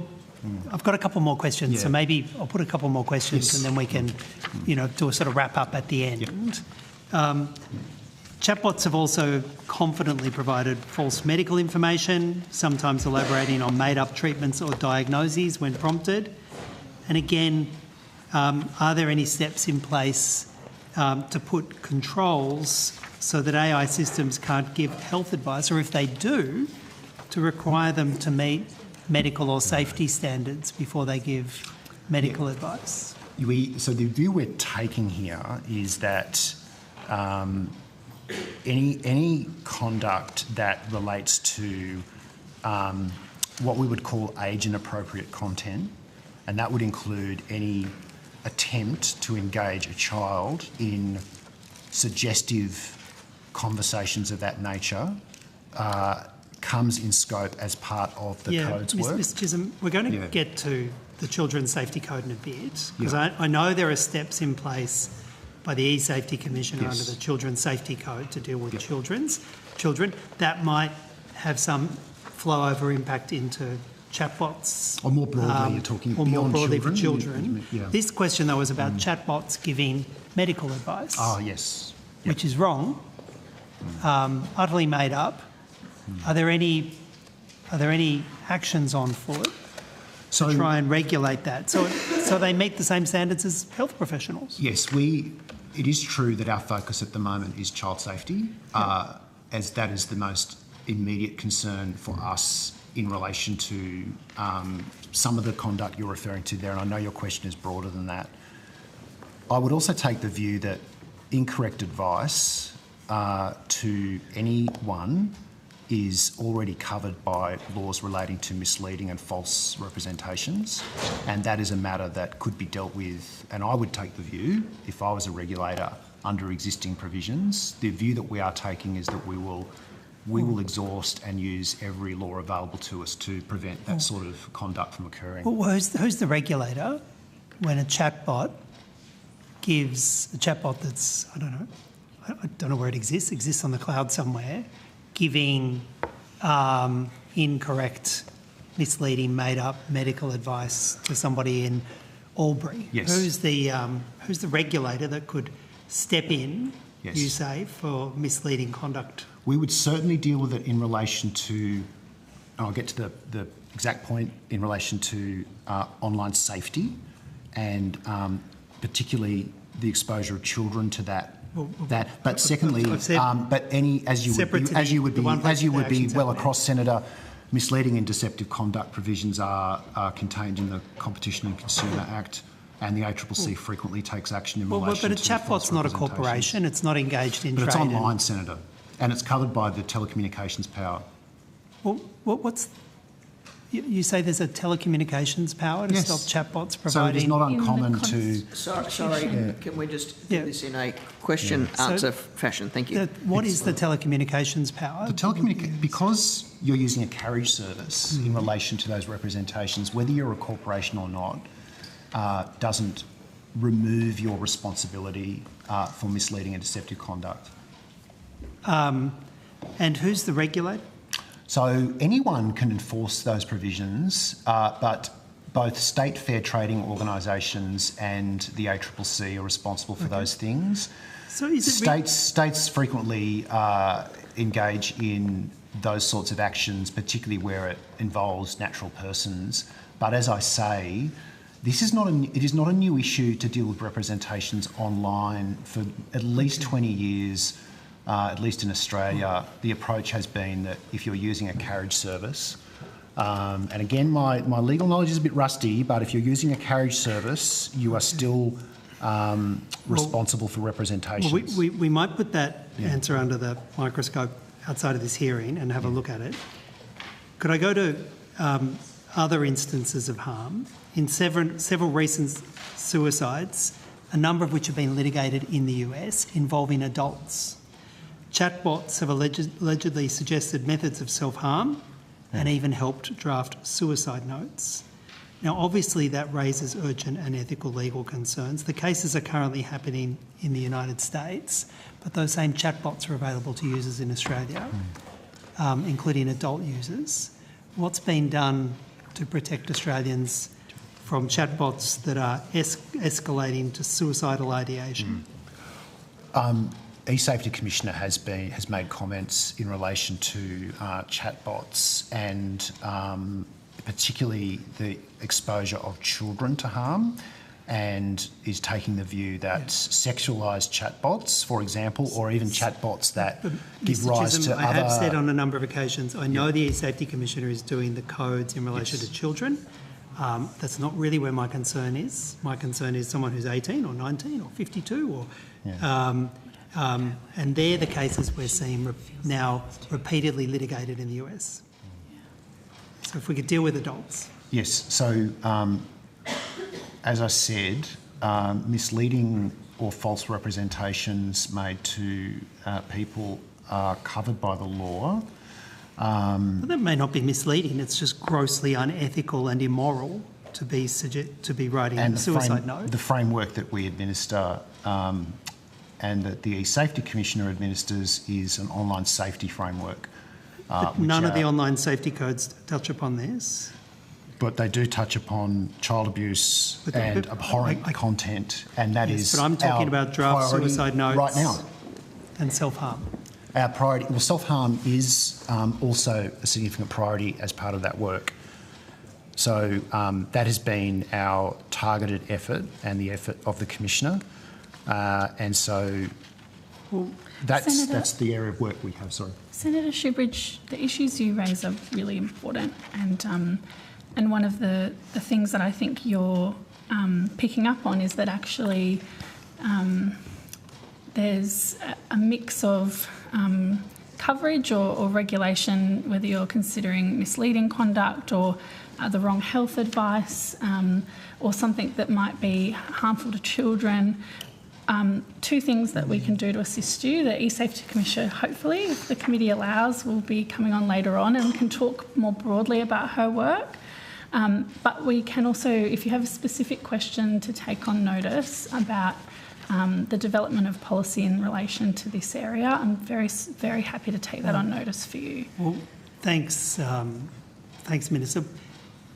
I want to be clear. I wasn't suggesting that this is in any way adequately regulated by. Oh no, I wasn't. Laws. I was just suggesting. So can I clarify my comments, because I don't want you to mislead the committee. My comments were about the fact that there is, with the evolution of AI, regulation of this kind can traverse quite a few different types of laws and different portfolios, and we're very alive to that. If this was easy, it would probably have already been. Yeah, I'm not suggesting it's easy. Thank what you. What I am suggesting is you need to know the gaps in the law. Yeah. And Ms. Chisholm, with all due respect, I think there are significant gaps in the law that are not covered by the trade practices provisions. Yeah. And as I said, we'll have a look and test your confidence in those in another place. I was just going to. Personally, my philosophy is you try and use whatever you can to stop conduct. So that probably reflects the answer in the sense that I would take the view that we should exhaust every remedy. It's hard to see how that mechanism at all effectively deals with chatbots drafting suicide notes and suicidal ideation. The other thing I was going to say is that the Minister chairs an online harm ministers meeting process. And that is our opportunity to ensure that the broader harms that you're dealing with, where other portfolios might have a keen interest, particularly if it relates to things like medical advice, as you're saying, we can tackle those things in that context. I just have one question that you may want to just take on notice, and then one quick question on copyright. The Minister announced a voluntary AI safety standard on 5 September 2024, the former Minister. Do you know, is there a register of which, if any, companies operating in Australia have adopted the standard? And if so, which are they? This is the voluntary AI safety standard. It was announced on 5 September 2024. I think that's a question for the Minister for Industry. Right. That's not it's not one of our instruments. Yeah. Senator Shoebridge, I'm going to wrap you up in a minute. Okay. My last question is in relation to copyright law. There have been a number of statements from your government, Minister, that say that copyright law is fit for purpose, even with AI developments. I suppose, first of all, is that a position that the government holds? And secondly, if so, what enforcement mechanisms are there in place to prevent AI companies doing what they've been doing at scale, which is scraping Australian creative content without permission or payment? We don't look after copyright. So the first question is, do you believe copyright law is fit for purpose in confronting the challenges of AI? Senator, I think we might be in the wrong... It's a wrong... Attorney General's Department is responsible for copyright law. Yeah, I think there was... I'm sure you spent a lot of time there yesterday. Well, yes. We've been partly referred to communications in terms of the AI scraping aspect and the fact that it's an online environment where AI is scraping in the online environment. But is this something that you're not engaging with the Attorney General's Department? We certainly engage with them. We are concerned about that issue in the same way that other portfolios are. It's come up in the context of arts and communications.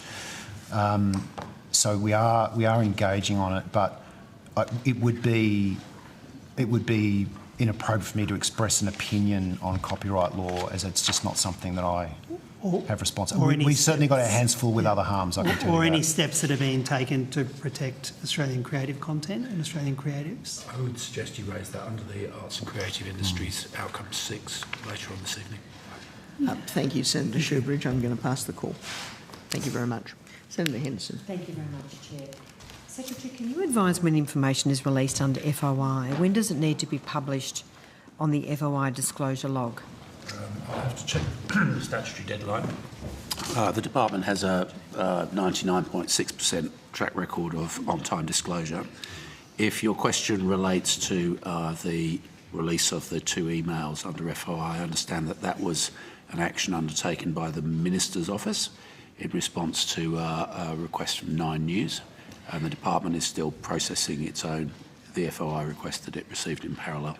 Secretary, my concern is because there was an article called "The Emails That Reveal How Optus Downplayed the 000 Disaster," published on the 25th of September in The Age.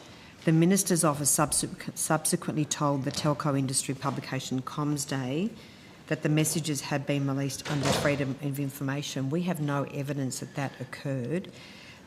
Do you have any information that those emails were revealed or released under FOI, or was, as it may evidence, were they leaked from the Minister's Office? I'm told that they were released administratively by the Minister's Office to 9 News, and the department is still processing the formal FOI application. So obviously when a Minister's Office or the department receives a request under FOI, it is open to them to release that information proactively. The department will always operate within the statutory timeframes and follow the appropriate processes, including for disclosure online. But I would be very surprised, given that the timing of these emails, if we weren't still comfortably within the statutory FOI disclosure timeframe. Well, they're not on the disclosure log. Well, no, because the department hasn't completed its administrative consideration of the FOI. Was there an FOI application made, Secretary? Yes, there was, and the department is still processing it. Do we have a process? I do not have a copy on me, and I'm not even sure whether I'm at liberty to disclose that, but I can take that on. Well, it's a document that I'm seeking as a member of this committee. So you're seeking to access somebody else's FOI application? FOI request, yes. I'm not sure if... Yes, I'd have to check whether that's there's no prohibition on asking for an FOI request. No. My concern is this is a highly unusual set of processes that have occurred. It hasn't been processed. There's no FOI application declared on the disclosure log. This was very quickly dropped by the Minister's Office to The Age. This looks more like a leak than complying with an FOI request. Senator Henderson, it was provided through the administrative, and I'll get the term right, sorry, it's new to me, but there's a process through the FOI where the Minister's Office, under administrative access provisions, sorry, that's a new term to me, but that's what they can do, is provide that document. It's a proactive way of dealing with FOIs. Very crafty. Which should be supported. Very crafty. And I understand that subsequent to that, the FOI application was withdrawn by the applicant, and therefore the documents will not appear on the disclosure log. Deirdre, what a coincidence. Another coincidence. So hang on a minute. So the Minister says there was an FOI application made. Which there was. These emails were given to the Age newspaper with the intention of denigrating clearly Optus, the emails that reveal how Optus downplayed the 000 disaster, and now you're suggesting to me that the FOI application has been withdrawn. Let me play it another way. Somebody puts in an FOI application. The Minister recognises the public interest in having this information in the public domain. She proactively discloses that. It's now available to Senate estimates to ask questions of us. That seems to be an exercise in transparency. And the emails are disclosed without any commentary over the top. If they constitute an indictment of Optus, that's kind of on Optus. They sent incorrect information to the wrong email address. I don't think the Minister is in any position to be criticised as a result of her conduct. Secretary, my concern is that these emails were released under the guise of FOI, and this looks more like a leak. We're concerned about transparency and honesty. That's why I'm asking these questions. These are documents. Because they weren't, these documents, hang on a minute, these emails have not been made public on the FOI disclosure log. Because the applicant withdrew their application. Could we get a copy of, as I say, I've asked for the copy of the FOI application. We have no evidence.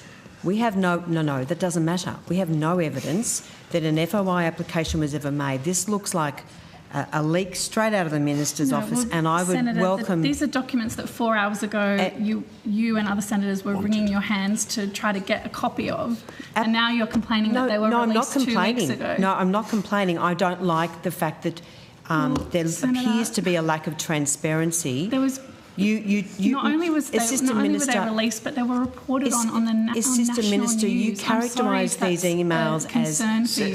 Senators and Ministers, we're once again getting to the point where we're talking over the top of each other. Yeah. Sorry, Senator, but while I'm speaking, if you wouldn't mind, just I'm trying to get to a place where we can productively get questions and answers out of this process.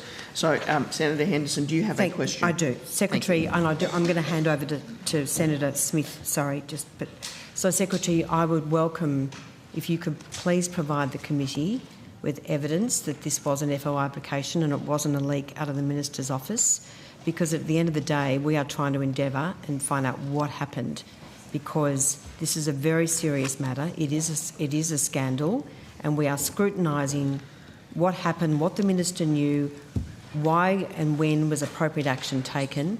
A whole lot of questions, and many of which have not been answered today. Thank you. Chair, I'll now hand it over to Senator Smith. We've answered all your questions today. Thank you, Senator Henderson. Senator Smith. Thank you very, very much. Apologies if these questions were asked and responded to in my absence earlier today. But in the email dated in the email that was sent from the department in regards to the updating of email box addresses, as has been previously mentioned, the second last statement in that email says we will temporarily monitor these inboxes and alert you should any notifications be sent to them. What is the temporarily monitor regime? So you must have had an understanding of what that meant. In previous evidence from an official, we heard that the previous boxes were being monitored every second day, I think. Happy to stand corrected on that. So what was the monitoring regime specifically? Was it a daily? Was it an hourly? Was it a... We gave every second day? That no one should take that as comfort in relation to their legal obligations and the requirement to email and the requirement my question to is an internal process matter. Which wasn't emailed. What was the internal regime? It could have, and it temporarily could mean very briefly, given that our focus with that inbox is other issues. If it's not clear to you what it means, why should it be clear to others what it means, particularly those outside the... Well, we've been very clear in the email. Perhaps Ms Sorelli... Sorry, Mr Chisholm, Senator Smith is completing his question. Sure. Yep. So when we use the term temporarily monitor, does that suggest a clear, consistent monitoring regime that was known to all of the relevant officials in the relevant section of the department? What does that actually mean? I think because you may not have been here for the evidence earlier, Senator, given that we received in excess of 200 emails... You'll have to speak more clearly, Mr Chisholm. ...to the right address, it was very clear to recipients what we meant when we said this is where you email. Well, we can't test that with recipients because they're not here. But there'll be a future opportunity. Evidence that was there a regime? Email, Senator Smith. Perhaps Ms Sorelli could come to the table, given that she's the officer. Ignoring key facts. Senator, I think we've answered the question in that. No. What does temporarily monitor? What does that mean in terms of a regular, daily, weekly practice? I think the evidence earlier was that the department does look at this mailbox regularly. We've given evidence to that effect. I should note also that the email said we will alert you should any notifications be sent to the wrong box, and the department has duly done so. Indeed, and in fact we look at it for not 000 but for other issues. And again, how that a temporary monitoring of the incorrect email address in any way excuses what has happened, and the actual substance of the issue here to do with compliance with the law. Mr. Chisholm, you're obfuscating something that I don't. My question is very simple. You're free to take it on notice. What does the temporarily monitor regime mean? What does it involve? Is it monitored temporarily day by day or monitored temporarily week by week? Was it being monitored for a specific period of time? Take it on notice. That's fine. Just referring to Senator Henderson's questions about wanting to get the detail of the briefings that were happening to and with Minister Wells while she was away overseas, you referred to the briefings being undertaken in a constant conversation. Mr. Chisholm, you might recall Senator Wong, when she was the Leader of the Opposition in the Senate, saying, and I quote now, "The word constant always irritates me because it's actually not true." The official says, "I know, Senator." The official was not you, Mr. Chisholm. Senator Wong replied, "It's impossible for something to be constant." The official replied, "Regular?" ? Senator Wong said, "Regular is fine." The official said, "Regular conversations, Senator." Senator Wong said, "It's not constant." The official said, "No, it's regular. You're correct." So could you please, on notice, provide the details of the regular conversations that were happening between officials and Minister Wells while she was overseas? Yes, Senator. Thank you very much, Mr. Chisholm. Senator Smith, I'll move the call on now. Thank you. Senator Pocock. Chair, I was hoping to return to OPD number 8 for a few minutes and then ask some other questions.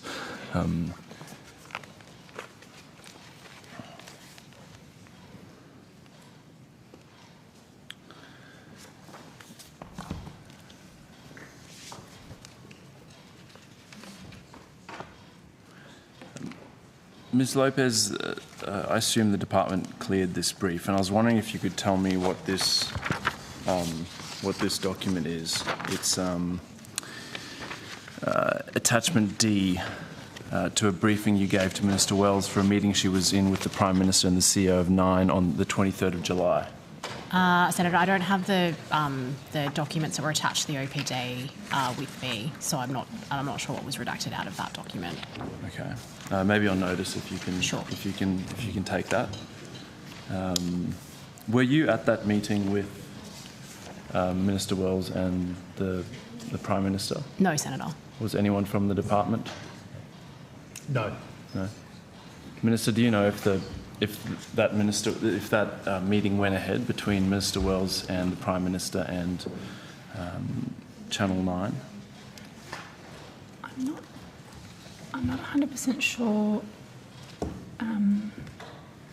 Does this relate to gambling reform? Right. Sorry, you're going to have to preface. There's a lot of topics in this yeah. outcome. Sure.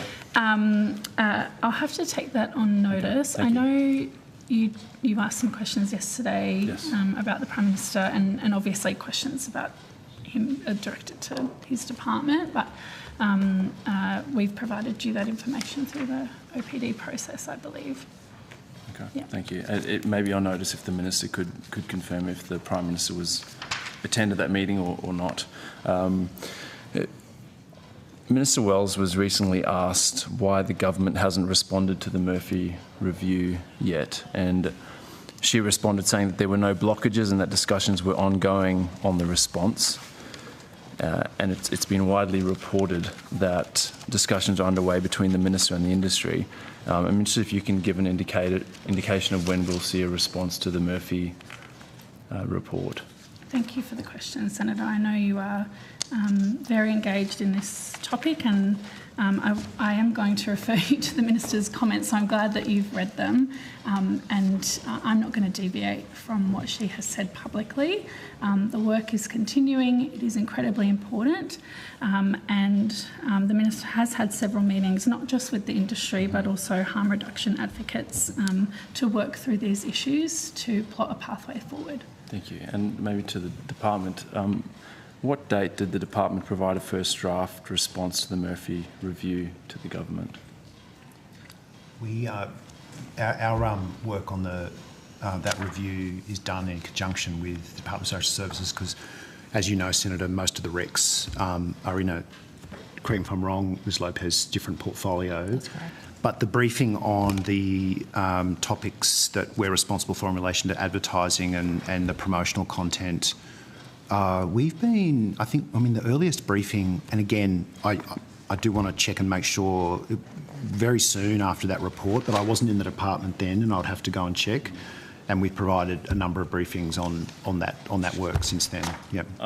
I'm more interested in the government formulating a formal response to the Murphy review, and I'm interested what date. I understand this is across portfolios, but at least your part of the response, what date was that handed to the government? When it was handed to the government? We'd have to take it on notice. I'm sure we know the answer to that, okay, but I'll just, right now I don't have it. But Ms Lopez, that work has been completed?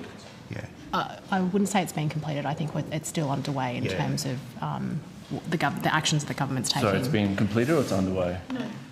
No, it's underway in terms of you in reference to you said a response? Yes. Yeah, I think we would say that work is still underway. After 2 years, still underway?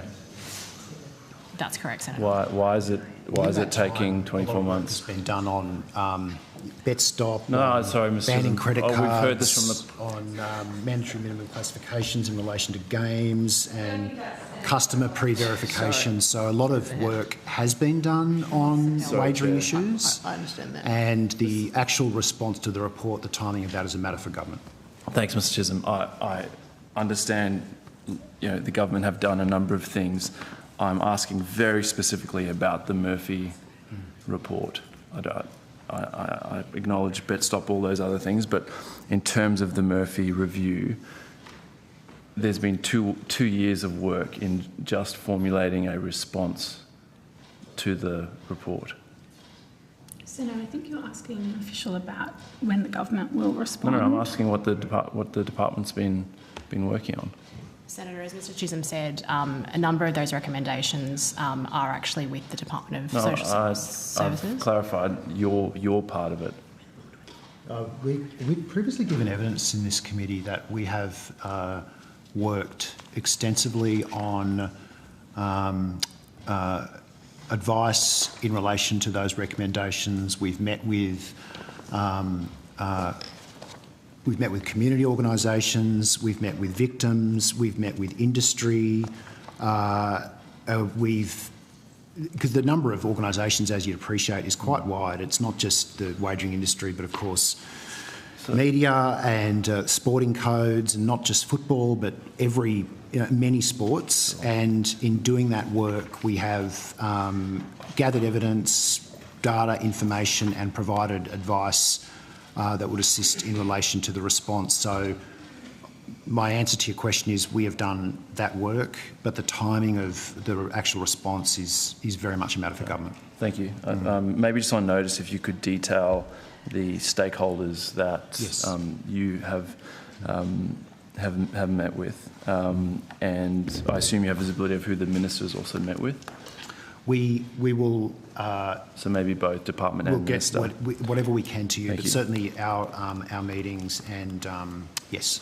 Is the department concerned about the allegations that have been raised by Four Corners about the de facto national regulator of this industry in the NT, including that many of current and previous part-time commissioners own racehorses, and at least one has even gone to work for a wagering company? Senator, that would be a matter for the NT government. I'm interested in your view in helping regulate gambling if that is of concern?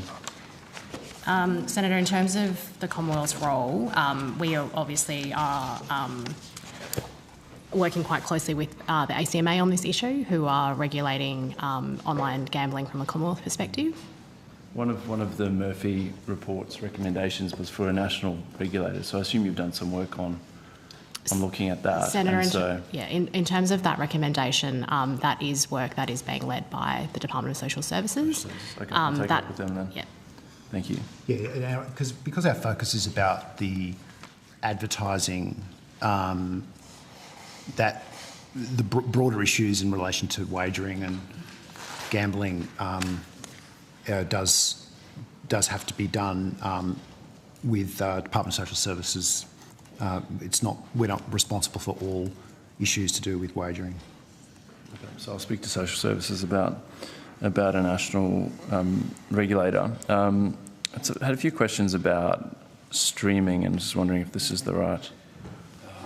Better to have that under outcome 6. The 6. I'll come back. Thank you. Anti-siphoning. That's us. Yes. Yes. The anti-siphoning scheme still allows global streaming platforms to acquire exclusive rights to stream sports on the anti-siphoning list, and this is because streamers are only prevented from acquiring terrestrial broadcast rights to listed sports, something that obviously I'm not that interested in doing, given that they don't provide terrestrial broadcast services.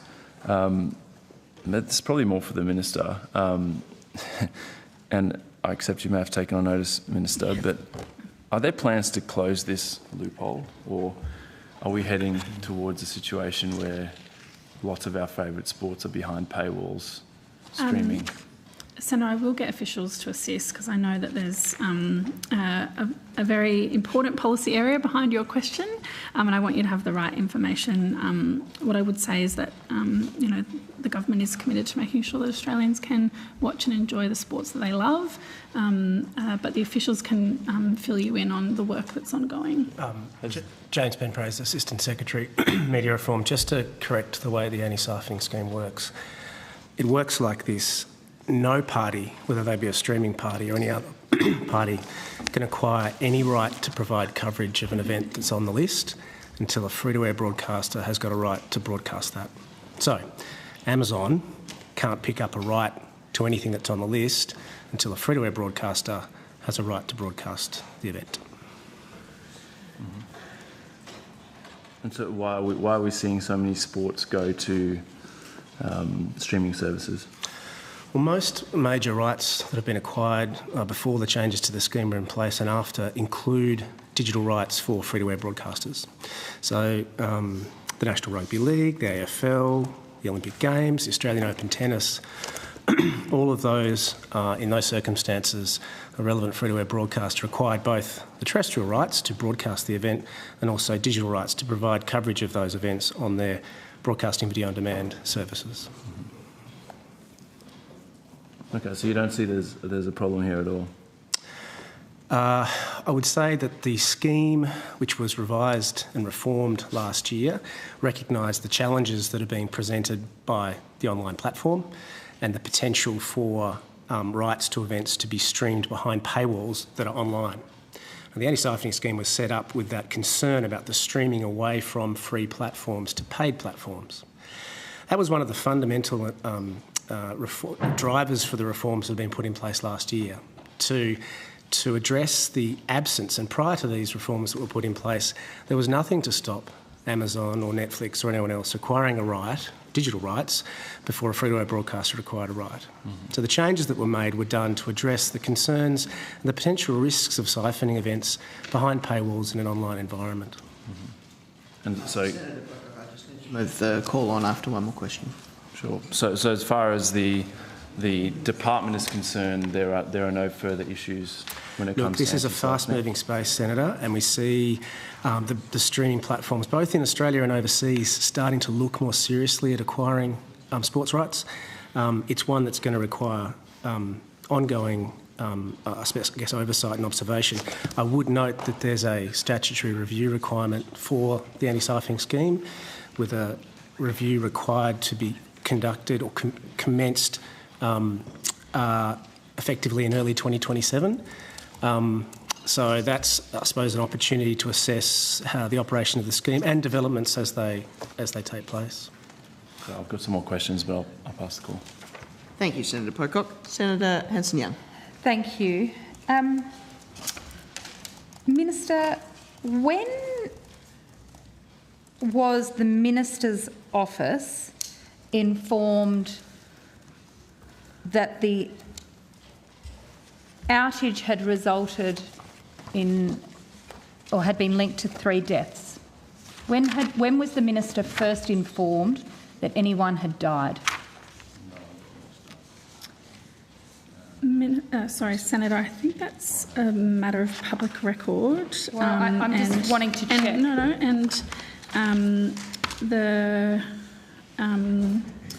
That was on the 18th of September in the afternoon. Sorry, the 19th of September. And do you have a time for that? I can get back to you on that, Senator. And who informed the Minister of that information? The Minister herself, do you mean? Yes. You're jumping between the office and the Minister, so I just need to clarify what you mean. I'm asking the Minister, I want to know when the Minister was first made aware that there was deaths as a result of this 000 failure. The afternoon of 19th of September. And who informed the Minister? Her office. Her office. When was the Minister's office, and you're going to clarify the time for me of that? When the 4:40 p.m. by her office. What time? 4:40 p.m. 4:40 p.m. Thank you. And on what date? On the Friday. 19th of September. On the Friday. When was the Minister's office informed that there had been deaths as a result of the 000 failure? I will make sure that this is correct, but I believe it was 10 minutes before that Minister was notified. And who informed the Minister's office? Mr Grunhard here was in the role and had a conversation. We've gone through this timing earlier. As, I think I said earlier, Senator, that I advised the Minister's office at 3:40 on the 19th. 3:40 p.m. on the 19th. 3:40 p.m. the Minister's office was informed that there had been deaths as a result or linked to this outage. And I understand in response to my call to the office then spoke to Optus and confirmed those details with Optus directly. So you rang the Minister's office? That's right. Told the Minister's office this is pretty bad? Yes. And the Minister's office has now called Optus? That's right. To confirm that that's the case? That's right. And this was at... you informed the Minister's office at 3:40 and the Minister herself was informed at 4:40. That's correct. Thank you. And Mr Grunhard, you were informed by ACMA? That's right. And when do you understand ACMA, and I will ask them when they're here, but when do you understand ACMA was informed? So I'm not sure. I received a call from them at 3:30 p.m. Mm-hmm. I'm not sure exactly what time they were told, but they'll confirm that, I'm sure. And just to be clear, this call at 3:30 was the first time you had any knowledge that there had been any 000 impact issue at all, let alone 3 deaths? That's correct. And when you called the Minister's office to inform them, did they tell you that they had received an email from Optus earlier the day before? Senator, it was a brief conversation in which I relayed what the ACMA had told me. Mm-hmm. So the Minister's office didn't tell you they had already received at least a notification from Optus that there had been a problem with 000 the day before. In that call, I didn't ask that question, Senator. You didn't ask that question and they didn't offer it? That's right, Senator. Okay. So I'm just wondering when, after that happened, obviously then Optus held their press conference. Yes? That's right. Later that day. Later, an hour or two later. About 2 hours later. About 2 hours later. Thereabouts. And had anyone spoken either from the department or the Minister's office spoken to the CEO of Optus between 3:30 p.m. and when the Optus CEO stood up and informed the Australian public? I didn't speak to Mr. Rue himself because I was phoned by Optus, but I spoke to Optus after Mr. Grunhard had told me what had happened, and I spoke to a senior executive in Optus who was calling on behalf of the CEO, but I did not speak to Mr. Rue himself. Now, the Minister did, I understand, speak to Mr. Rue, but whether that was before his press conference or not, I don't know. Mm-hmm. Yeah. Mm-hmm. I have two separate statements from the Minister in front of me. One from the press conference in Brisbane on Saturday the 20th of September and one press conference in Brisbane at Monday the 22nd of September. Did the Minister make any other statement prior to her Saturday press conference in relation to this matter? Prior to the Saturday media conference? This is Saturday is the earliest I can find. I'm just trying to clarify if that's the case. We have to check. I mean, my sense, at the time we were basically constantly on the phone. You were sorry, what? We were constantly on the phone, mm-hmm. and I know there's been a reference to the word constant, but I can tell you now, it was constant, and I was not focused on things like that. I was focused on gathering information and talking to ACMA, which I did, as did Mr. Grunhard and our team, to make sure that we were on top of what we needed to support the Minister, and that was our focus rather than the timing of particular comments. I guess the reason I'm asking is because, one, there was an hour between when the Minister's office was informed that people had died from this before the Minister was told. And then there was 2 hours or so between that time and when then the Optus CEO stood up in an extraordinary press conference on a Friday night to tell the media that there had been an outage and that people had sadly died as a result of this. And yet the only public confirmation we've got from the government is the next day with the Minister standing up in Brisbane. So was there any discussion about the Minister telling the public what had happened rather than letting Optus be the ones to set the narrative? Well, I don't think that's what happened, Senator. I think there's... Well, that's what I'm asking. I definitely don't think Optus has set the narrative, because it would be a very different one if they had. But I think there's a balance, as you can appreciate, at a time like this, and I'm not trying to speculate, but other than to provide you some direction, that there would be a period of time where all information that could possibly be provided or obtained is... You're trying to seek that information, and the department's given you advice or answered your questions today that during this period there was constant briefings and updates provided to the Minister about what they knew, on top of what Optus said, because at this stage what Optus said in a press conference, very, very serious and very, significant failings, and I think that it is right to want to double-check those facts.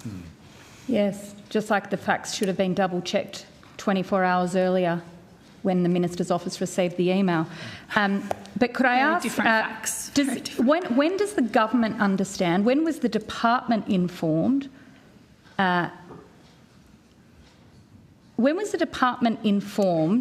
as to when Optus understood that there had been deaths as a result of this outage? So we've been over this many times. We were informed about a major outage and a potential impact on human life the afternoon of the 19th. I think the first call, and Mr. Grunhard can confirm, Mr. Chisholm, I am answering. No, I know, but you're answering a different question. I haven't been clear, I don't think. What I'm asking is when was the department's understanding of when Optus knew that people had died? Well, that is very much a question for the investigation.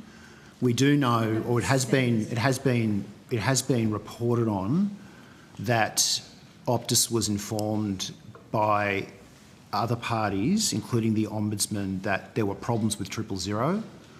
And that is something that, again, ACMA is looking into, but the timing of actual impacts of that nature, I think I would leave to the investigation by ACMA. And other organisations who I know will be looking at this. Who in the government? Senator Hanson-Young, may I just ask, before I pass the call...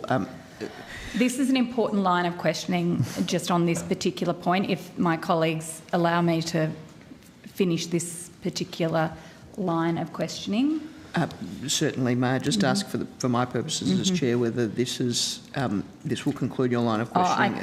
I think, sooner or later we're going to have to get to ACMA. Yeah, that's my primary concern. Yeah.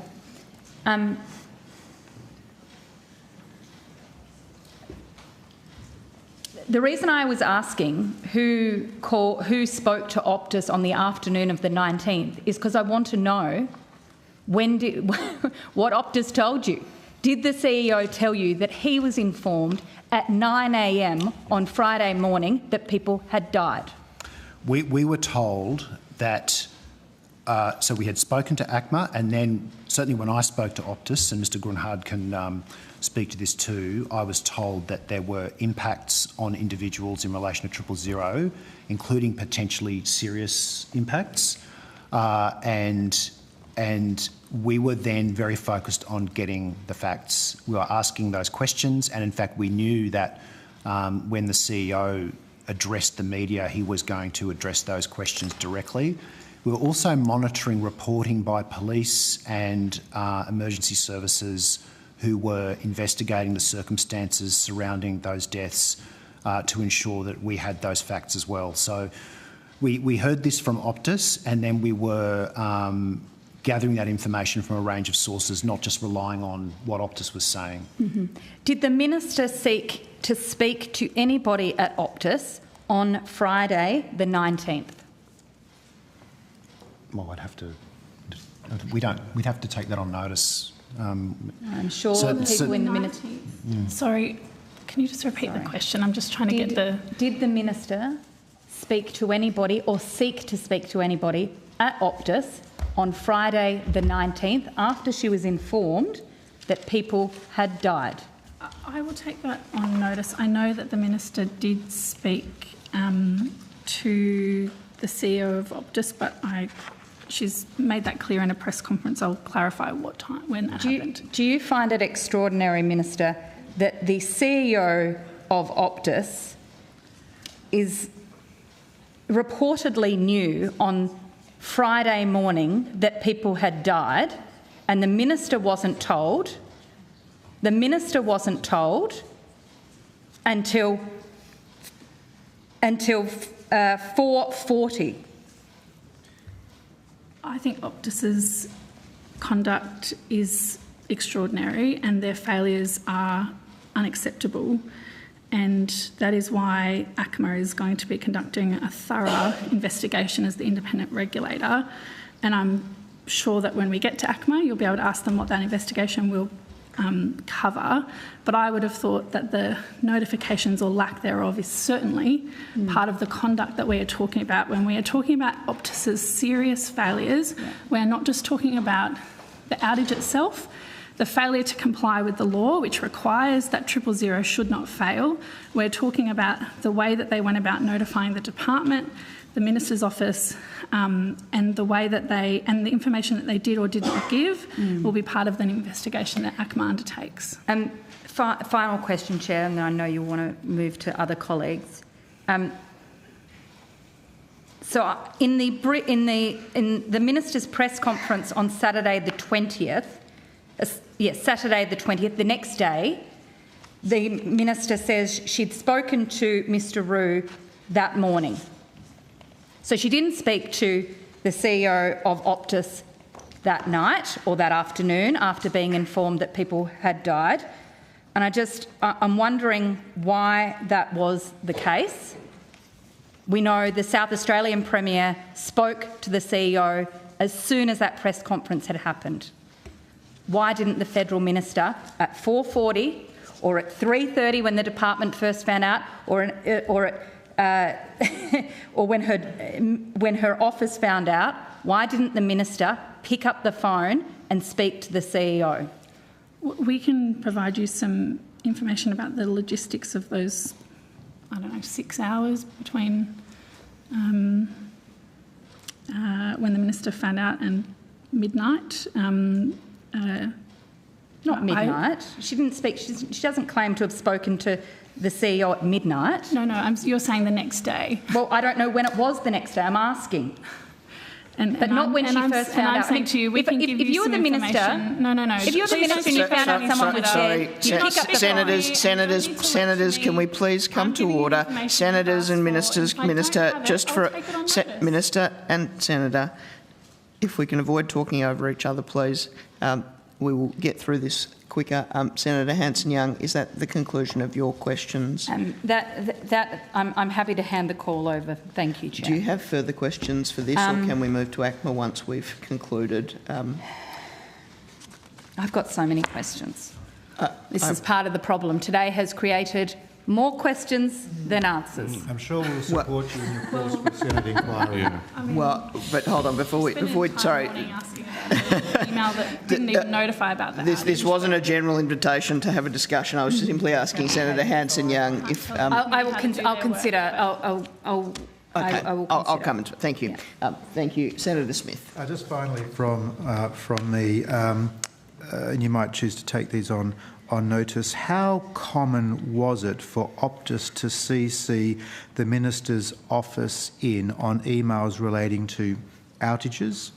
And perhaps if it was more than this occasion, perhaps you might document those other occasions for us.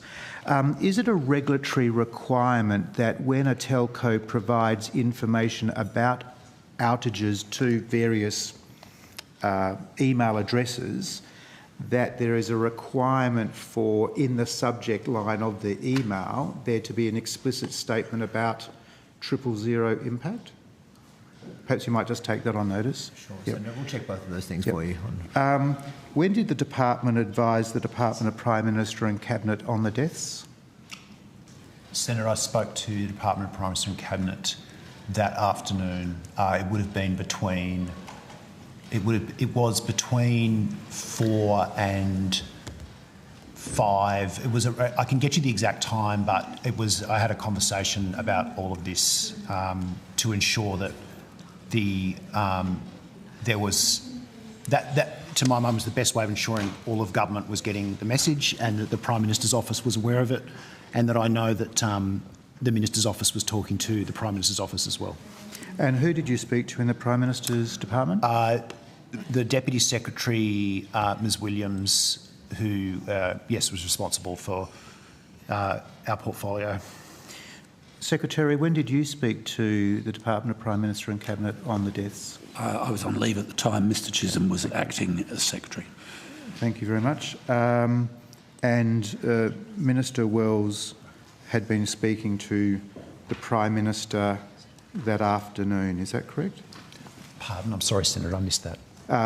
You spoke to the Department of Prime Minister and Cabinet, the Deputy Secretary, Ms Williams, between 4 and 5 o'clock. Yes, in fact, I've just confirmed it was 10 past 5. 10 past 5, thank you. And Minister, when was the Minister Wells speaking to the Prime Minister or the Prime Minister's office about the deaths? I can take that on notice. I mean,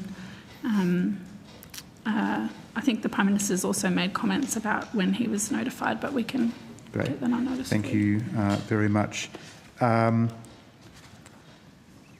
you. Thank you. Senator McGrath. Thank you. How many 000 outages have there been this calendar year to date? So, Senator, I think we covered some of this earlier in an answer. We don't presently receive consistent information, which is hence the changes to the laws that are coming into effect. So I don't have a number to give you right now, but we'll check what records we do have. Okay. Yeah. Well, on notice, could you please provide the full details of each 000 network outage that's occurred this calendar year, including how long the outage was for, the carrier responsible, the geographical area impacted, and the number of calls for each incident that was unable to connect on the first attempt?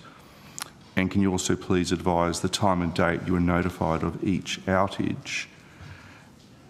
Now, you mentioned before that this information is currently not public. So I just want to confirm that you require a bill. You require change in Parliament enabled to release this information. What information? The bill provides ACMA and the department on request as the custodian to obtain any information we need both prior to and after outages related to the operation of the 000 system. And so cause it's about the public having the right to know here. So the public, in terms of the information that will be obtained and retained by the department, that will then be made public? Yes, what we would like to do as part of this process, and because the bill gives us protection, if you like, about information, is publish that. And in fact, we've also spoken to the companies, and the Minister has raised with the companies the establishment of I think what we'd call it a portal where real-time notification is centralised and regular rather than emails. Like, emails are not the best way to manage these things. In fact, I'd say the best way is a phone call. But going forward, today. I think what would be... Presuming you've got a service.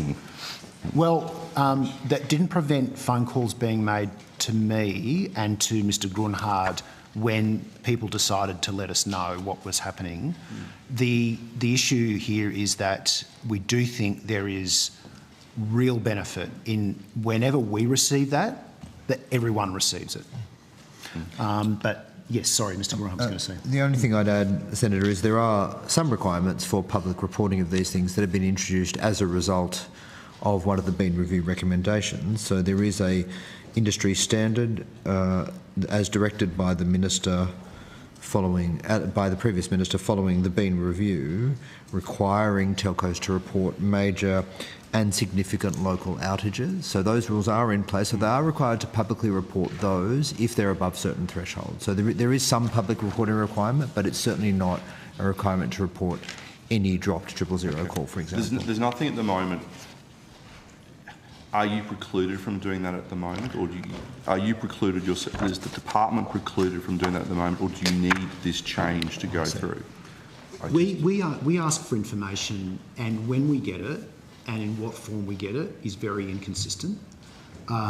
So the bill clarifies that we are able to prescribe, using ACMA's powers through ACMA, the nature and content of the information that we receive. and also enables us to share that with whoever we decide is necessary and needs to know that information.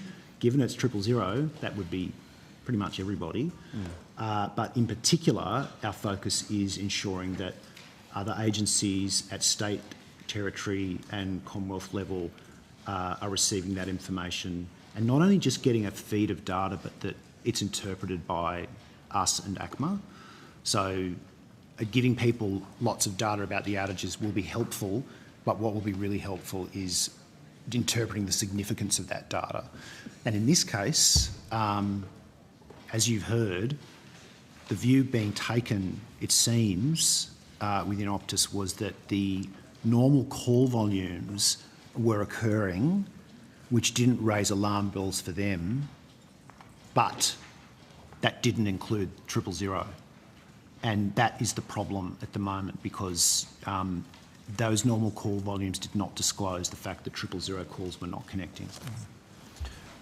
Final question that I have is, I just want to, I'm unsure whether it's to you, Minister, or to the department, but on the Saturday, the 20th of September, the Minister Wells said, and I quote, "No 000 outage is acceptable and this will be thoroughly investigated." And then in the 10 days that followed, there was an outage from the NBN on the 26th of September and another one from Optus on the 28th of September. Will those events also, I just want to confirm, those events will be also investigated? We have spoken to ACMA about all those outages. Okay. Thank you. Thank you, Senator McGrath. We are shortly to move to ACMA, but I have one additional question from Senator Hanson-Young. Thank you. It's just a clarification, Mr Grunhard. When you took the call at 3:40 p.m. on the Friday, how many were you told? Were you told that this was 600? This impacted 600 Optus customers trying to reach 000, and was that the same phone call that you were told that there were deaths? I'm trying to understand, because in the Minister's statement on Saturday the 20th, on Monday, a kind of almost a clarifying statement from the Minister on Monday the 22nd, it says, we didn't hear anything further. It says, we were first emailed a notification that there had been an outage affecting 10 calls on Thursday afternoon at about 3 p.m. I think from memory. We didn't hear anything further until 3:40 p.m. Friday afternoon, when we were told the outage had affected about 100 calls. I'm wondering who that information went to. And then shortly after 4 p.m, we were told the outage had affected 600 calls. And then we found out from our department that there had been 3 deaths and that we had been told there would be a press conference.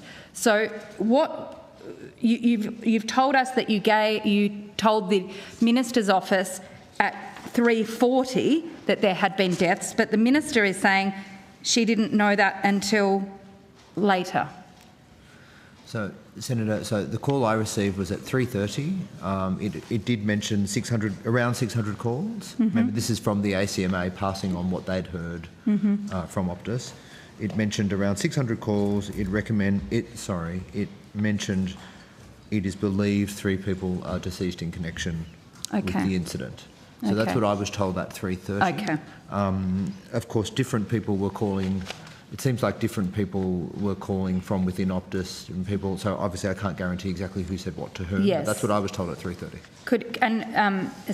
Senator Green, you have taken on notice exactly when the Minister's office was informed. You did say it was 3:40, and then the Minister was told an hour later. And just if we could have some clarification as to what it sounds like she was given 3 different pieces of information. And I'm just trying to work out why the difference. Thank you, Senator Hanson-Young. Thank you to my colleagues. We thank the officials from the department, and I now call officers from the Australian Communications and Media Authority.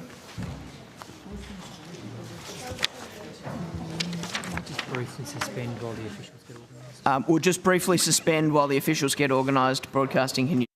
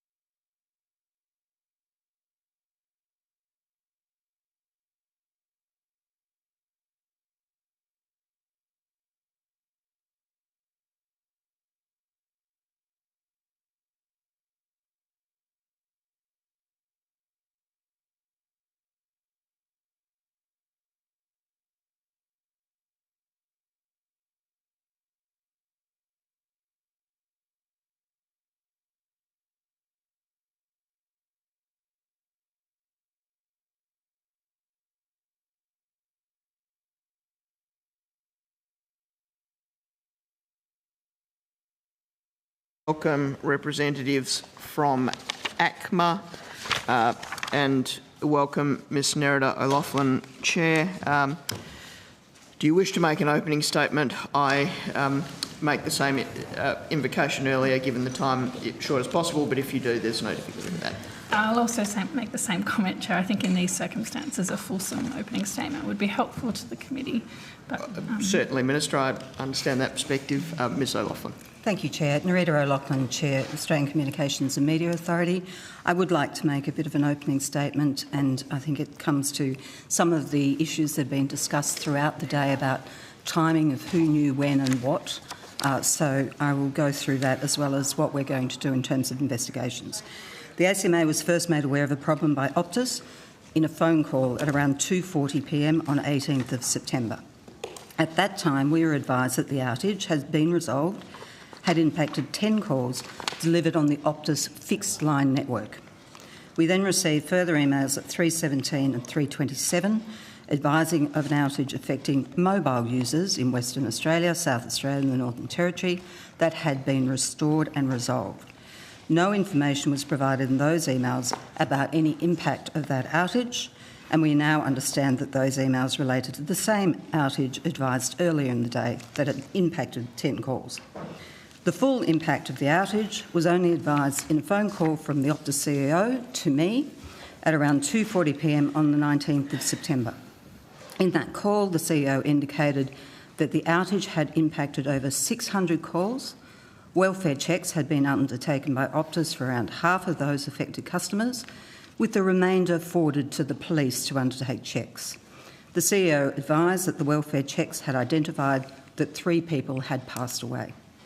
Our thoughts and condolences are with those families affected by this event, and I expect that the role of the outage may be considered by any coronial investigations arising from these sad events. The ACMA has commenced 2 investigations into Optus's compliance with emergency call service regulations and associated rules. These cover the 18th of September outage and the local outage in Dapto on the 28th of September. These rules are fundamentally about Optus's obligation to successfully carry emergency calls across its network and connect them to the emergency call person. They are also about who and when they need to tell about outages happening, critically, their own customers.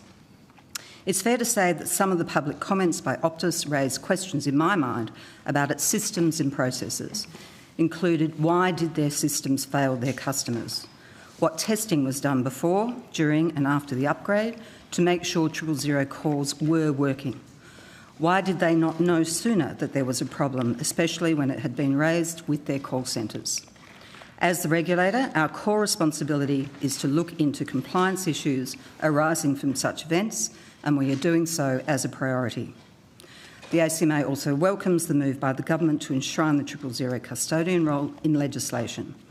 We particularly welcome the conferral of powers which will enable the custodian to monitor the health of the 000 ecosystem, identify any potential weak spots and take action that will better protect Australians in their time of greatest need.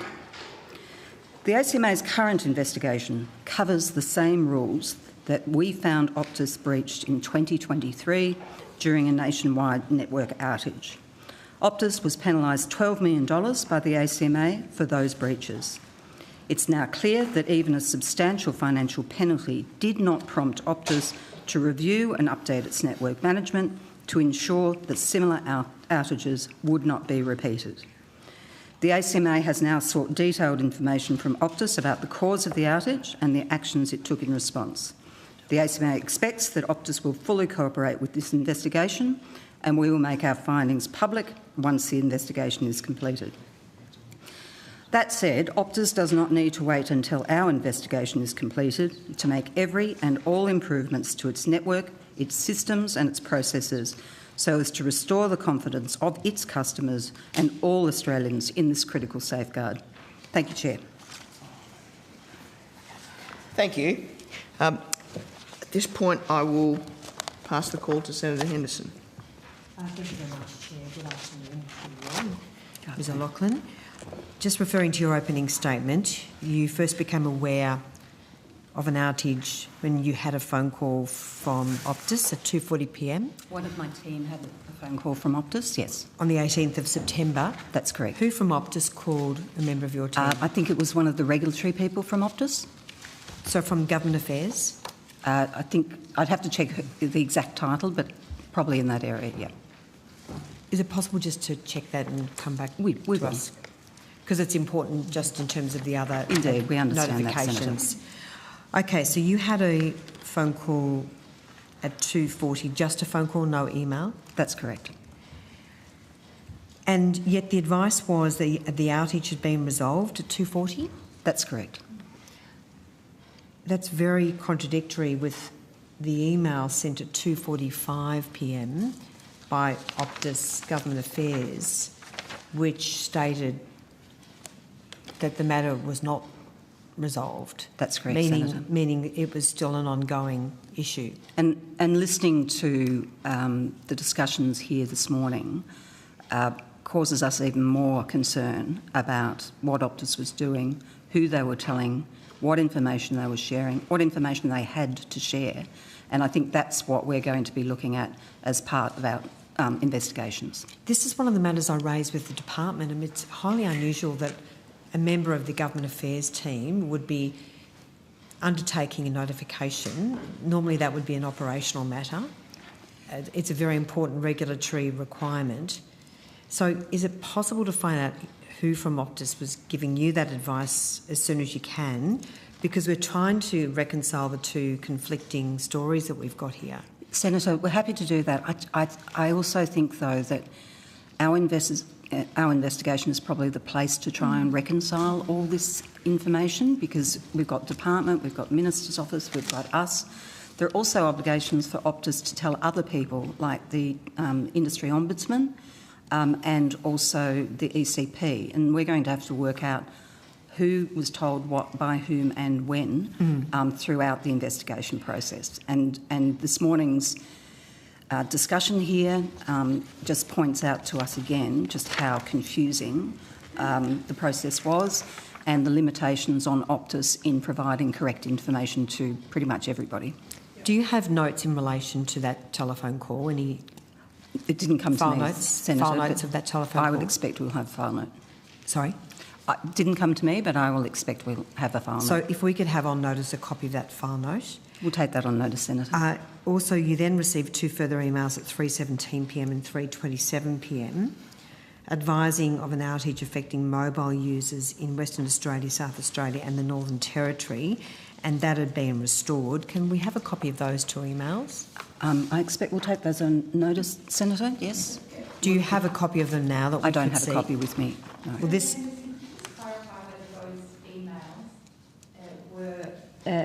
Mentioned that there was a problem with 000 because it's not clear from your opening statement here.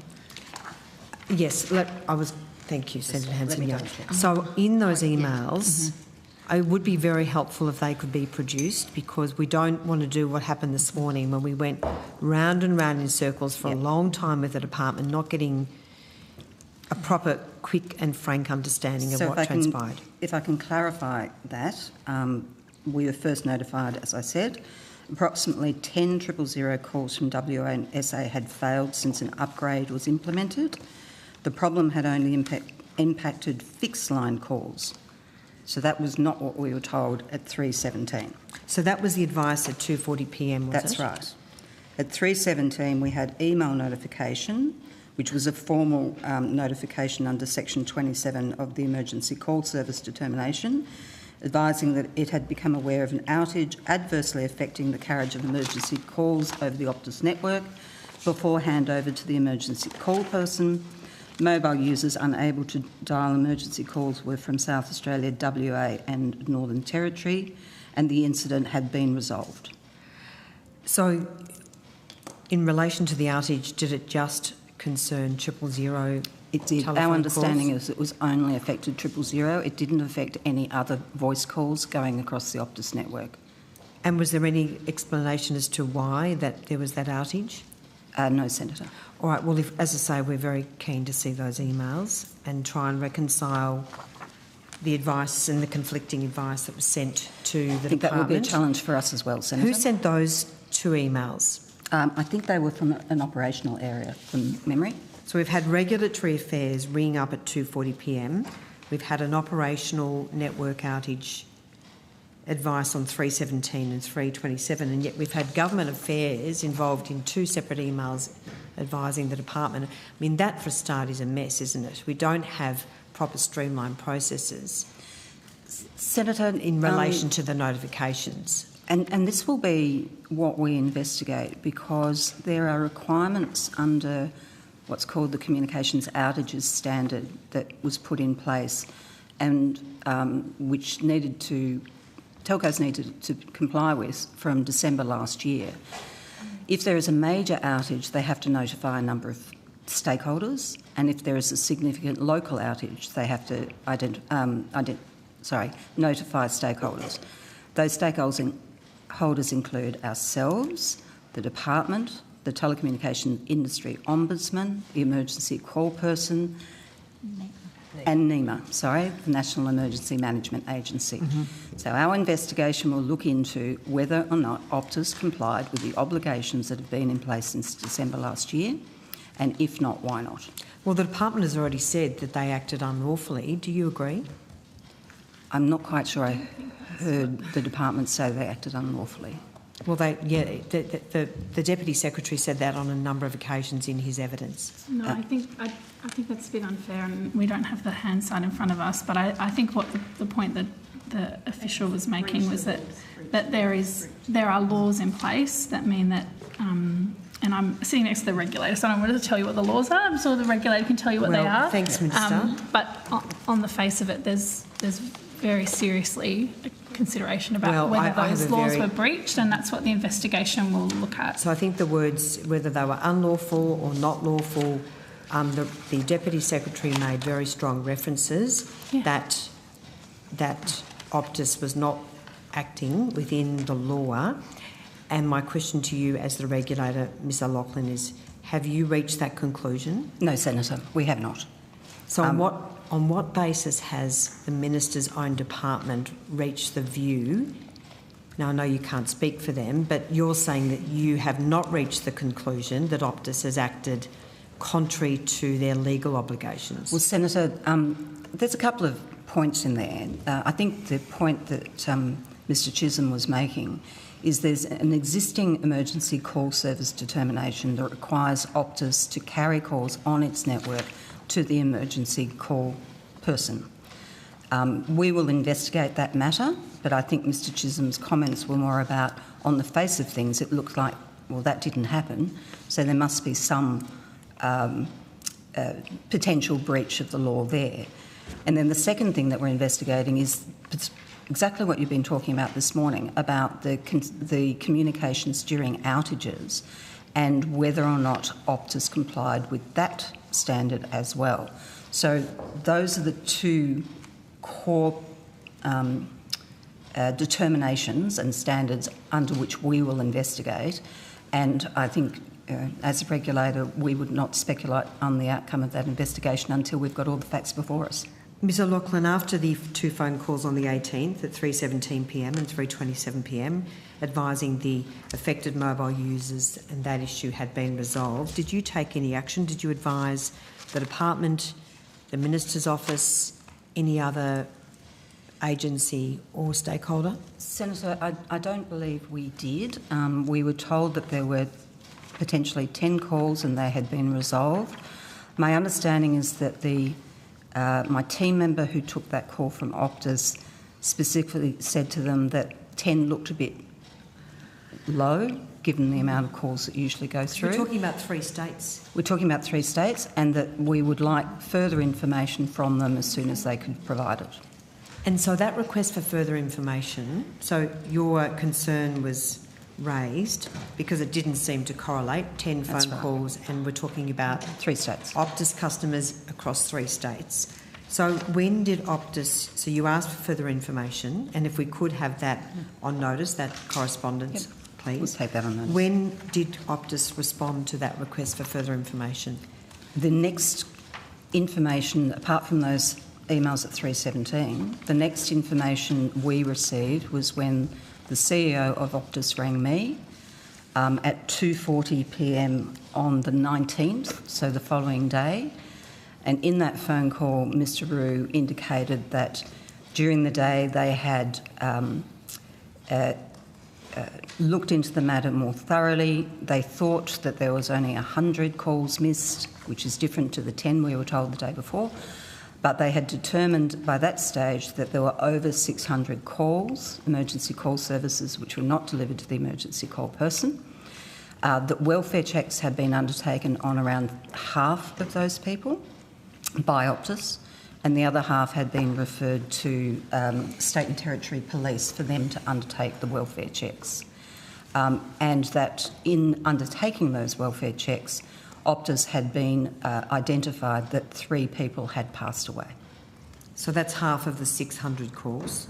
That's right. So what did you say to the CEO of Optus when you received that phone call? Were you aware, you were advised at the time, the day before, of that advice from Optus? Of the advice on the 18th. That's right. We were aware of it, but it wasn't until... No, but were you personally aware of it? I think I was copied into the 3:17 emails. The 3:17 and the 3:27? Yep, and the 3:17 email, from memory, had an incorrect date. It said the outage actually occurred on the 19th of October, and then the next email corrected that, obviously, because it occurred on the 18th of September. So knowing that advice and knowing that you had been advised that that outage had been resolved, what did you say to the CEO? I said that it was a very serious issue and that he needed to... I asked him whether he had alerted the department to the circumstance, and I also asked him if he had alerted the Minister to the circumstance. He indicated to me at that stage that he was about to call them. Sorry, just for anyone coming in or out, if we just keep the door closed, because it's just a bit hard to hear. So it was a very serious matter. The CEO advised 3 people had passed away. Yes. You would have been extremely alarmed and concerned. So what action Did the CEO provide any other information in that 2:40 p.m. phone call? The 2:40 p.m. No, Senator. I think that was the main elements of that conversation. There was no discussion about. Oh, sorry. There was an indication from the CEO that it had been caused by an upgrade. Did you ask him when they first found out about the deaths of those 3 people? I did not, Senator. Did he give any further information as to when Optus first knew? So he didn't indicate that Optus in fact knew first thing that morning? He did not indicate that to me, Senator. Did you raise any concerns about their notifications in relation to the outage? I did not at that stage, Senator, given the urgency of the matter and the need to at least let people know who needed to know. And the CEO at that stage also indicated that he would be doing a press conference very soon. Did you ask for any information in relation to what he was going to say? Any press statements or...? No, Senator. And what did you do then, Ms. I called a meeting of our team, including the authority members, to advise them of what had happened and that we would be turning our mind pretty quickly to investigating the matter and under which provisions we would be investigating. And as I said, 2 parts, the emergency call service determination, which is the requirement to actually carry the calls, but also this newer requirement about notifications of outages. And what time was that meeting? 3 o'clock. So it was pretty soon after you received the phone call? Yes. And then I had expected that, as the CEO had indicated in the call with him, that he was going to notify the department and the Minister's office. I thought it best a little later to ring Sam Grunhard, Mr Grunhard from the department, and just make sure that that communication had happened. So, as Mr Grunhard had said this morning, the first time they had been made aware of the circumstances was when I rang him at 3:40. So you called him at 3:40, and what did you say? And did you ask him whether he knew about the outage at that point? I asked him if the CEO of Optus had been in touch, and he indicated no. And so I took him through the detail of the discussion I had had with the CEO.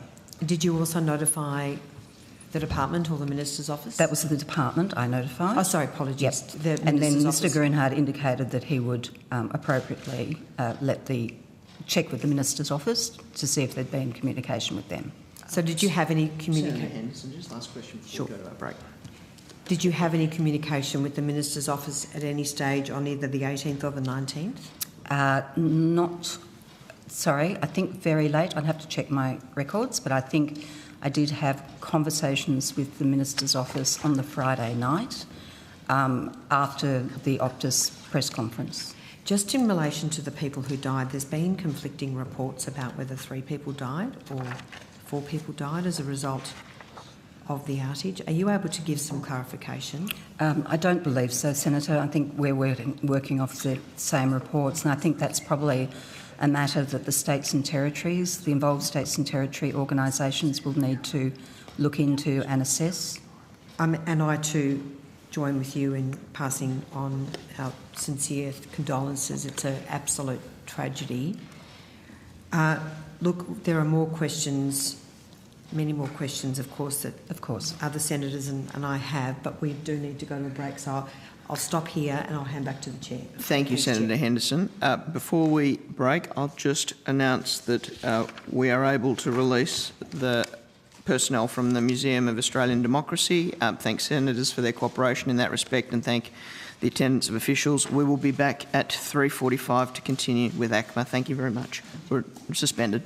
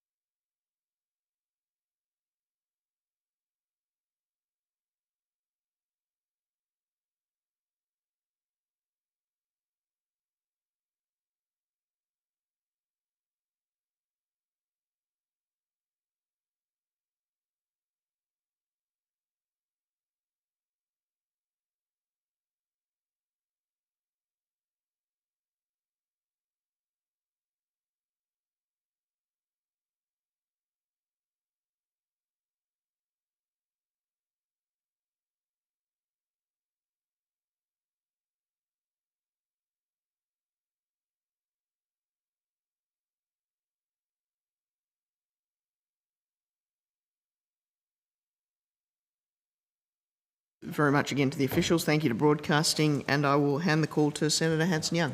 Thank you. Ms O'Loughlin, how often are you informed that there's 000 failures in the system, regardless of the provider? I don't think we're usually informed by the provider themselves because of the importance of 000. Yes. But how frequently would there be failures of the 000 system? I can't remember the last one apart from Optus in 2023. There was a TPG one perhaps earlier this year. I think maybe two. Oh, sorry, Senator. Kathy Rains for General Manager Consumer Division at the ACMA. I'd need to double check. I think possibly we've had 2 or 3 since the Optus 2023 outage. 2 or 3 since Optus 2023? Yes. So, Senator, I can refer to my notes. There was a Telstra incident 1 March 2024 where between 3:30am and 5am the 000 call centre intermittently experienced an inability to transfer calls to some emergency service organisations.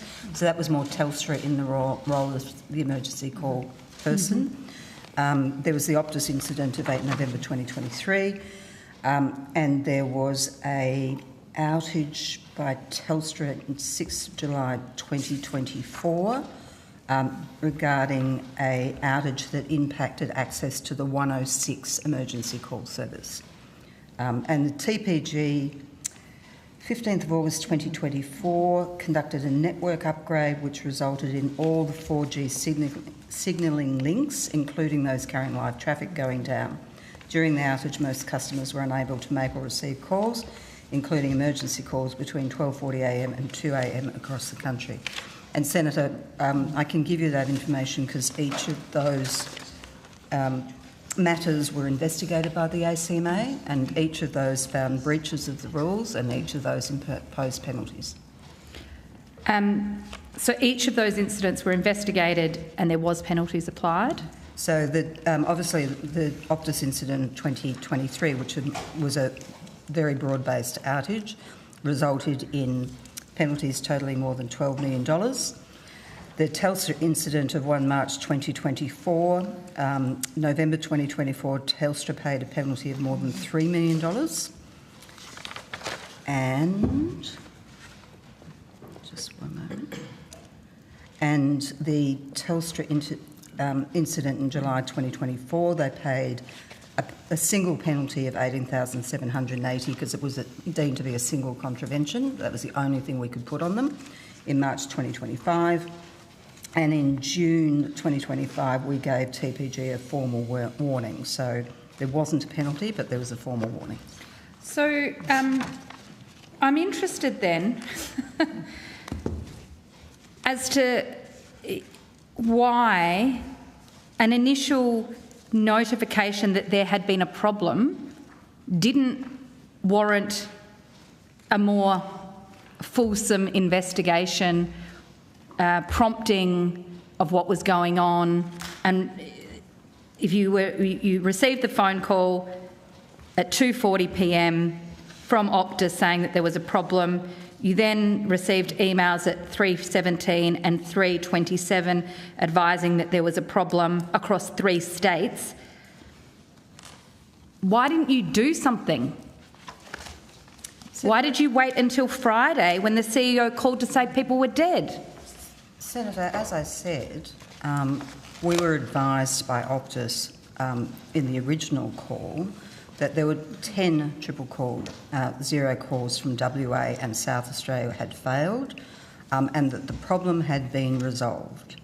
And 10 landline-based ones, yes? 10 fixed-line calls, yes. But then you had an email half an hour or 40 minutes later saying there was mobile. It was mobile. It was South Australia, WA. So it was more than 10. So by that point you knew there was more than 10. No, Senator, we did not.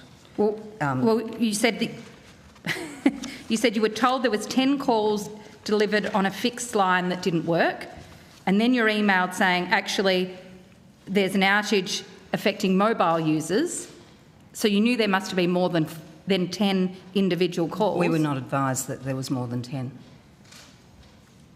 But you say here that you were told there was 10 landline, and then you're told there was mobile. So that's an addition. No, the advice was centred around a total of 10. The difference was fixed line versus mobile.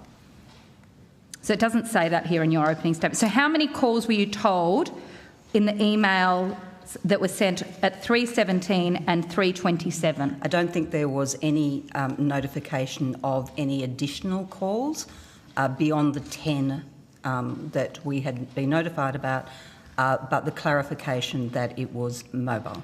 Right, so that it wasn't fixed line, it was mobile. It was mobile. So not a combination. It was not fixed line, it was mobile. That's correct. Okay. But you thought that was weird? My team member thought it was weird, and while I'm at it, I might just get Kath to answer Senator Henderson's questions about positions and who sent things to who. I don't have the emails. We need the emails, I think. Mm-hmm.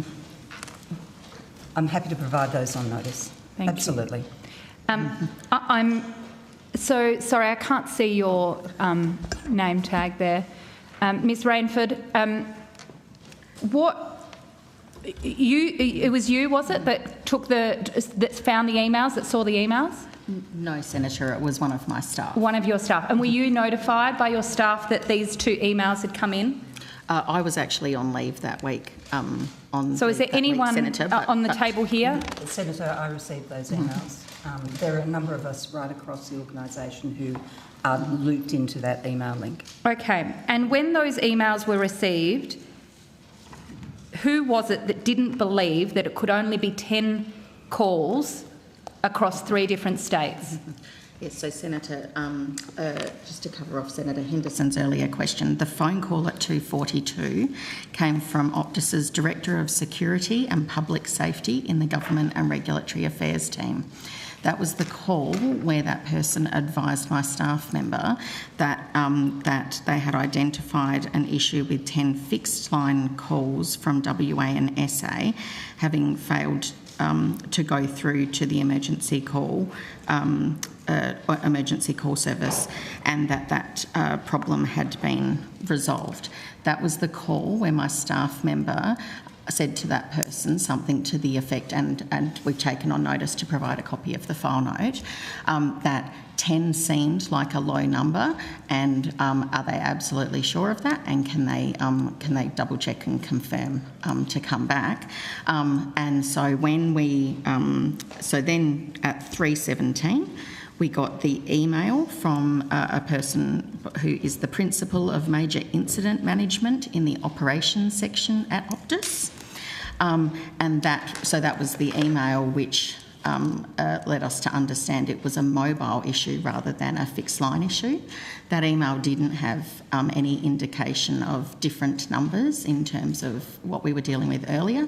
So at that point we were still waiting for the follow-up we had requested about confirmation that 10 was the right number.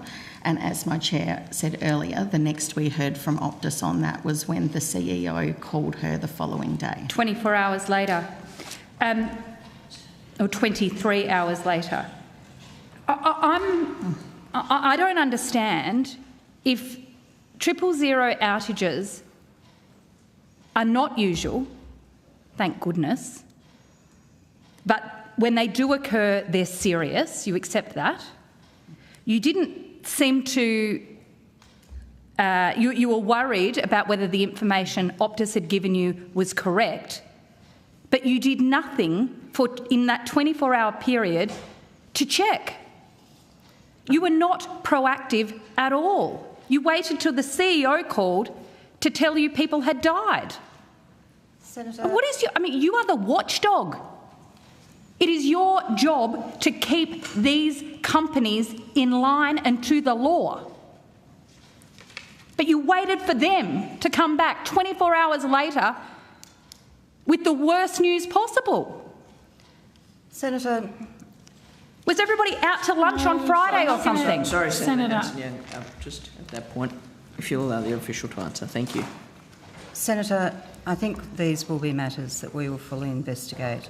The obligation is on Optus to notify not only of the original outage, but to provide updates where there is an outage, including when it's restored, and they have obligations to tell a range of people, a range of stakeholders, So what our investigation will look into, as well as their failure to provide an emergency call service, we will also be looking at any failures to provide the notifications that they are required to do under the standards during that period.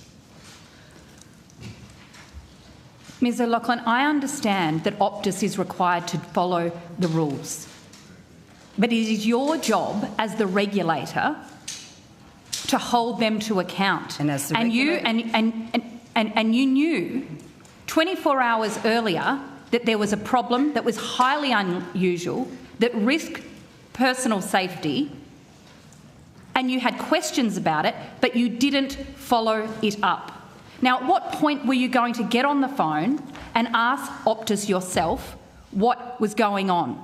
Because, of course, regardless of whether the Optus CEO calls you 24 hours later and says this is much worse, you should have been investigating because it was a breach of their contract. It was a breach of their rules. They had failed to hold people's public safety first.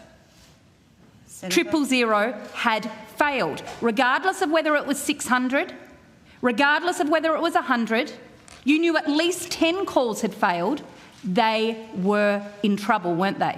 They should have been in trouble on Thursday. Senator, as we have indicated, we were advised that there were 10 calls and the matters had all been resolved. But it doesn't matter if they were resolved, that was the Ms O'Loughlin. That was provided to us, Senator. Did you understand at that point, sorry, I just want to, did you understand on Thursday afternoon that Optus were conducting welfare checks? I think we were. Yes. Yes, on the 10. So you understood that Optus were conducting welfare checks? As they are obliged to do. As they are obliged to do. Under the law. So at that point, Optus had already failed their obligations. And you had questions about whether it was 10 or more, and you didn't follow it up. Senator, we were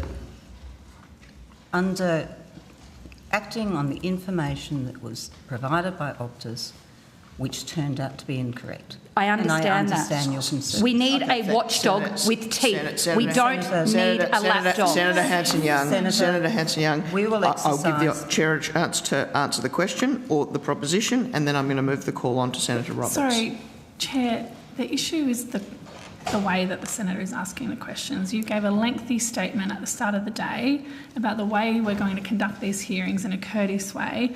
I'm assured that it doesn't matter if the questions are asked at a normal volume, the answers will be the same. Well, we do not have to we do not need witnesses yelled at. Sorry, Senator Hanson-Young, sorry.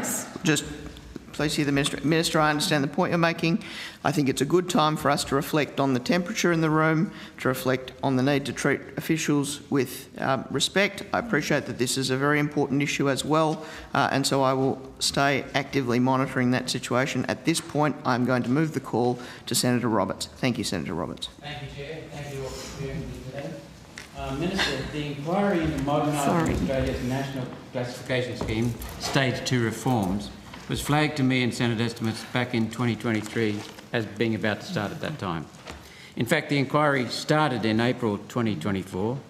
Minister Rowland at the time advised by letter dated 13th of May 2024 the inquiry had started, which was 2 weeks before submissions closed. It's now October 2025. Why has it taken 17 months to process a small number of submissions and complete the inquiry? Chair, this question, is this question for ACMA? Yes.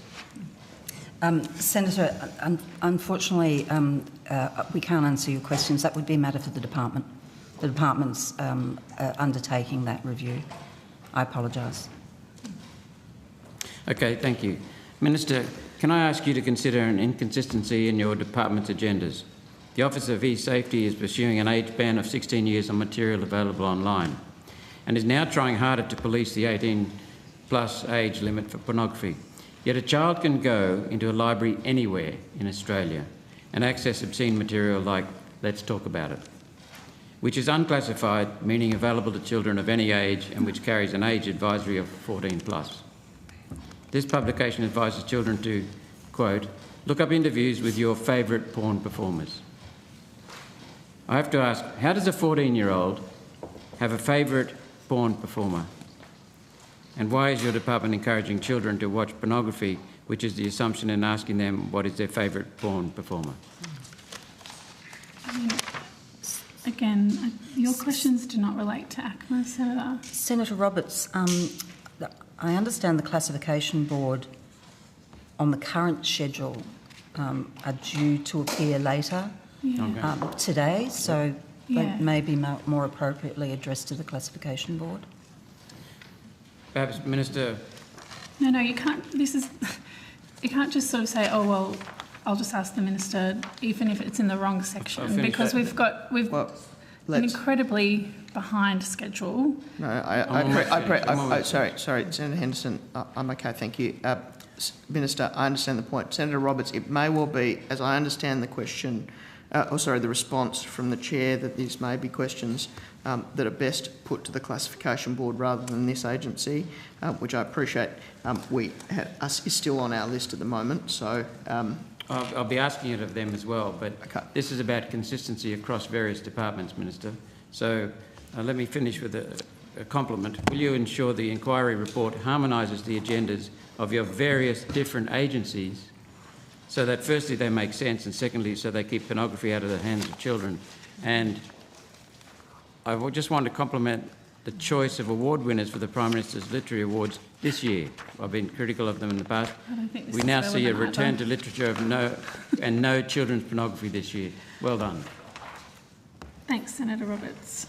Of course, the E-Safety Commissioner will be appearing later, hopefully, as well, so she can answer some questions about our world-leading and very important laws to protect children against platforms. Well, they need to be consistent in order to protect children because the under 14s and 14, 16 are not. Platforms, I hope you agree. We're choosing parents over platforms on our social media laws are world-leading, and we'll be able to talk about them more when the E-Safety Commissioner appears. 14 to 16-year-olds are vulnerable.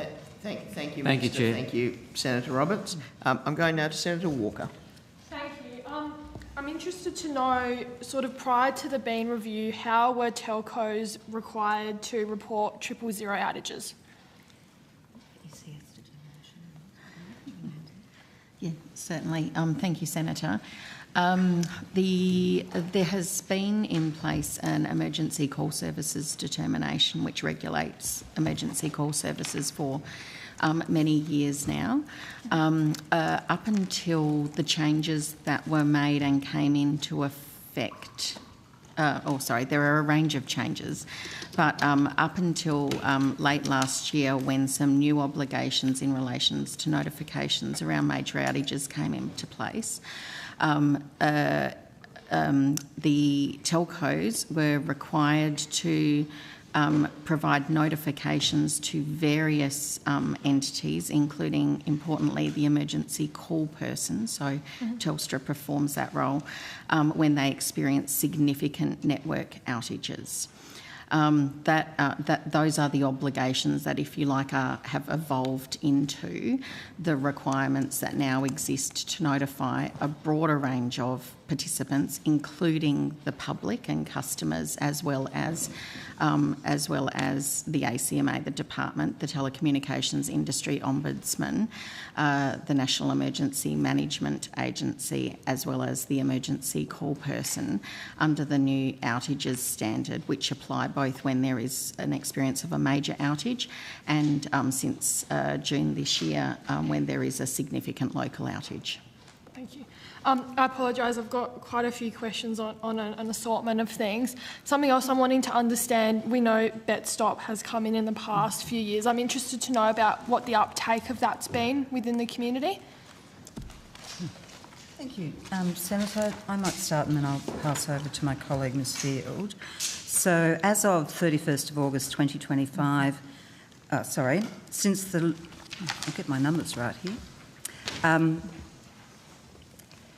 BetStop has recently passed more than 2 years of operation and, as at 31 August, allowed nearly 48,000 Australians to self-exclude from all licensed online and phone wagering providers.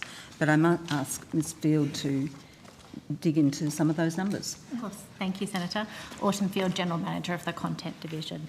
So as the Chair mentioned, we have had over 48,000 Australians choose to self-exclude. At this stage, the majority of registrants on the NSER are under the age of 30, so 47% of registrants are under the age of 30, and 39% of those registrants are choosing to exclude for a lifetime. So a smaller number have chosen to exclude for a 3-month period, so you can choose anywhere from 3 months up to a lifetime, and almost 40% of people are choosing to exclude for the lifetime. Sorry, Senator Walker, can I just ask a clarifying question? Sorry, Senator Pocock, I'm not going to permit that at this stage. I've been reasonably consistent today about leaving the call with whoever's got the call, so I apologise for that, but that's not what we're doing at this point, Senator Walker. Thank you, Senator. And in relation to the NSER service itself, so there has been 29.8 billion checks by the industry against the register to check whether people are excluded, and the average response time is 2.5 milliseconds. So the system itself is working quite effectively for wagering services to be able to check whether a person is registered on the NSER. Is there anything else in particular you would like me to go into, Senator? No, I think that's all. That's really interesting to hear, specifically the number of young people that are taking it up. I think I hear from a lot of, young people that are, increasingly starting to struggle with these issues. Senator, if I can, I might just add to that. We have done some recent research which will come out very soon, and that really does demonstrate the impact that the register is having on the lives of many users. What we found was around 77% of those surveyed say they have experienced a better overall quality of life since registering. 79% have experienced improved mental health, and 69% have experienced better personal relationships with family, friends and partners. Thank you. Just one last question. I know, the Kyle and Jackie O investigation did receive quite a bit of media coverage. I'm interested to know if you could sort of summarise the findings and the consequences of that investigation that was undertaken. Of course. Thank you, Senator. So the ACMA has found that the Kyle and Jackie O show has had 12 breaches of the code in 2025. So 9 of those breaches have been in relation to the decency provision, and 3 breaches have been in relation to complaints handling processes. So those breaches have been spread across 2 licensees, so 1 Melbourne licensee and 1 Sydney licensee, and there have been, as I said, 2 investigations finding 12 breaches. The ACMA is currently in the process of assessing the appropriate enforcement action given the compliance history of the licensees. And we expect to make an announcement about that enforcement action in the coming weeks. Thanks. I'm happy to pass the call on, noting how behind schedule we are. Thank you, Senator Walker. Senator Henderson. Thank you very much, Chair. I just want to pick up on my earlier questions in relation to Optus, of course. Ms O'Loughlin, I have raised on a number of occasions my concerns that ACMA is conducting this internal inquiry on behalf of the Minister, because I think ACMA's performance is at issue. It is clear that after receiving the initial notification on the 18th of September, no action was taken by ACMA. I am concerned, obviously Senator Hanson-Young is concerned, particularly after receiving the suspicious information about 3 states being out at 3:17 and 3:27 p.m. on the 18th of September. You were told only 10 numbers were affected. I mean, it doesn't add up. Why wasn't your own due diligence done to verify what was going on at that point in time? Senator, if I can just clarify, the ACMA has the responsibility to investigate these matters against the standards that are in place, and that is what we will be doing. So that's our regulatory responsibility. In terms of your question around, our understanding at the time that we received information was that Optus would come back to us with further information. They did not. If there are internal improvements that we need to make to our processes, we're already looking at it, and we certainly will.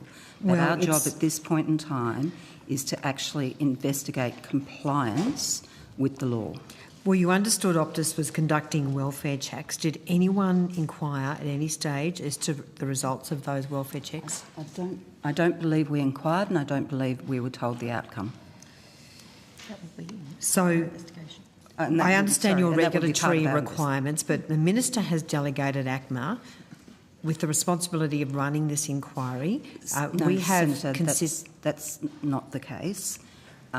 The ACMA is investigating the matter against the standard and the determinations that we mentioned earlier. Well, let's not mince our words here, because the Minister has made it very clear that her response is to ask the regulator to conduct an inquiry. We, the Coalition, have called for an independent inquiry, and I've also called for a Senate inquiry, because you may have acted appropriately. I mean, on the face of it, I am concerned, and Senator Hanson-Young has also raised concerns. But either way, if Australians are going to depend on 000 as a life-saving service, I would put it to you that we need better than just an inquiry by the regulator. It is like putting Dracula in charge of the blood bank when your performance is an issue. Senator Henderson. Sorry, thank you, Senator Anandaraja. I take the point of order, Senator Henderson.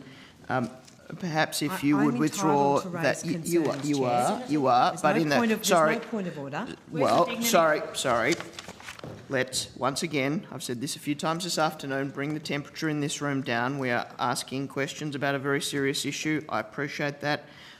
My view is there is no strict point of order. However, Senator Henderson, I would encourage you to use language that is respectful in this hearing. And I am returning the call to you. Thank you very much, Chair. Senator, and so it goes to the potential conflict of interest in the regulator investigating a range of matters, including its own response. Senator, may I just clarify?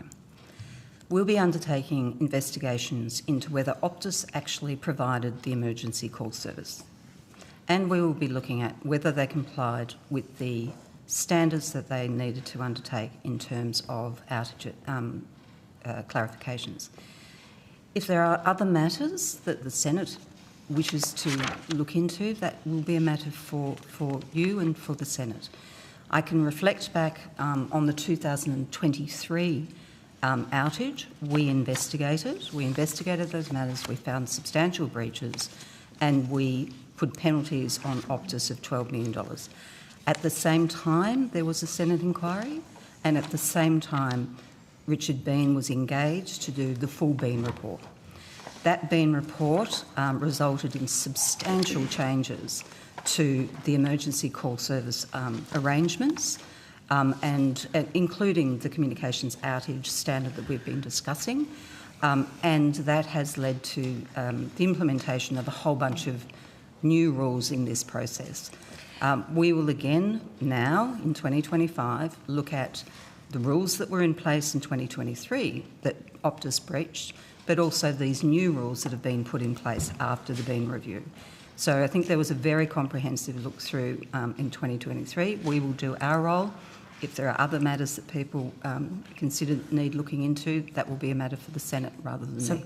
So, Ms O'Loughlin, you've indicated that you are prepared to look at your own internal processes. Can you reflect on how they might be improved given what occurred on the 18th and 19th of September? I think that's right, and I think I'd reflect on the fact that we're getting a lot more information about outages now, and as I think Mr Chisholm mentioned this morning, most of that is coming in by email. There's got to be a better way of getting notifications, because we get multiple notifications a day, which might be the initial outage, the next stage of the outage, when the outage was restored, what else had happened in the intervening period. So we think there's a lot of work we need to do internally about how we manage all that data and whether or not collectively we can come up with something where there's a much greater automation as well as, any escalation processes. So we're happy to. That's a conversation that's going on already in our organisation. So in terms of the phone call and the emails you received on the 18th of September, there was no escalation from ACMA at that point in time. I understand the nature of those notifications, but in fact you didn't even receive an email in the first notification. It was a telephone call. So and that will be part of our investigation, Senator. And as I said earlier, so going back to your discussions today just reflect that there was information going all over the place and not necessarily correct information, not necessarily comprehensive information, and not necessarily going to the people who needed it. What can you say about the reports that a fourth person has died? I can't comment on that, Senator. I'm not aware of that. I know there was some... No, I'm not going to get into that. That will be a matter for the states and territory emergency service organisations to advise. I can't advise on that. So you're not going to be conducting any inquiries into the deaths of any Australians as a result of this outage? That would be a matter for the coroner in each state, Senator. We don't have those. Well, how then... So if those matters are not part of your investigation, so you're not going to be looking into what actually happened in relation to those phone calls? We will be looking into whether Optus comply with the law to provide an emergency call system to get to the emergency call surely person. The deaths of those people is relevant to your inquiry. Senator, the deaths are tragic. I know, yes, I'm not disputing that. Given the proposition you put, please allow the witness to answer. To look into the deaths of people and to then understand what the link was between the outage that we're investigating and the death. That's not a matter for the ACMA. No, I'm not disputing the tragedy. I'm not taking any issue at all. It's not a matter but in terms of the circumstances where people lost that connection, you're not looking at individual cases. Is that the case? We will look into the circumstances of the entire outage, including those. But what I'm saying is that it's not for us to decide whether there was a causal link between the outage. I understand. And I understand that point. Deaths. But will you look at the circumstances surrounding those Australians who could not dial 000, including in relation to those who tried to dial and then subsequently died? Senator, so as part of our investigation, I expect we will be looking at the breadth of circumstances which help us understand what caused this outage. And as my chair mentioned earlier, that includes looking at what testing Optus did before and immediately after this change, which at this point we understand was to their firewall, but we will be testing that proposition. We will look at the consequences in terms of the numbers of calls that Australians tried to make to 000 that did not connect. We will look to understand what notifications were put in place, what welfare checks were done and when, what the outage, what the outcome of those welfare checks were, and certainly the advice that Mr Rue gave to Ms O'Loughlin on the 19th indicated that had clearly shown already that there were 3 people who had passed on. All of that information will be necessary for us to form a conclusion about what contraventions there may have been to the law, and then what is the appropriate follow-up enforcement action against Optus for those matters. Ms O'Loughlin, there's been some controversy within the industry about the length of time it's taken for the telecommunications emergency call service amendment determination to come into effect. Those enhancements to the 000 service were enacted, or declared, published back in April, but they don't commence until the 1st of November. They include the strengthening of the 000 service, things like the wilting of base stations, further requirements in relation to emergency campons, the testing of emergency calls, the sharing of outage information in real time and the reporting requirements. Why was there a 6-month delay such that those improvements recommended by the Bean Review back in April of 2024 are still not in place because they don't commence until 1 November? Senator, we did make that determination earlier this year. It had a very large range of actions to be done by the telcos, and I think the direction that was provided us asked us to make it by April and for it to be put in place by the 1st of November, which is what we've done. I would say that what we have talked to the telcos about is them voluntarily putting in place these arrangements, particularly the sharing of information with the emergency service organisations. And my understanding, even from a discussion that the Minister called yesterday with the CEOs, was that Telstra and TPG have voluntarily put those information sharing arrangements in place already, but that Optus has not done so, but will need to do so by the 1st of November. So the point... I'll have to come back. Okay. If you want one more question, otherwise I can come So the back. point I'm making is, why were telcos let off the hook? 6 months is simply too long for the commencement date. I think shouldn't with something as important as 000, given there were these changes to the rules to strengthen the 000 service, shouldn't they have come into effect more quickly? Senator, our job has been to make the standard and to impose it from the 1st of November. So who made that? Was that the Minister who gave you that direction that it would start on 1 November? It was a ministerial direction, yes. So and I think it understood that not so much wilting, because wilting, although in 2023 Optus didn't wilt, but that there were significant changes needed to be made to systems around some of the requirements that were going to be put under now under the law. But I couldn't go any further in terms of the Minister's thinking at the time. Did you push back at all on that 6 months? When you were told to put the 6-month delay in, did you push back from the ministerial direction? We were directed to put in place by 1 November. No, I realise that, but did you push back? Did you say, oh no, we need to do this more quickly? Senator Henderson, I'll now part of move the process, the call. Senator. So well, thank you. That was part of your consultation, wasn't it? Senator Henderson, I'm going to need to move it. We're very happy for you to come back to it. Thank you very much. Senator Pocock. Thank you for your time this afternoon. I have some questions on a slightly different topic, and that's related to the ACMA's decision to reject the revised free TV code of practice.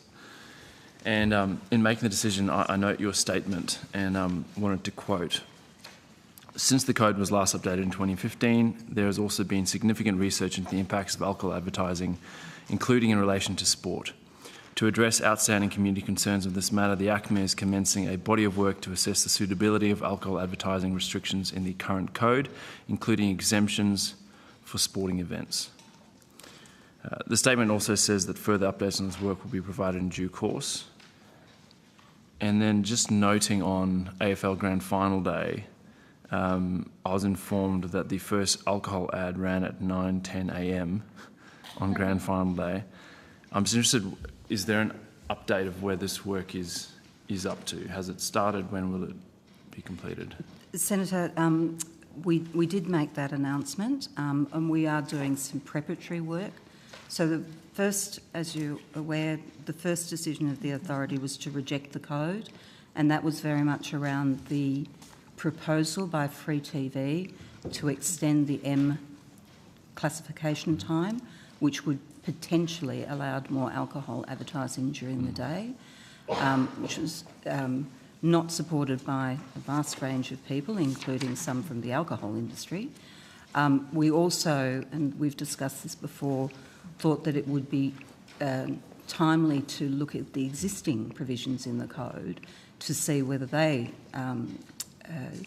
responded appropriately to community concern. We're in the preparatory stage of that at the moment. I'm not quite sure, Ms Field, if you had anything to add to that?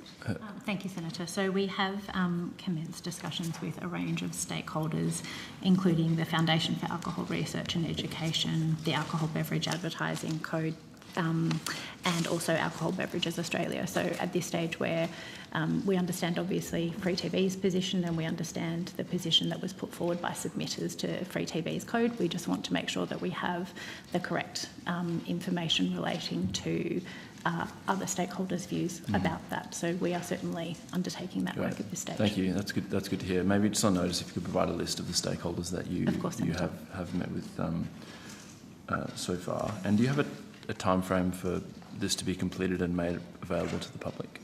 Senator, I anticipate that it will be conducted in 2026. It will be finalised next year. There is quite a body of work that needs to happen. And Senator, any indication, like that's 12 months? I'm sorry, Senator, I missed that. Next year, it could be January or December. Is there a bit more of We haven't settled that time frame at the moment. At the moment, we're doing preparatory about which stakeholders we need to talk to inform the terms of reference, releasing the terms of reference for public consultation, undertaking additional research. They're the types of things that we're looking at, and that's what the team is working through at the moment. The statement also talked about the significant community concern regarding gambling advertising. And maybe I'll quote for people following along. While broader gambling reforms are under consideration by government, the ACMA encourages Free TV to proactively review the existing gambling advertising rules ahead of any potential government reforms. Why are you concerned about gambling advertising? I think there's been general discussion and concern about gambling advertising. We're aware of the process that the government has committed to go through in looking at gambling advertising. I think the point that we were making was to Free TV that it was in their gift also to voluntarily make changes, which of course have not happened. Okay, thank you. That's good to know. I certainly share those concerns, as do I think the vast majority of Australians. Which brings me to BetStop, and Senator Walker was asking some great questions about some of the numbers around BetStop, and I just wanted to clarify. There was a figure: 39% of people had opted for a lifetime ban. Was that 39% of the under 40 cohort, or 39% of the entire 48,000? 39% of the entire cohort. Cool. Do you have that figure for the under 40s? I don't, Senator, but I'm happy to take that on notice for you. Thank you. That'd be great. I had a gentleman email me who tells me that he's self-excluded in August 2023, and whilst he's stopped receiving any inducements, he's still receiving emails from betting companies 2 years later, letting him know that he has activity statements available, even though he's self-excluded. And he gets these emails saying, "We know that your account has been closed, and that if you want to bet, you'd have to open a new one." What's going on? Is that within the rules? So, Senator, we are aware of those types of issues. They have come to our attention recently, and we are looking into them. We need to assess whether those are regulated messages under the Interactive Gambling Act. We certainly understand, though, that for people who are self-excluded, to receive any type of email from gambling services would be distressing. So that's a matter that we are actively looking at the moment. In what circumstances would they be permissible? Because this gentleman forwarded the emails, and they have the branding of the companies, and they're actually designed to look like credit cards if you look at them, and contain phrases like "happy punting." This man is distressed, he's recovering from an addiction, but could this be within, can a betting company contact someone in any way if they've self-excluded? So, Senator, under the IGA, they're not prohibited from all contact. They're prohibited from direct marketing and from inducements. As I said, we are actively looking at this matter. It was raised with us recently, and we are considering it. And very happy to provide you with some more information on notice, but it is being looked at by the team at the moment about whether these messages fall within the IGA. When will that be completed? Senator, I couldn't give you a date, but we're looking at it as a matter of priority. Senator, the other thing I just mentioned, and we will fully investigate this matter, but I would also just mention that there is currently a review being undertaken of the NSER arrangements.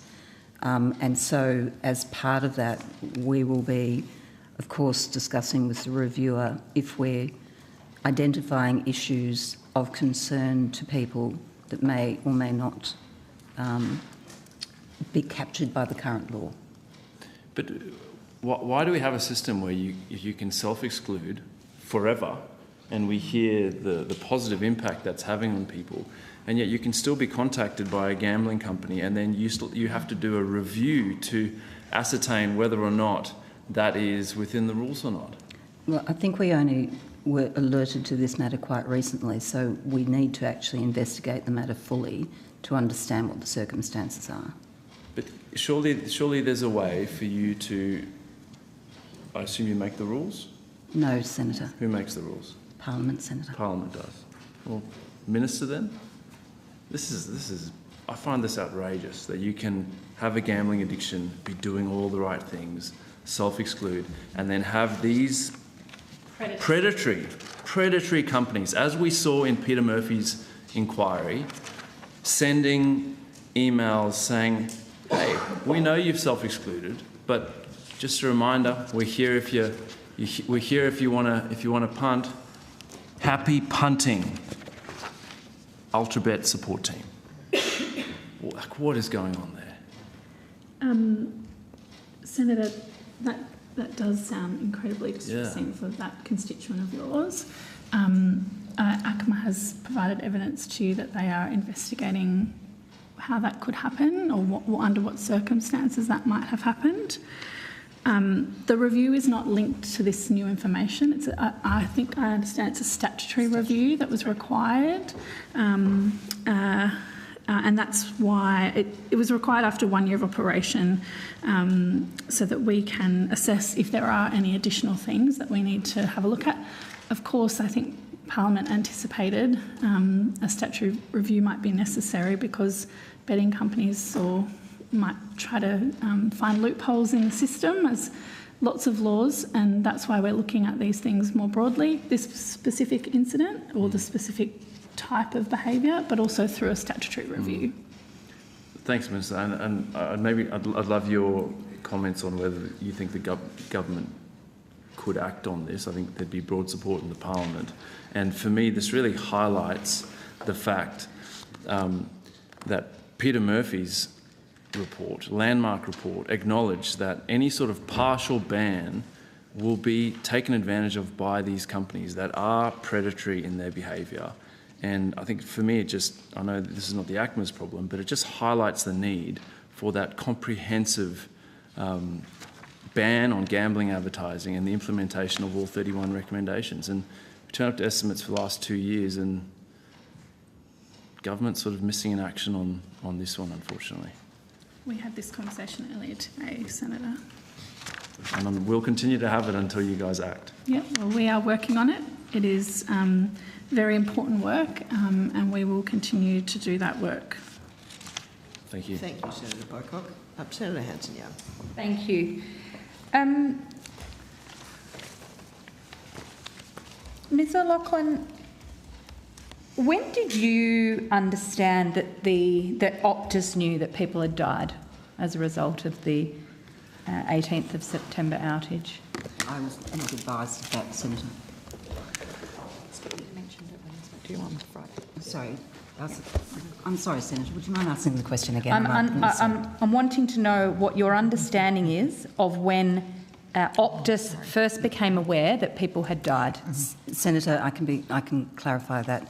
The phone conversation I had from the CEO indicated that 3 people had died, but gave no indication at that time. Gave no indication of when they knew that. That was in your conversation on the Friday afternoon. That's correct. Since the Friday afternoon, have you had any further conversations with Optus? We formally notified them of the investigation, and we've moved straight to what are called Section 521 statutory notices to gather all the information we need to undertake the investigation. And are you aware now when Optus first became aware that people had died? Not at this stage, Senator. the CEO has not told you that he knew at 9 a.m. on Friday? No, he did not, Senator. Have you heard that time frame? I heard it earlier today, Senator. I'd not heard it before. Sorry, in this hearing. I'm sorry, in this hearing. I had not heard it from anybody before. I should put on the record, the reason I said 9 a.m. is because the CEO told me that directly yesterday. In my meeting with him, I asked when he first became aware, and he said 9 a.m. on the Friday, but that Optus individuals knew the night before. Now, I'm not the regulator and I'm not the minister. I'm staggered that we are 3 weeks down the track and no one else has asked Optus that question. Senator, it's not information that's been provided to us. We're going out of... Have you asked them? I think it would be... Well, that would be relevant to our investigation, So we have issued FAR 21 notices on a vast range of information that we need to get from Optus, and we expect that that will clearly spell out who knew what when, as well as the circumstances of the outage, the full circumstances of the outage and its impact. I mean, I'm shocked that Optus knew on the Thursday night and the CEO was informed on the Friday morning, and yet it took hours and hours before anyone in government or the regulator knew. Like, that is not good enough, is it? No, Senator, it's not. So last time there was a Optus... Sorry, Senator, just the Minister, did you want to add something, Minister? That's exactly what the Minister has said on a number of occasions. But the Minister hasn't asked when they knew. No, that the conduct of Optus is unacceptable. Did the Minister ask when Optus first found out about that people had died? Optus's conduct is unacceptable. Has the Minister asked Optus? And we've gone through in detail today the timeline of information that was shared or not shared, I think is more likely. We can get you more information. I've taken a number of those questions on notice, but clearly at every step Optus failed to provide the correct information, the right information to the right people, yes. And that is why they will face serious consequences. And we've heard from the regulator that they thought their first notification was sus and did nothing about it.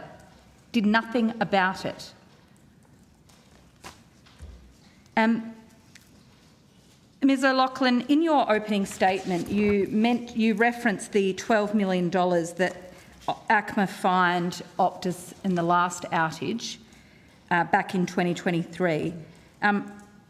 Was $12 million the maximum that Optus could be fined at that time?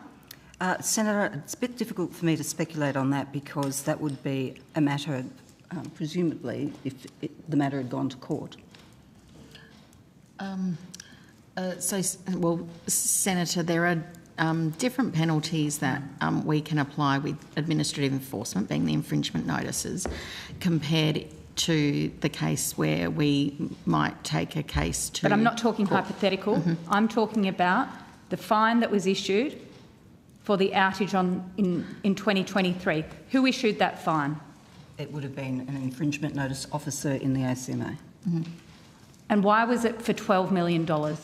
Because that was the amount that the ACMA, the authority, agreed was inappropriate in the circumstance. Alongside that $12 million, there was also, of course, the outcomes of the review by Richard Bean, mm-hmm. Which had identified a number of systemic problems, which were also going to be implemented. I understand that. Yeah. But I'm asking about the $12 million, and we just had your colleague try and suggest that someone else had set the figure at $12 million. No, it was set by ACMA. Senator, sorry. I'm sorry if that was the impression. It was the impression. It certainly wasn't what I intended, mm-hmm. as is usual and normal and proper practice in these circumstances.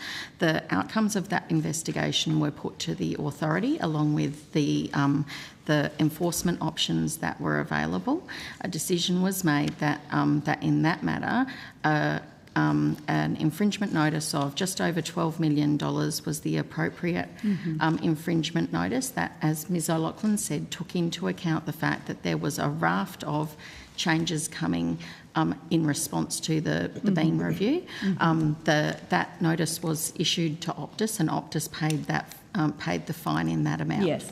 So my question to you was whether $12 million was the maximum amount that Optus could be fined. I'm confident it was not the absolute maximum, Senator. It is rare that the infringement notices are at the maximum amount. When we do that, what is the maximum amount? Sorry, Senator, if I can just clarify.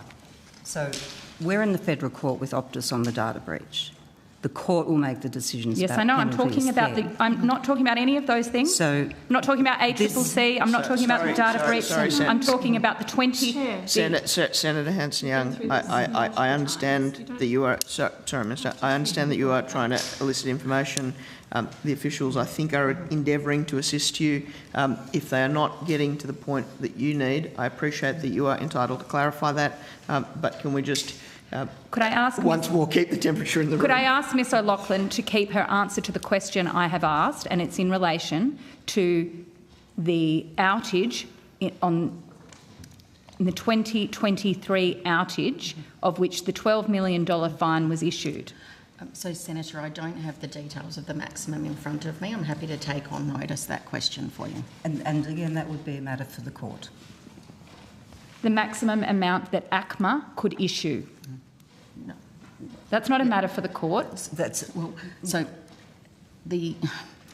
I think it might be best if we can take it on notice for you. I understand your question, but there's some complications because as Ms Rainsford said, there are different breaches involved here and each of them have different penalties attached to them. So we'd like some time just to go back and consider that. You've put in your opening statement that it must be a typo, by the way. I'm going to read it. It's clear. It's clear, yes. It should be. It's clear Senator. that even a substantial financial penalty did not prompt Optus to review and update its network management to ensure similar outages would not be repeated. That says to me, you accept that $12 million didn't touch the sides, did it? Senator, the $12 million was the largest infringement notice we've ever given under these laws. We would expect that a substantial penalty would make a difference in a company the size of Optus. What is clear now is that it did not. We were confident at that time, and with the assurances that Optus gave us at that time that they had made changes to their systems and processes, that gave us confidence that they would move forward and not be in breach again. We are not there. We are now in breach again, and we're going to investigate. Do you have a view, given everything that you've learnt through this process so far, as to whether $12 million is a significant enough fine to send the message to this corporate?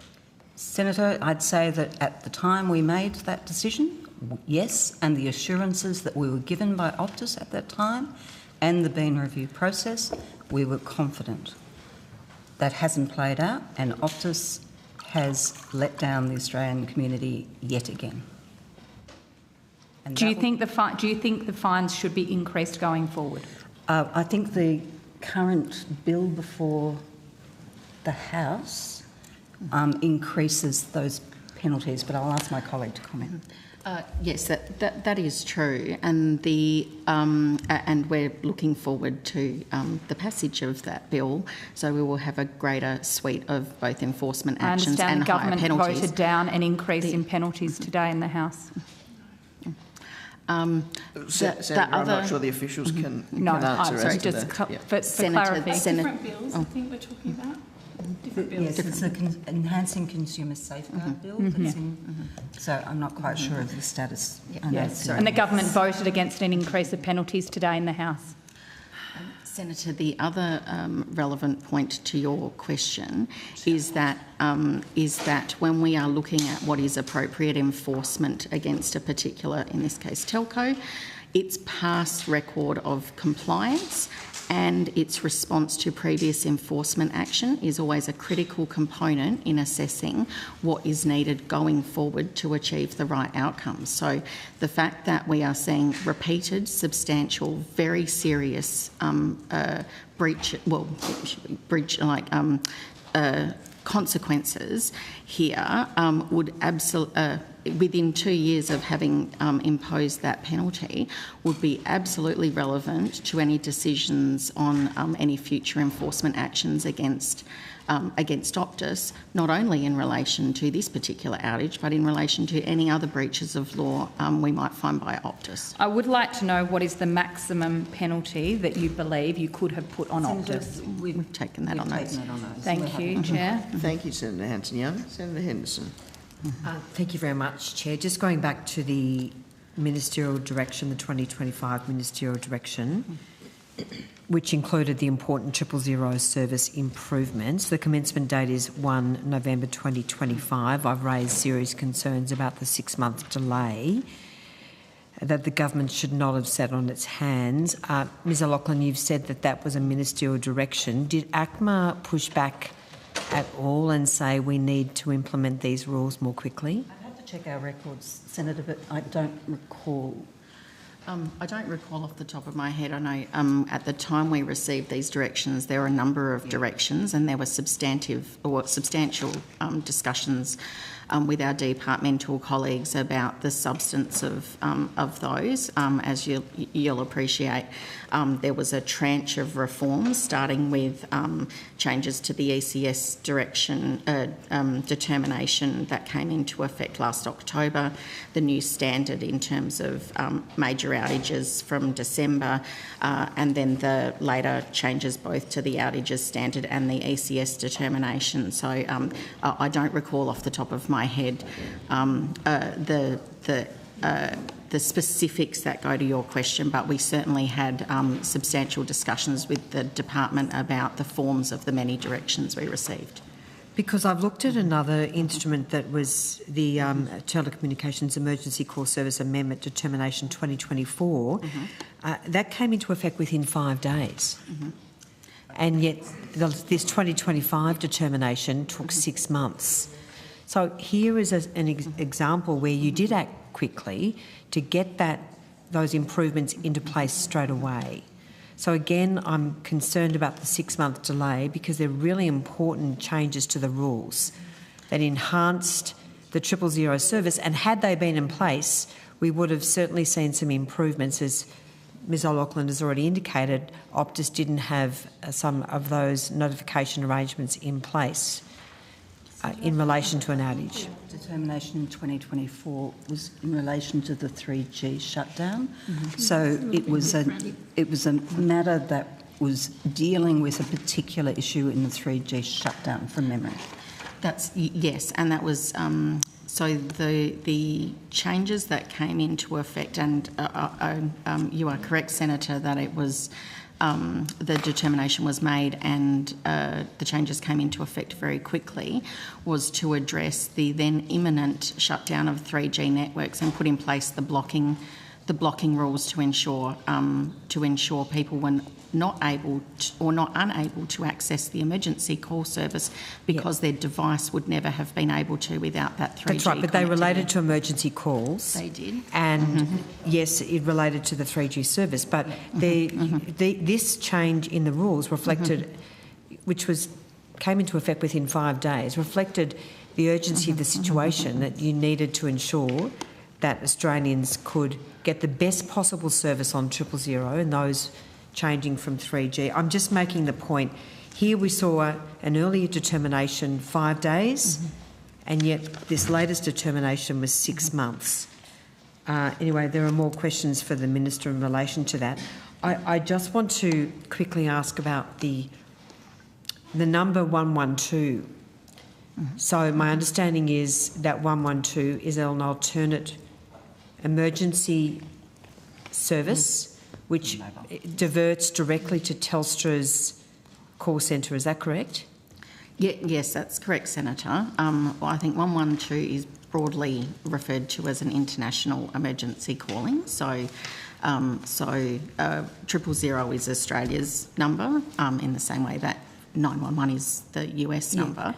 But 112, when called, will also get through to the emergency call person in Telstra. During this outage, was 112 working? No. We understand at this point that the issue that Optus experienced affected both 000 and 112. At this point, albeit these are matters we will test during our investigation, we understand there was no disruption to the 106 emergency call service, which is the service provided to help people with hearing impairments. We've talked a bit about the process involving when you first received the notification, the telephone call and the 2 emails on the 18th. What's the process that ACMA normally follows when you're notified there's been an outage to the 000 network? It would depend on the circumstance.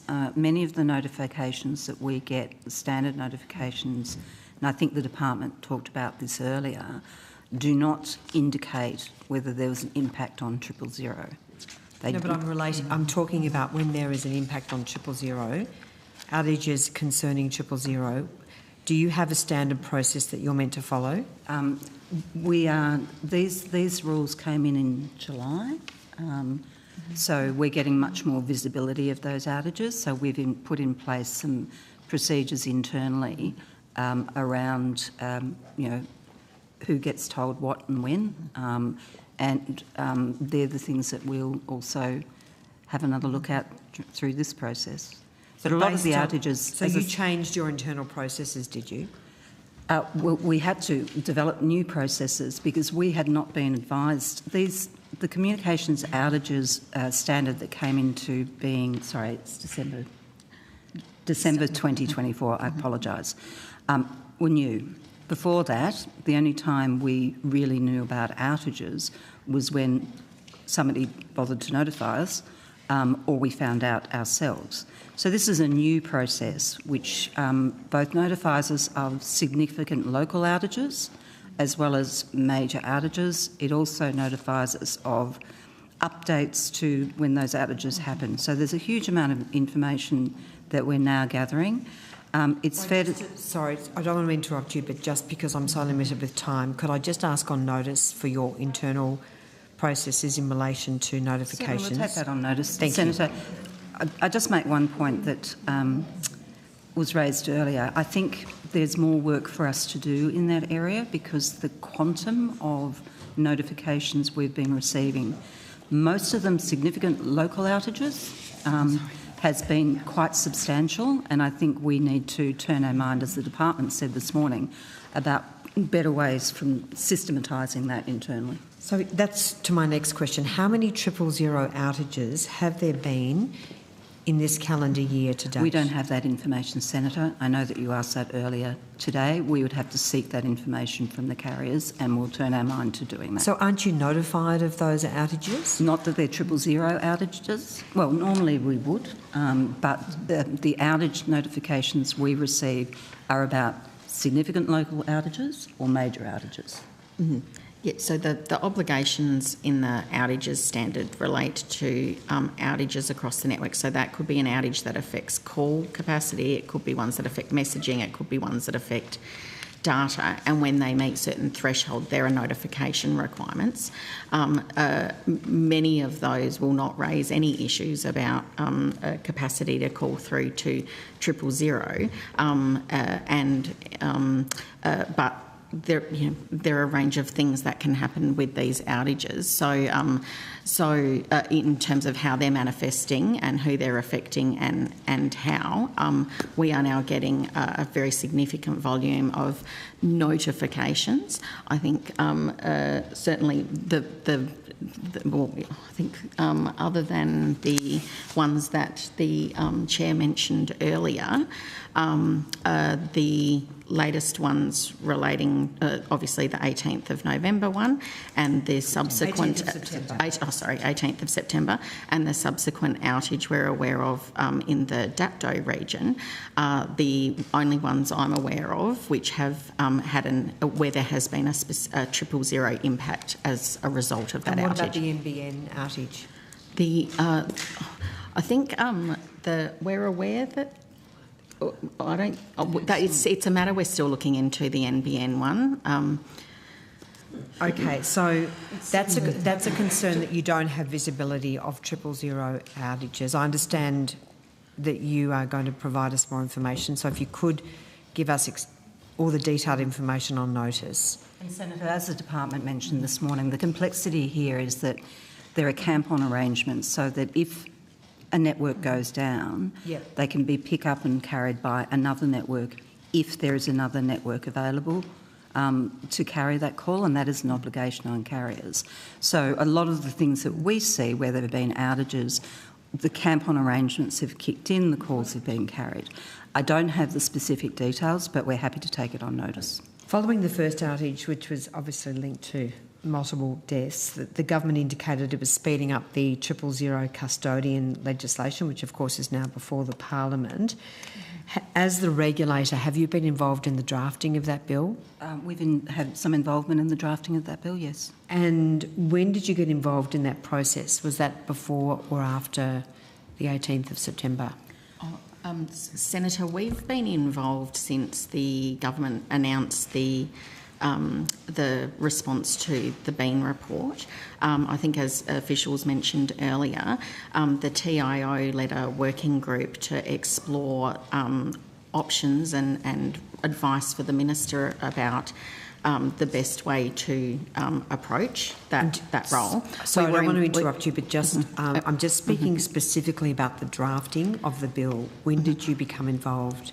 So I think, Senator, we've had discussions with the department since the government's response to the Bean review, and that has included over the last couple of weeks. I think the officials this morning indicated that some of the things that they looked at amending in that bill specifically came out of this outage.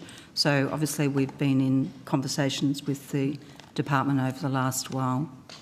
So did you give drafting instructions, or did through the department after the outage? Is that when we... The department provides drafting instructions. Yeah, no, but were you aware that those instructions were given after the 18th of September?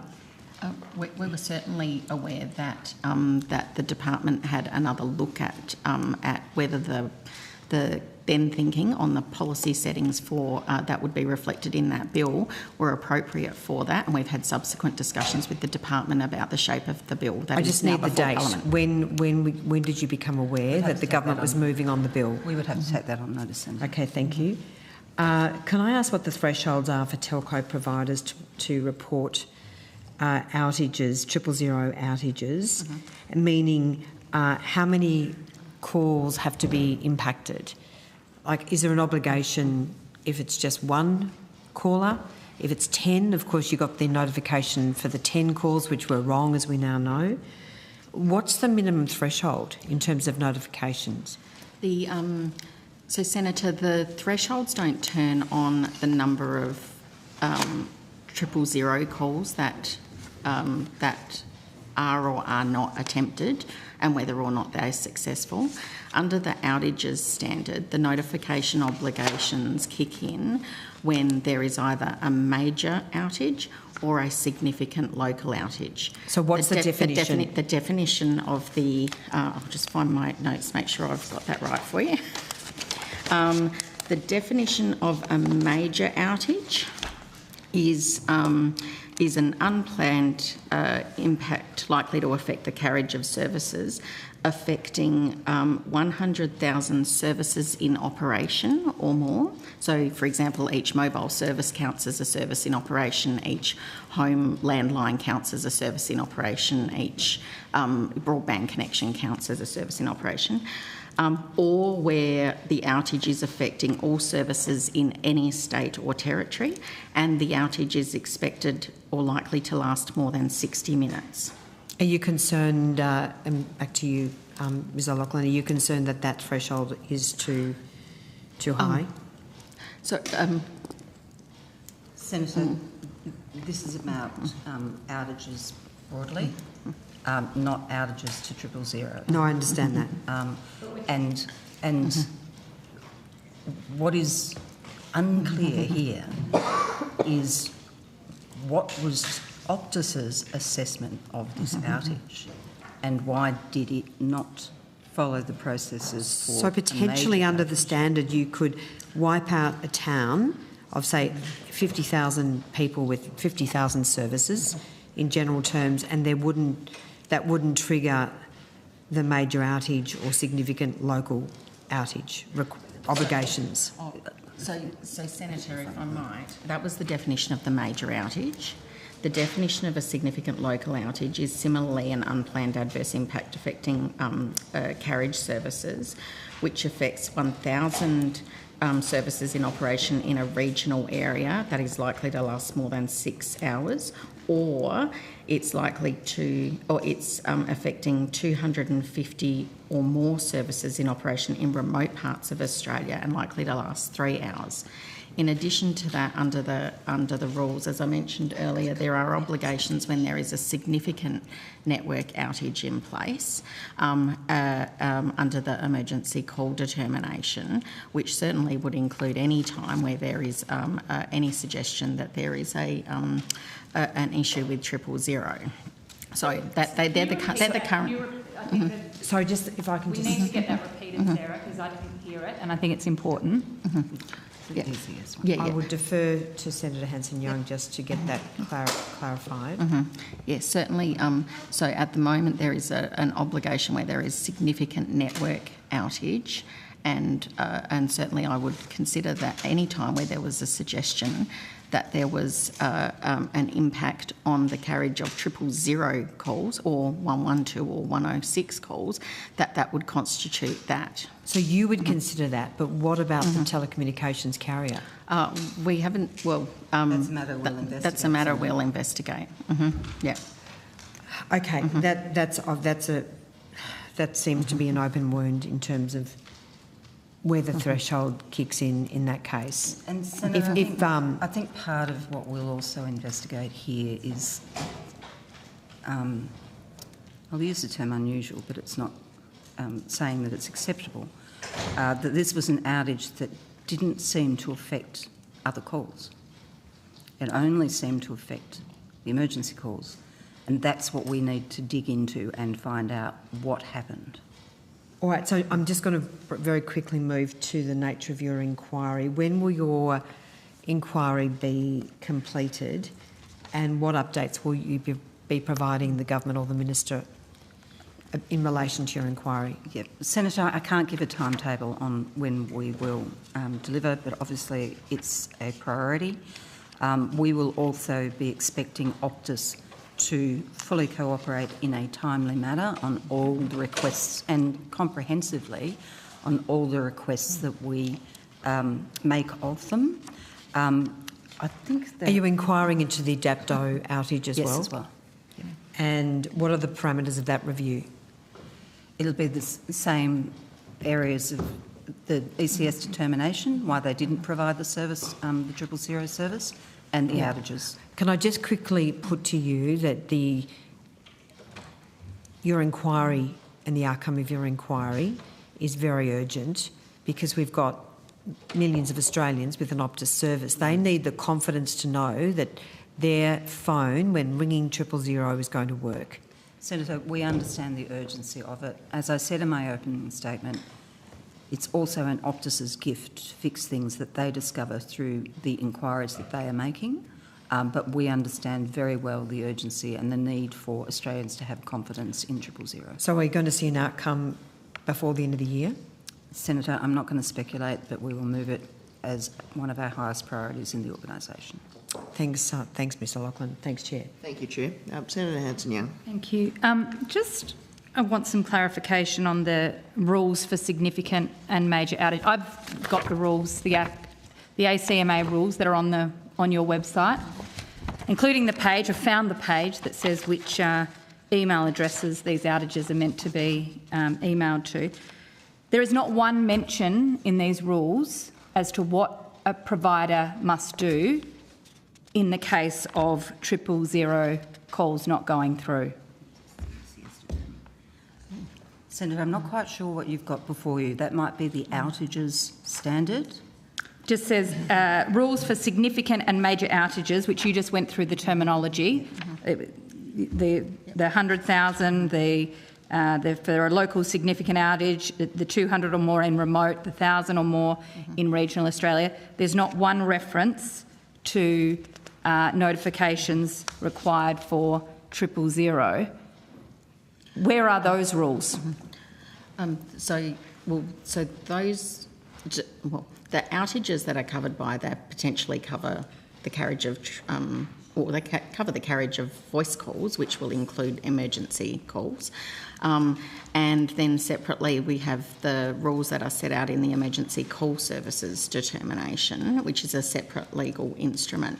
But Senator, I'm happy to go back and have a look at that material and make sure it is absolutely clear what is covered by those rules and update our website. Yes, I mean, the reason I'm asking is the department made quite a big song and dance about this particular page on the website this morning. About the rules that were on the website.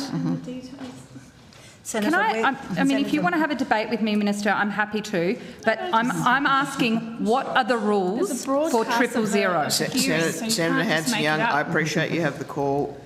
Minister, if there's an answer you wish to provide to a question, you're of course able to do that. I don't think you should be defending the department. They've done a terrible job today. But in terms of where we're sitting now, as I've indicated on a number of occasions today, the question and answer format is the most structured and useful way of eliciting information. So thank you, Senator Hanson-Young. Senator, I offered to take that offline. If there is a concern with that material, we'll certainly look at that. But as Ms Rainsford said, there are existing rules under the Emergency Call Services Determination requiring notification about 000 outages. Alongside that are these newer rules around major outages and significant local outages. So what is the rule for if 000 doesn't work? Is it 1 call? Is it 10 calls? Is it 100 calls? Is it 600 calls? I'd have to take on notice the specifics of that, Senator, although it is my recollection at this point that it does not turn on a threshold number around a particular number of emergency calls that are unable to get through. Am I interpreting this correctly, that your view as the regulator is if Optus or Telstra or TPG is aware that any 000 call failed to go through, they need to notify you? Yes, I think that is my understanding, that they're required and to do that. And they also need to notify the emergency call person, as in Telstra. Yes. So, Senator, if there's any confusion of the information that you've got before you, we will certainly clarify that. But these are existing rules that have been there for many, many years. It just doesn't sit alongside this, obviously. Senator, we'll take that on notice for you. I think, given all the confusion about who's meant to be getting what emails, and it would be important to make sure people know. Could I go to some other questions that I have for you, in particular in relation to this spectrum issues. ACMA's preliminary decision to utilise a benchmarking approach for valuing spectrum renewals results in a significant decrease in spectrum revenue.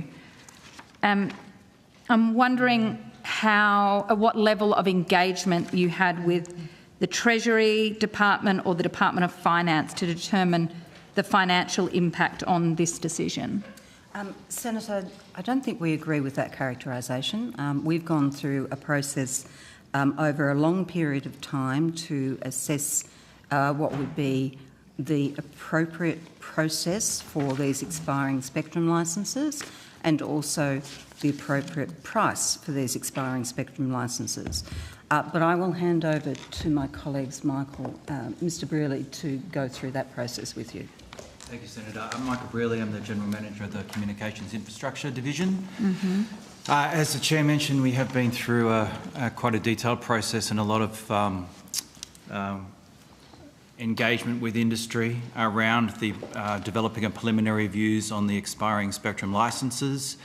Our goal is to develop a model which will establish a market rate for those licences. Yeah. And the that methodology has been talked about and consulted on as part of the process of the ESL and developing those preliminary views. The original prices that those licences sold for 15 years ago was a combination of renewals from government, direct allocations, and also some auctions. And the pricing that we've arrived at is around a benchmarking process, international, what's been paid for those sorts of licences internationally over a long period of time in different markets. Our view is that on the basis of that analysis that the value of those licences has decreased somewhat, but I wouldn't characterise it in the way that it has been characterised. It's more about setting what is the market rate. There has been some commentary in some of the submissions about our work which has taken the prices that were paid for licences over 4 years that were allocated over different ways, and in subtracting our preliminary reviews, the bottom range of our preliminary review prices from it to arrive at a number. However, it's a fairly simplistic approach to what licences may well be worth, and ours is about examining what's going on in the marketplace to determine a value that's applicable today. And yes, we have spoken to Treasury and Finance to explain our modelling. So just to be clear, when does the current spectrum licences expire? So they expire over 4 years between 28 and 32, is that right? Yeah. So by well before 28 to 2032, we need a new process. Yes.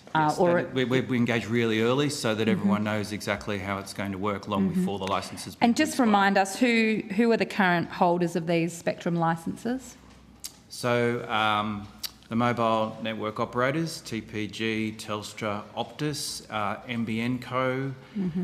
There are rail operators in the 1800 megahertz band who hold some of this spectrum, and some of the broadcasters have some of this spectrum for their outside broadcasting arrangements.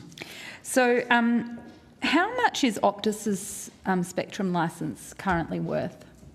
How much did they pay up front for just the ESL or everything that they have? So this is a subset of the licences that are used to provide these services? The ESL, let's say the ESL. How much was paid up front? Do we have that with us? I think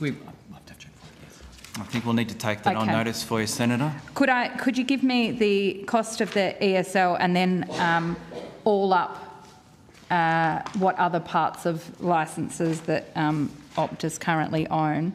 Just for Optus? Yes, thank you.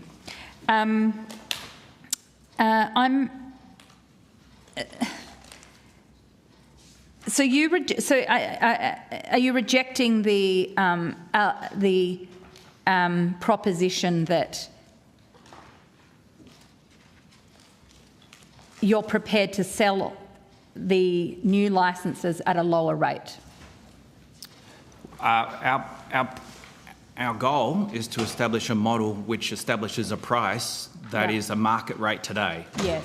And our analysis so far demonstrates that the value has declined somewhat. By what percentage? Like, what's the ballpark? So these are only preliminary views, and there is a range. And I would have to take on notice what the decline would be. But you say there is a decline. What's the total value of the spectrum? As it was sold originally? Yes. You must have that prices. figure. One moment, Senator. No worries. Apologies. Thank you. Senator, if I could just add there, our analysis indicates that there's been a downward trend in prices paid for some spectrum bands, both domestically and internationally, and that's why we've gone through a benchmarking approach, and that has been as a result of competition increased spectrum availability and technological advances that have driven down costs and reduced telco margins. I'd also add that we're actually having a peer review done at the moment of our work and our analysis. In terms of the spectrum? Yes. Who's doing that peer review? .econ. Okay, and when will that be due, Ms. I think we've got drafts currently. Yes, so the peer review work is, we've had some of that feedback and we are finalising our advice to give to the authority. It's not finalised yet, but it will be shortly. We're considering whether or not we consult further around some of the changes that they've suggested and feedback they've given us. We also had 3 other consultancies help us to, advice to help develop that model: Frontier, Plum Consulting, and Ian Martin Advisory. And now we're doing this peer review. Okay. And in answer to your question, I believe the total revenues from the original ESL licences was $8.2 billion. $8.2 billion. And your view at this point is market rate is lower than that. Internationally and domestically is what I've heard from Ms O'Loughlin. That's our analysis, Senator. Yeah. And have you had any figures from Treasury as to whether what they think? Have they fed into this peer review process, or where does Treasury fit in this? Senator, I think we've been largely informing Treasury of our analysis, as well, of course, our department. We've kept them informed all the way along. I think, I won't speak on behalf of Treasury, but some of the things that they've been most interested in are more things like what are the competition effects of the processes that we're going through, rather than in-depth discussion about revenue targets. And will there be a new auctioning of the spectrum regardless of where you decide to set the market rate? We're proposing, Senator, we're proposing that these licences should be renewed, and I'm sure my colleagues can go through the reasons for that. So hang on, so a renewal, right, and that's why we're doing a benchmark to set a price rather than auction.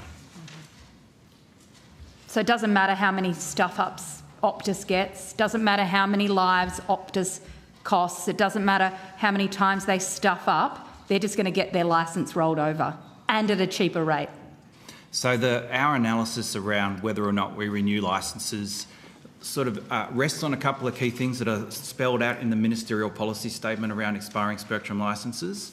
And those things go to connectivity, so continued connectivity for the community. There's about 30 million services that rely on this spectrum, and obviously that's important to ensure that if we were going to not renew licences, that we weighed up the pros and cons, because that could be very disruptive. So, for example, one of those carriers doesn't get its licences back or only gets a couple. That will mean consumers will have to change carriers or change handsets, or even if carriers do get most of their spectrum back, but they swap it around between them because that's the nature of an auction, that will also result in configuration changes for networks. So the first thing is just to be clear on the pros and cons. And then that brings in the other elements of the ministerial policy statement, things like the ability for there to be new entrants entering the market and new services, things like this LeoSat direct-to-device services. We haven't seen any evidence yet through any of our consultations, and they've been going on a long time, of any new entrants for national wide area broadband sort of spectrum and services. And the LeoSat services, entry into the market is already supported by our licensing regime. So you've already seen Telstra has announced that it's going to partner with SpaceX. The other telcos are looking at doing similar partnerships.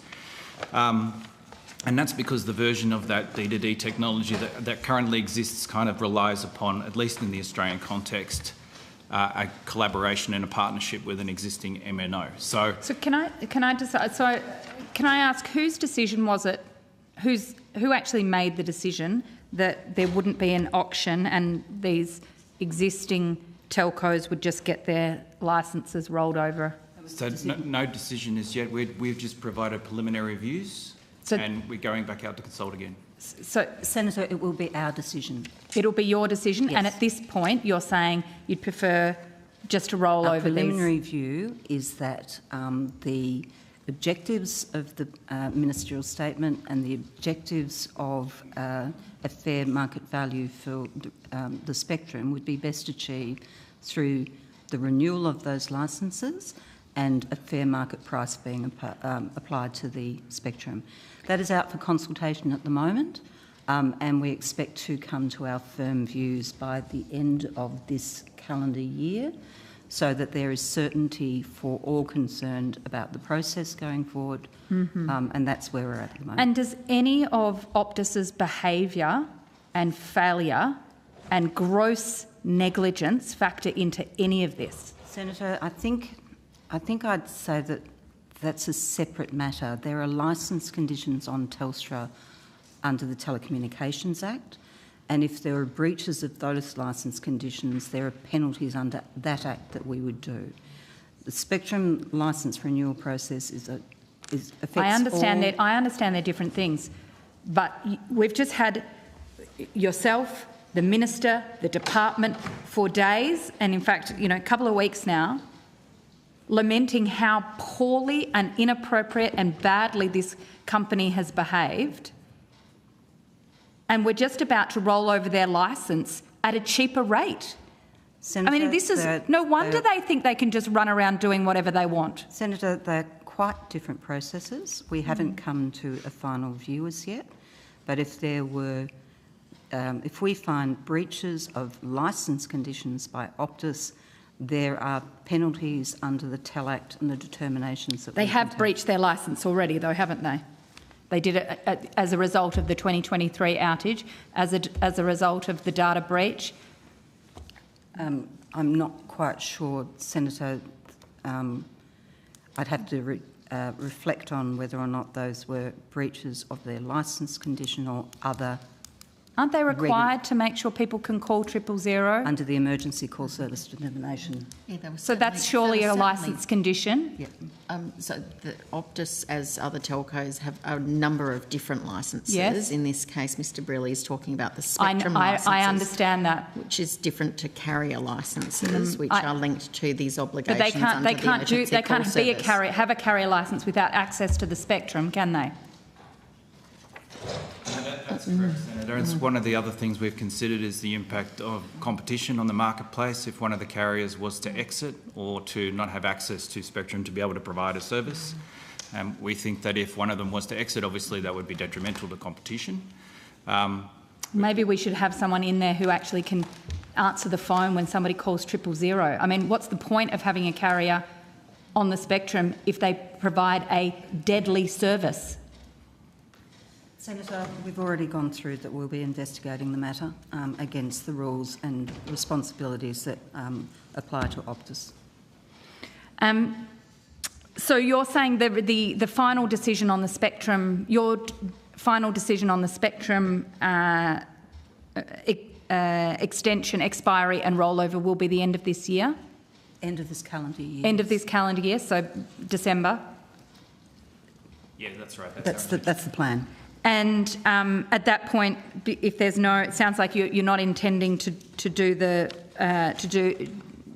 an auction at all. No, Senator. Our analysis, as Mr. Brearley mentioned, we see no competitor out there. I think our concern is that an auction in the current circumstances may actually end up with either one of the smaller telcos being outbid by the major telcos and lose that spectrum. Or indeed that the telcos may choose to pay less than we want them to. May I just inquire? I've just got one set of questions left. Okay, yeah. thank you. Could I go to the telecommunications consumer protections, please? I understand there's been a FOI request made in relation to your engagement with this.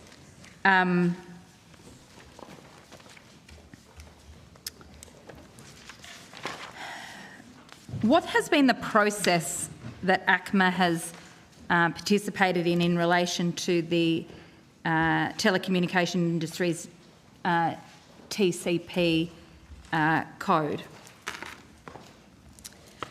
So, Senator, the TCP code is, as you know, a co-regulatory code which is developed by industry and registered not registered by the ACMA.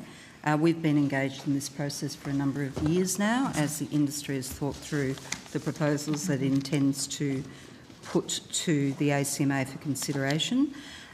We're following the process that is laid out in the Telecommunications Act in terms of code making, which gives the industry the opportunity to develop a code and to present that to us, and then for us to make our decisions.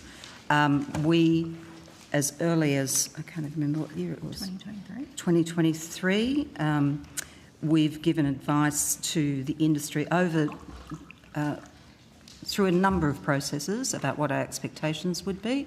We issued a report called What Consumers Want to identify what we thought the industry needed to do. Did you? Sorry.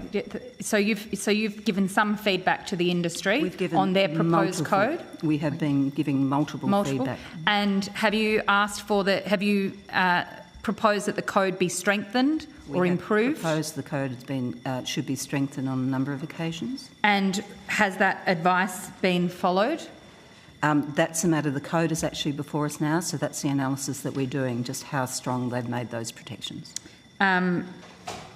So you don't have a view at this point as to whether the industry body has addressed ACMA's concerns adequately? Senator, it's a live consideration of the authority at the moment, and we expect to be able to announce our views imminently.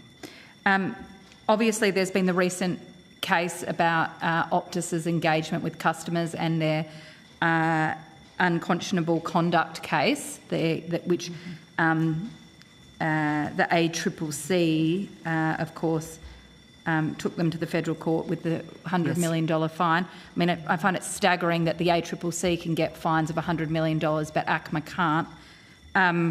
It's different law, Senator. Yes, I know. It's a problem, isn't it? One costs people's lives and one costs people's money. I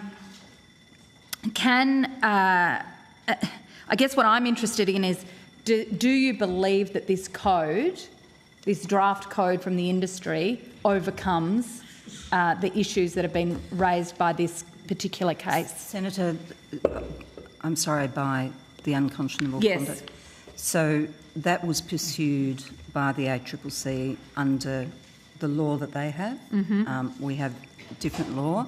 But I think in a general sense, I'd just say to you that this is a high priority for the authority. We know the importance of these protections to the communities. We'll announce the outcome of that process in the next few weeks. In the next few weeks? Yes.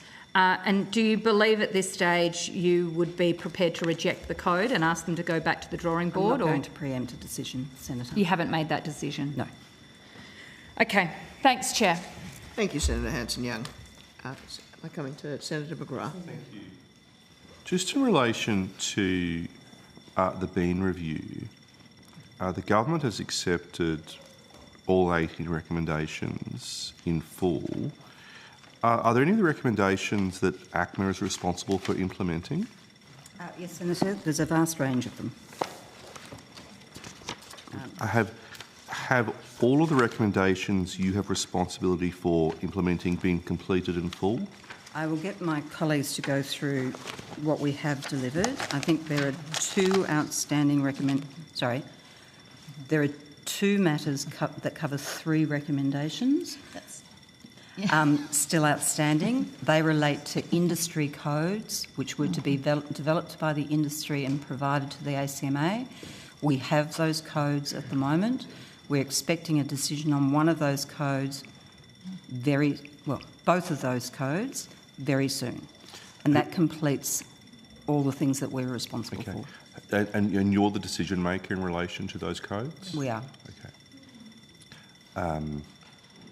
So, in relation to the two outstanding recommendations, are you able to advise the committee which of those recommendations, please? Certainly, Senator. It's recommendation see. Recommendations 3 and 4. Yep. Did you just want the numbers, or would you like me to send out the some numbers details? just fine. Yep. So, and 16. 16. And sorry, Senator, I'll just clarify that. There is recommendation 18, which is a catch-all provision for the department and the ACMA to look at the whole legislative framework. Obviously, that will be done once all the other things have been put in place, including the custodian. Okay.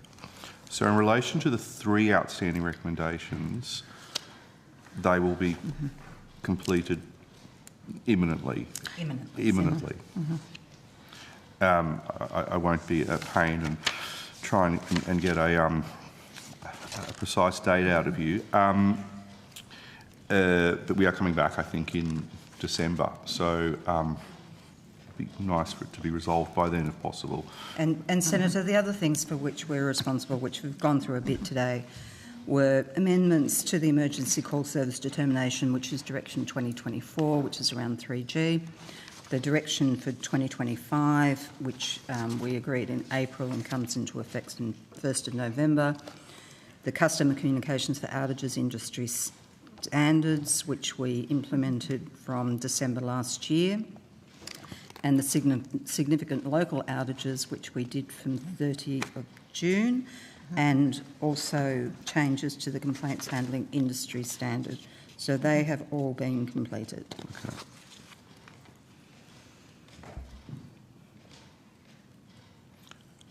Just on, in relation to those ones, just on notice, can you answer on what dates they were completed? Absolutely. We can do it by recommendation and date. That'll be easy. That'll be good, thank you. Did you provide the Minister with an incoming Minister's brief following her appointment to the portfolio back in May? No, Senator. Incoming government briefs are provided by the Department to the Minister. Okay. Did you provide one to the Department to provide it to the Minister? So, prior to the first Optus outage on the 18th of September, and you may have touched upon this, what updates have you provided to Minister Wells or her office on the implementation of the Bean Review recommendations? Senator, I'll take that on notice. I'm not sure I recall. I think it would have been, and I think the officials this morning would have indicated when the department would have given an update to the Minister, but I'd have to take that on notice. I'm happy to check. On notice and on what dates? Yes. And also whether we can get copies of those briefs.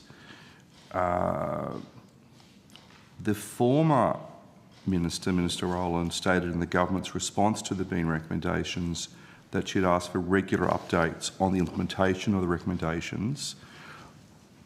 What updates did you provide to Minister Rowland? I think, Senator, we probably provided regular updates to the department, given that there are a number of directions with a number of dates, and then I would expect that the department would have provided a comprehensive update to the Minister. So you wouldn't have provided directly to the Minister, you would have provided to the department? I think we would have advised the Minister's office that we were going to achieve the deadlines that the ministerial direction put to us, so there would have been engagement with the Minister's office throughout that process. Okay. Prior to the 18th of September, did the Minister or her office make any representations to ACMA about accelerating the implementation of outstanding recommendations from the Bean Review? Again, Senator, I think I might have to take. That's fine. Taking on notice. Take that on notice. And if the answer is yes, on what dates, and in terms of what the specific ask was. That's my question. Thank you, Senator. Thank you very much. Thank you, Senator McGrath. Senator Henderson. Thank you very much, Chair. Look, I just want to clarify your earlier evidence that on the 18th of September, after receiving that initial telephone call and then the 2 further emails at 3:17 and 3:27, ACMA didn't notify anyone on that particular day So there was no... That's my understanding, Senator. Yeah, okay. And I think part of that was also that there was a requirement on Optus to notify others. We weren't aware that the department's email address was incorrect because the email address was on our website. We were also, I don't think I was aware until later on the Friday that other stakeholders like the TIO had not been advised either. So were you contacted by anyone else other than Optus on the 18th of September about this outage? No, we weren't. I do know, I understand from press reports that there was some contact to the Ombudsman. I'm not quite sure whether it was on that day or the following day.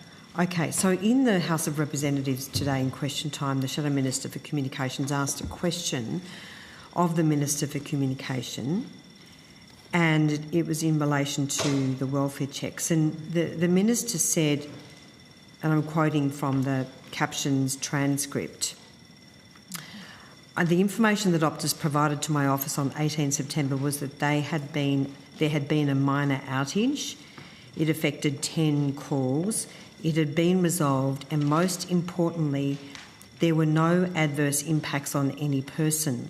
My office sought assurance that ACMA had been informed, ensuring the regulator was investigating that incident, and ACMA has publicly confirmed that they were informed. So just to firstly clarify, there was no communication from the Minister's office on the 18th of September? Senator, I'd have to look at that transcript. It sounded like the Minister was referring to the fact that Optus had advised us with those sort of 3 o'clock emails. Well, no, because what she said was the information that Optus provided to my office on 18 September was that there had been a minor outage. It affected 10 calls. It had been resolved, and most importantly, that there were no adverse impacts on any person. My office sought assurance that ACMA had been informed. So I'm concerned that the Minister has made a statement that's inconsistent with the evidence that you've given.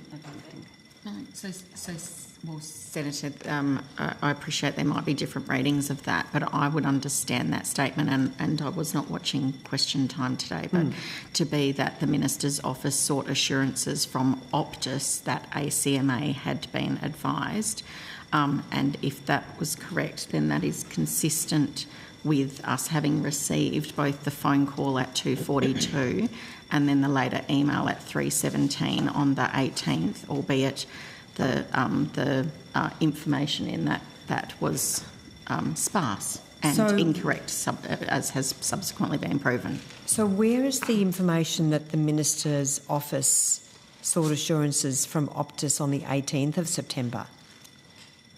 We don't have visibility over that, Senator. No, Minister, Assistant Minister, can you shed light on that? Because we've heard conflicting evidence that the Minister's office only became aware of the major outage on the 19th of September, but this is very confusing what the Minister for Communications has said in question time today. I don't think it's confusing, Senator. I think you might be asking ACMA to comment on something that a conversation the Minister's office may have had with Optus, but I can clear that up for you. That's not a conflicting statement. Well, it's at the very least it's confusing. So if the Minister's office sought assurance that ACMA had been informed, when did the Minister seek? I'm just trying to. What date are you? Yeah. So the issue is that the reference that the Minister gave in the question time was to the 18th of September, which is a Thursday. Which we've been told the Minister. Well, we still haven't heard, actually, whether the Minister knew. Yeah, so we've been told, I think you're going to take some elements of what the Minister knew on notice, Assistant Minister, but we've now learnt in question... Well, no, we've been really clear about what the Minister knew and when. It was on Friday. She was notified of the catastrophic outage, on Friday afternoon. But her office... Yeah, hang on, Senator Hanson-Young. That's not... So that has not changed. And that did not change today during question time. This is the first that we've learned. I know you're seeking to try to make those facts change, but they haven't changed. The record has Assistant Minister, I would really be grateful if you don't reflect on my professionalism as a senator. I'm not doing that. No. I'm asking, so there's a conflicting statement. It appears to be conflicting, or at the very least confusing, about what happened on the Thursday, and I'm just quoting. My office sought assurance that ACMA had been informed. Now, the Minister referenced the 18th of September, ensuring the regulator was investigating that incident. So do you know what happened on the 18th of September? So I'm advised that after the Minister's office, the email that we were talking about today, was provided to the Minister's office, the advisor in the Minister's office contacted Optus to make sure that ACMA had been notified. So that was the reference made in question time today. That is what the Minister said, and that is clear. Okay, so that's new information. No, it's not new information. She said it at 2 p.m. today. No, in this committee it's new, so we're just referring to what... And we did ask for that information on notice. I'm disappointed. And you did say you'd take it away. Yeah, that's right. You didn't bring that back to us. No, I've just confirmed that. Well, because the you're Minister only confirming it because I asked you, Assistant Minister. Okay, so someone in the Minister's office called Optus. Hang on a minute, please. Someone in the Minister's office on the 18th of September, after receiving these two emails, called Optus seeking assurances that ACMA had been informed. What time did that phone call occur? I think I'd have to take that on notice. Who in the Minister's office made the phone call, and to whom did they speak? No, at we're not Optus? going to start naming advisors. I said to you an advisor. An advisor? Yep. And to whom did they speak at Optus? Well, I can find that out for you. I think the main thing that I wanted to advise you is that the comments that the Minister made in question time today do not refer to someone in the Minister's office directly contacting ACMA, because you were asking ACMA whether that occurred, and you said there was a conflict between those two pieces of information. I'm saying they are two very different pieces of information. So my office sought assurance that ACMA has had cleared been that up for informed. you. So you've now given us the information that an advisor in the Minister's office called Optus. We're seeking the time of that phone call. Were there any other phone calls or communications by the Minister's office on the 18th of September? I'll take that on notice for you, Senator. Was there any other correspondence? Did Optus, or because we've already heard that ACMA didn't contact the Minister's office, were there any other communications with any other entity or person on the 18th of September? I can take that on notice. I think we've been through all of the communications that have happened on that day. The department took you through that this morning. So an advisor in the Minister's office sought assurance from Optus that ACMA had been informed. Did anyone in the so no one in the Minister's office attempted to call ACMA, Minister? I can take that on notice for you. Thank you. So the assurance was that the regulator was investigating that incident, and also the Minister said in question time today that this matter had been resolved and there were no adverse impacts on any person. On what basis did the Minister reach the conclusion there were no adverse impacts on any person? Because that wasn't the advice that was received by the Minister's office on that day. No, Senator, you're confusing two very different pieces of information, I think. No, I'm not, actually. Yeah, I think you are. So and please don't reflect on me. I'd ask you not to do that. Sorry, can I just step in at this point? I don't think that was a reflection on you, Senator Henderson, to be fair, but also, okay. If the Minister wants to respond to the question, she can. I didn't take that as a reflection on you. All right, so what I'm asking is the Minister said in question time today there were no adverse impacts on any person, and it had been resolved, and most importantly that there were no adverse impacts on any person. Now we know from the two emails the Minister's office received that while it was indicated in the second email that services had returned to normal, there was no indication that there were no adverse impacts, because each call, I'm quoting from the second email, Each call is being worked through and welfare checks will be made. They hadn't So even done on the what? welfare checks. That's right. So on what basis has the minister stood up in the House today in question time and informed the House that there were no adverse impacts on any person, and those assurances have been sought? Because it's clear from the correspondence that Optus did not say that. So what I'm putting to you, that the Minister for Communications has not been clear or factually accurate, and I'll be careful with my words, in relation to what she told the House in question time today. Well, that's not accurate, Senator. What the and I don't have the transcript of question time in front of me, but to be very clear again, and we've been through this many times today, there was a notification or an incorrect notification on the Thursday, the 18th of September. It was what I would characterise as an incorrect and inaccurate notification. The Minister's office received that notification. We've been through that today with the department about what was done in response to that and why that was a failure on Optus to notify in that way. And the Minister's been clear about when she was first notified that 600 calls were impacted, and that was on Friday. But the Minister has told question time today that there were no adverse impacts on any person she'd received that assurance, but the correspondence from Optus doesn't say that. It says they're still doing welfare checks.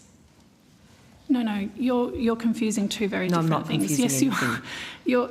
You're suggesting that the email is the assurance that was sought, and it's not. That's not what was said today. It's not what I cleared up 3 minutes ago in this hearing. I said that the Minister's office contacted Optus and sought those assurances verbally, and that's what she referred to in the House today. So and I've given you that information. I've repeated what the Minister said today. So Optus told the advisor that there were no adverse impacts. That's what I've been advised. Well, that is a direct contradiction in terms of in terms of what Optus has said. In terms of what Optus has said, because Optus is saying here in the correspondence they're two very different pieces of information, Senator. No, they're not. Optus is saying that they're doing welfare checks, and you're now saying that Optus advised the Minister's advisor that there were no adverse impacts on any person. So the two don't sit side by side. Not for you, Senator, but that's because you're confusing two pieces of information. No, there are two pieces of contradictory information, because Optus has clearly said they were doing welfare checks, so they did not rule out that everyone was okay. And now we're getting this information from you, and obviously through the Minister in question time. She's saying that Optus said there were no adverse impacts on any person. So who's right? Either Optus in its advice in the two emails, or Optus in the communication to the ministerial advisor? The Minister is right, because that's the evidence she gave to the House today. But the Minister knows, because of these emails, the Minister knows they were still doing welfare checks. So at 2:52 p.m, and at 2:45 p.m, those two emails make it clear that Optus was undertaking welfare checks, and they could not rule out that there weren't adverse impacts on anyone. Senator, I know this is really difficult for you to understand, but no, what I'm saying to you is that there was an email which was followed up with a call.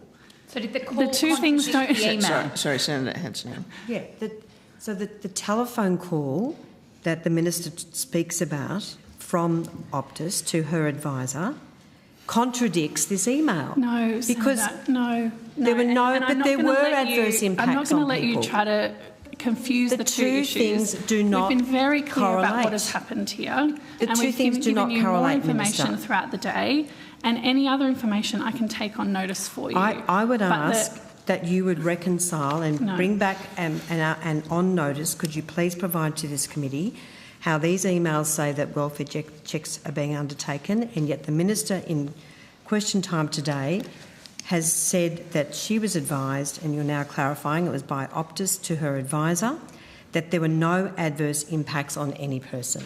The call followed the email. Okay, so but the call was wrong. Senators, sorry. People died, Minister. Senators. Senator, when I'm speaking, please just respect that call for a moment. I've been reluctant to interrupt in this exchange because I appreciate the need to ask questions and answer them. I think this ground has been tread equally on both sides. I don't think we're going to get an agreement here, but if there is a question that needs... Can I please ask on notice for the file note of that telephone... No, just if I could finish my question. Could I please ask on notice... Minister, once the question is done, I'll give you a chance to respond. Yeah. Could I please ask on notice for the file note of that conversation between the Ministerial Advisor and Optus? Senator, what I will say and what I think has been clear through the evidence that has come out over the last 2 weeks is that Optus has not been clear or accurate in the information that they have given. And I don't think we can assume that the email or the call was correct, but what the Minister has said is correct about the information she received, and she's provided that information not just over a series of press conferences over the past 2 weeks, but again in question time today, just to clarify for you that there was an email, then a call, and if the information that was given was incorrect, then that again, surprise, surprise, is on Optus, because they have constantly failed to provide the right information to the right people at the right time. And that's why we are talking about this today. Okay. So given the advice in the emails that the welfare checks were being undertaken, and then given the subsequent phone call that there were no adverse impacts, why didn't the Minister or her office contact ACMA directly?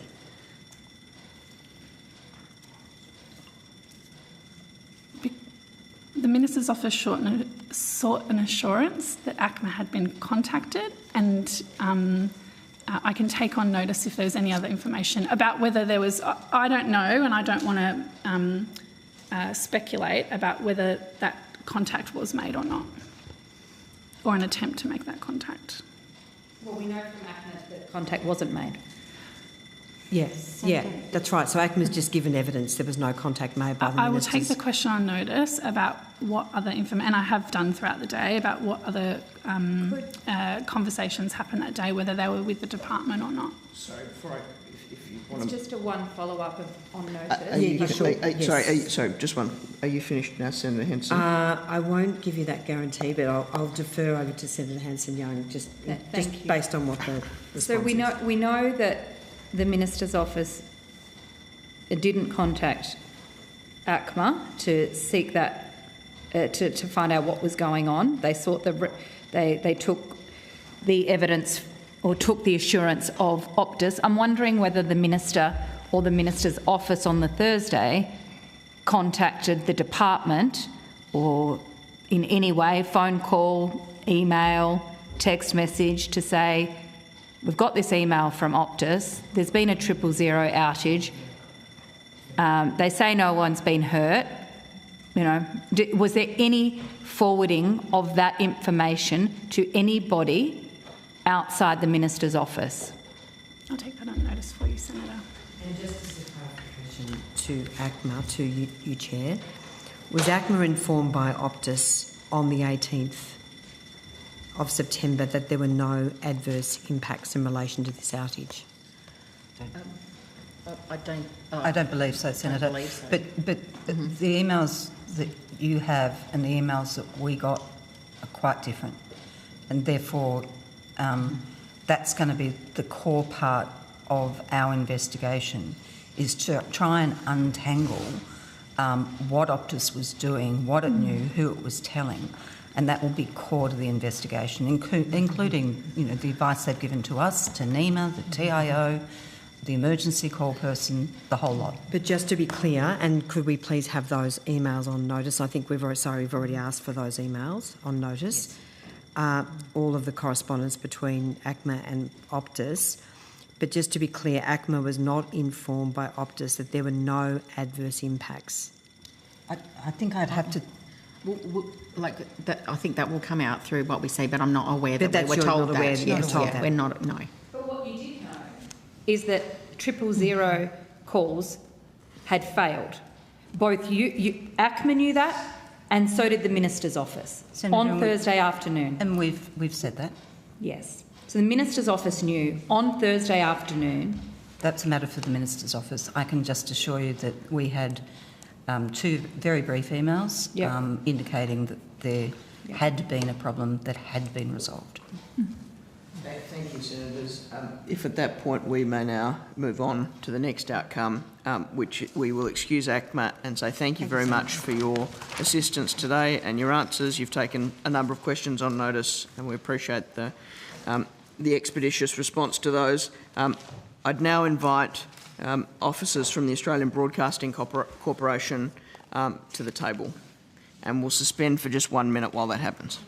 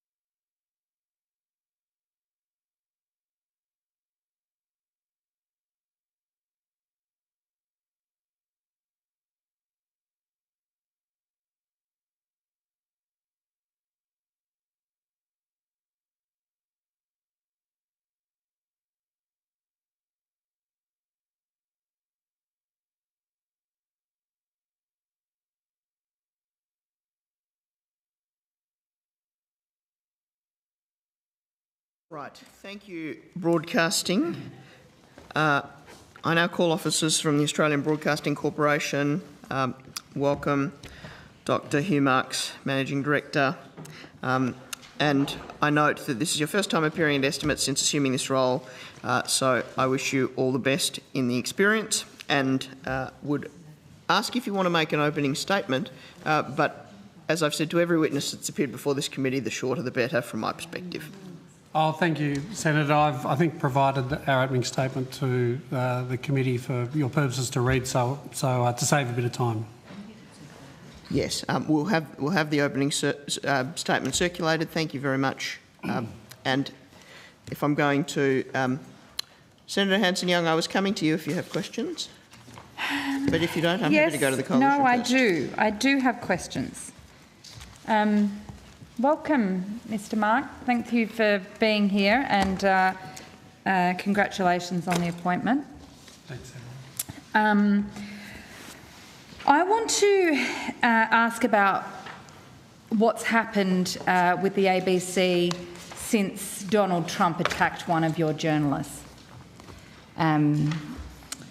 Obviously, we know that Donald Trump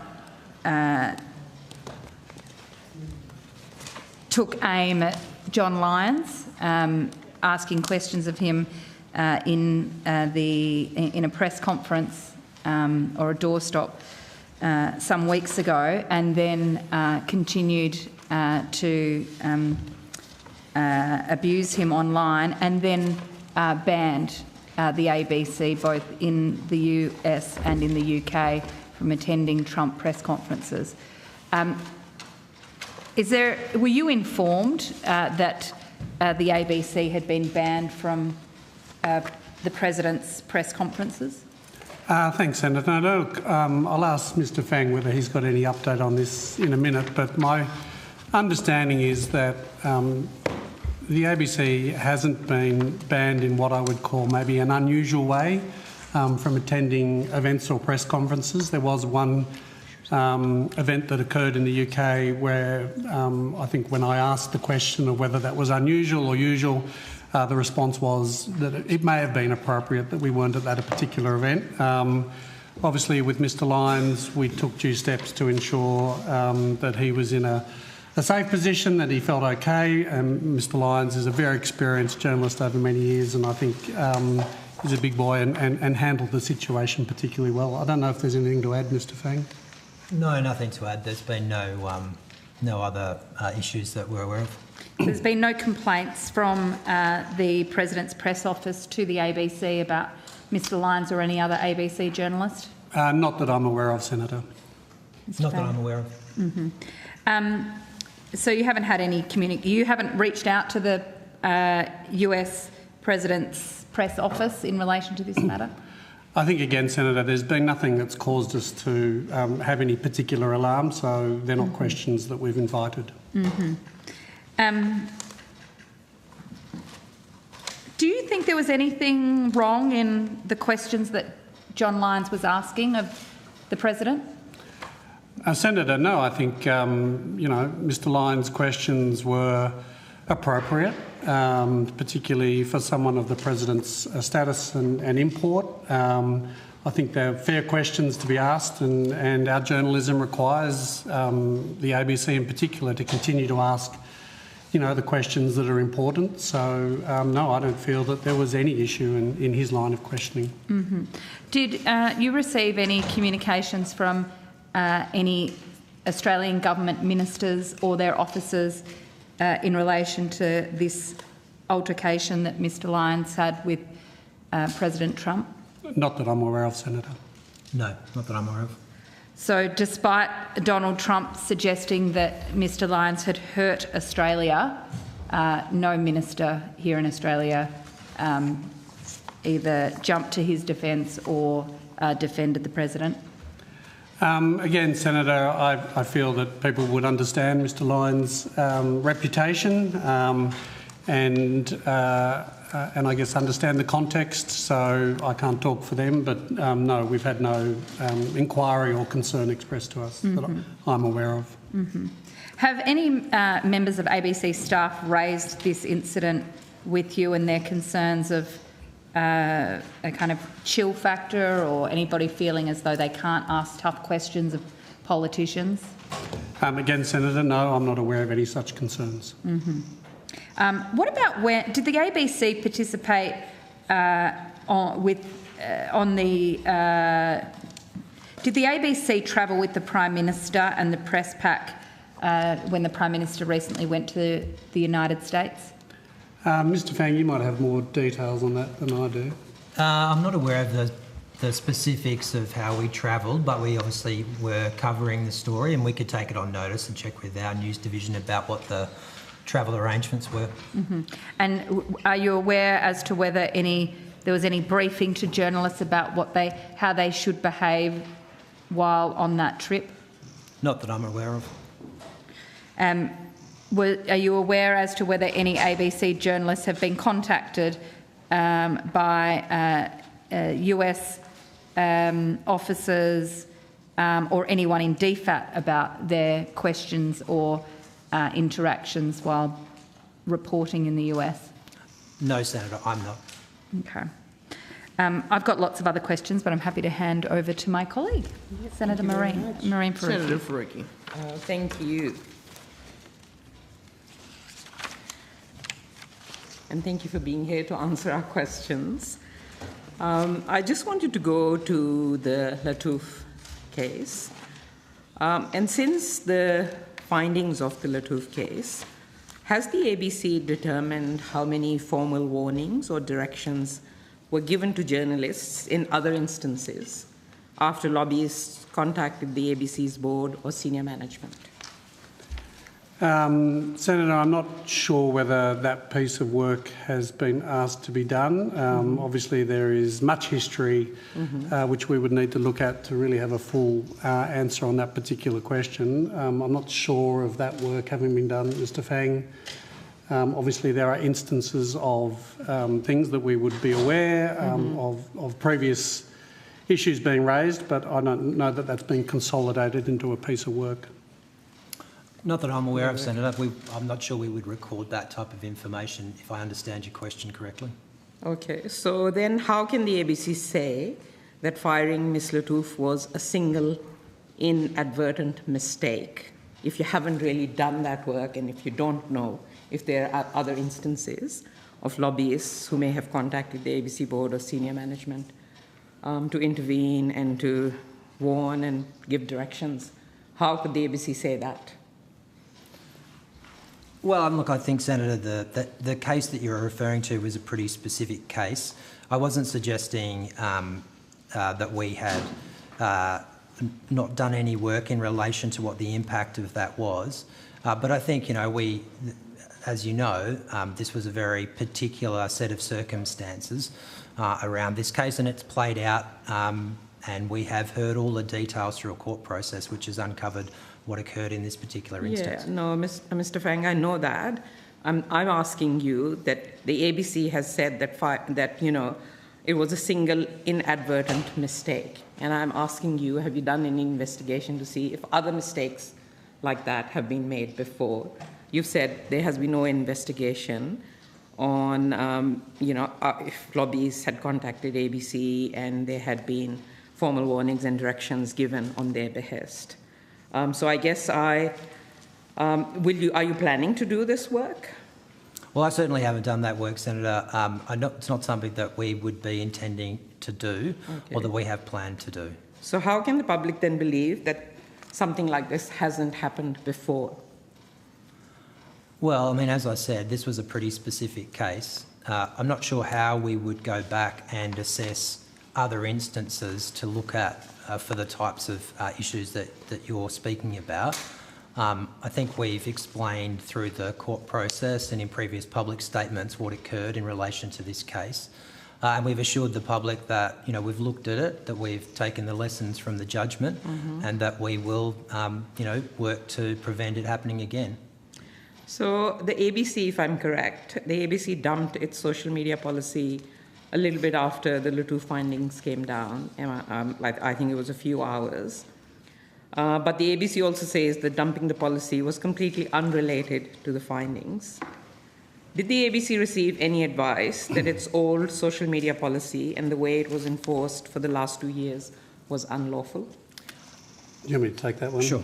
Senator, I think when I started at the ABC, just having sort of seen what had happened in relation to that social media policy, it was one of the first things, or one of the things early on in my tenure that I asked Mr Fang in particular to have a look at, whether the social media policy was the right policy for the organisation to go forward.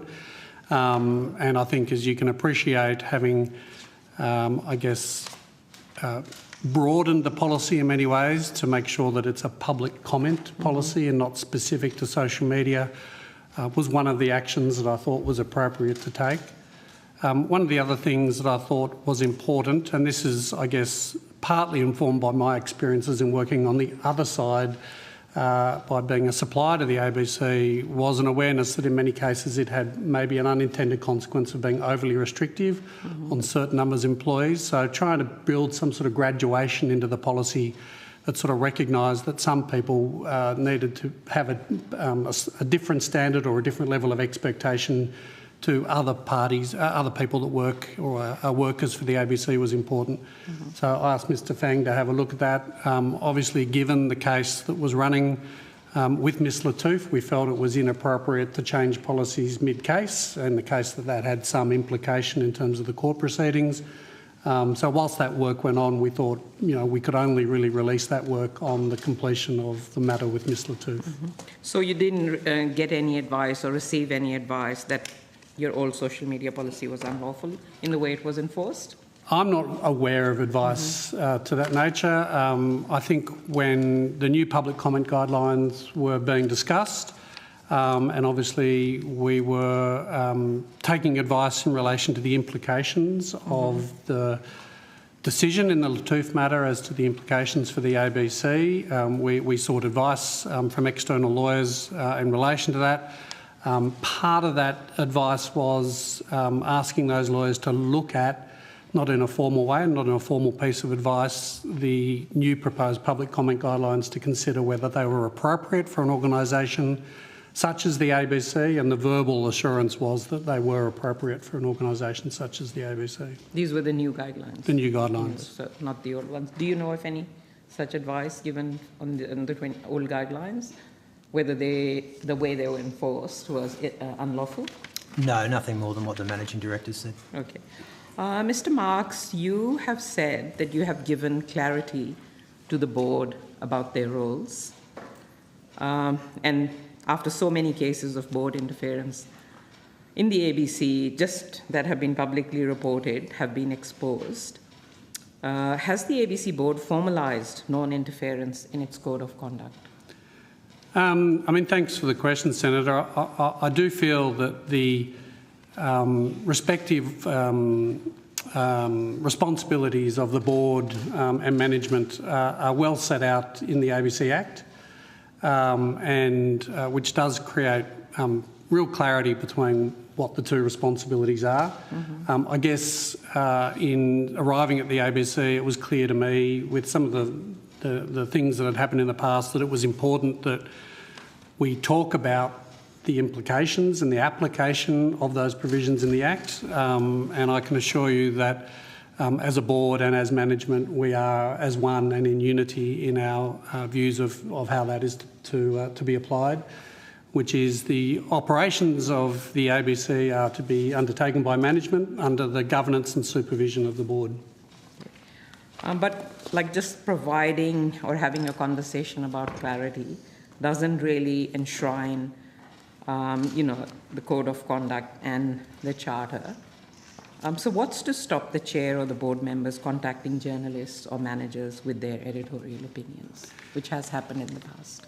Yeah, I think we have been very clear that the provisions in the Act, which do I think succinctly and well point out the difference between the two different responsibilities exist, and of course it's in the application of those provisions. And I guess if those were concerns that were going to continue, that would be raised with me by some of my team, and I would be raising that as not the right course of conduct on behalf of the board. In a story published this year, it was reported that while he was a member of ABC staff, Elhan Zetlin campaigned on behalf of the lobby group Advance Australia, which is a racist lobby group, against the Greens in the Prahran by-election in February. Were managers aware of this at the time?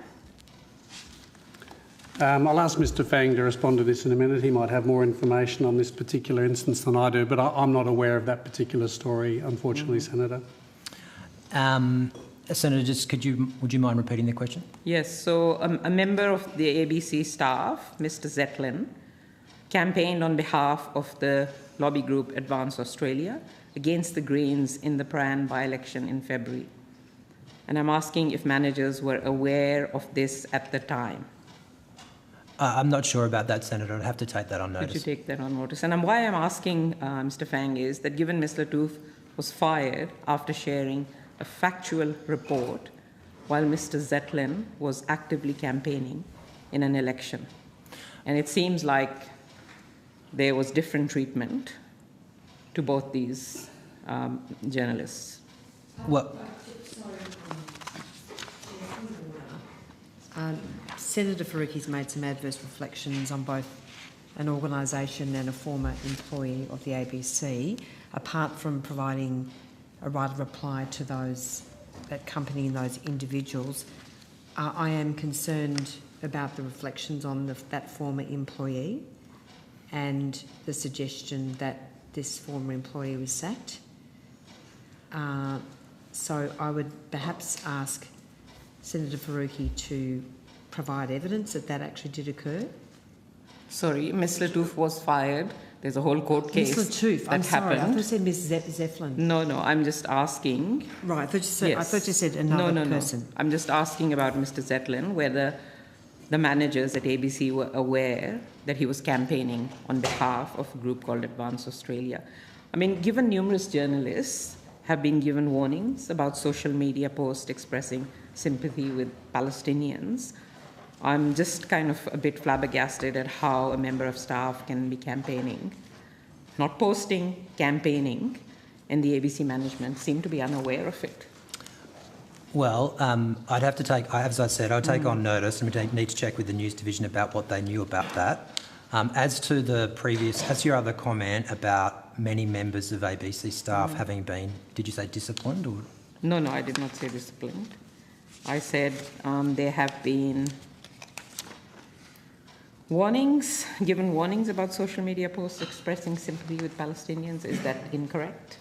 No one of your journalist staffs have been warned about Palestinian Look, I don't know about specific cases, and I wouldn't speak about that anyway. But what I would say is that it is we have a legislative obligation around impartiality, and we've got clear policies around our independence and our integrity, and we need to uphold those for all of our staff, particularly our journalists that are reporting on issues and issues like what you have referred to.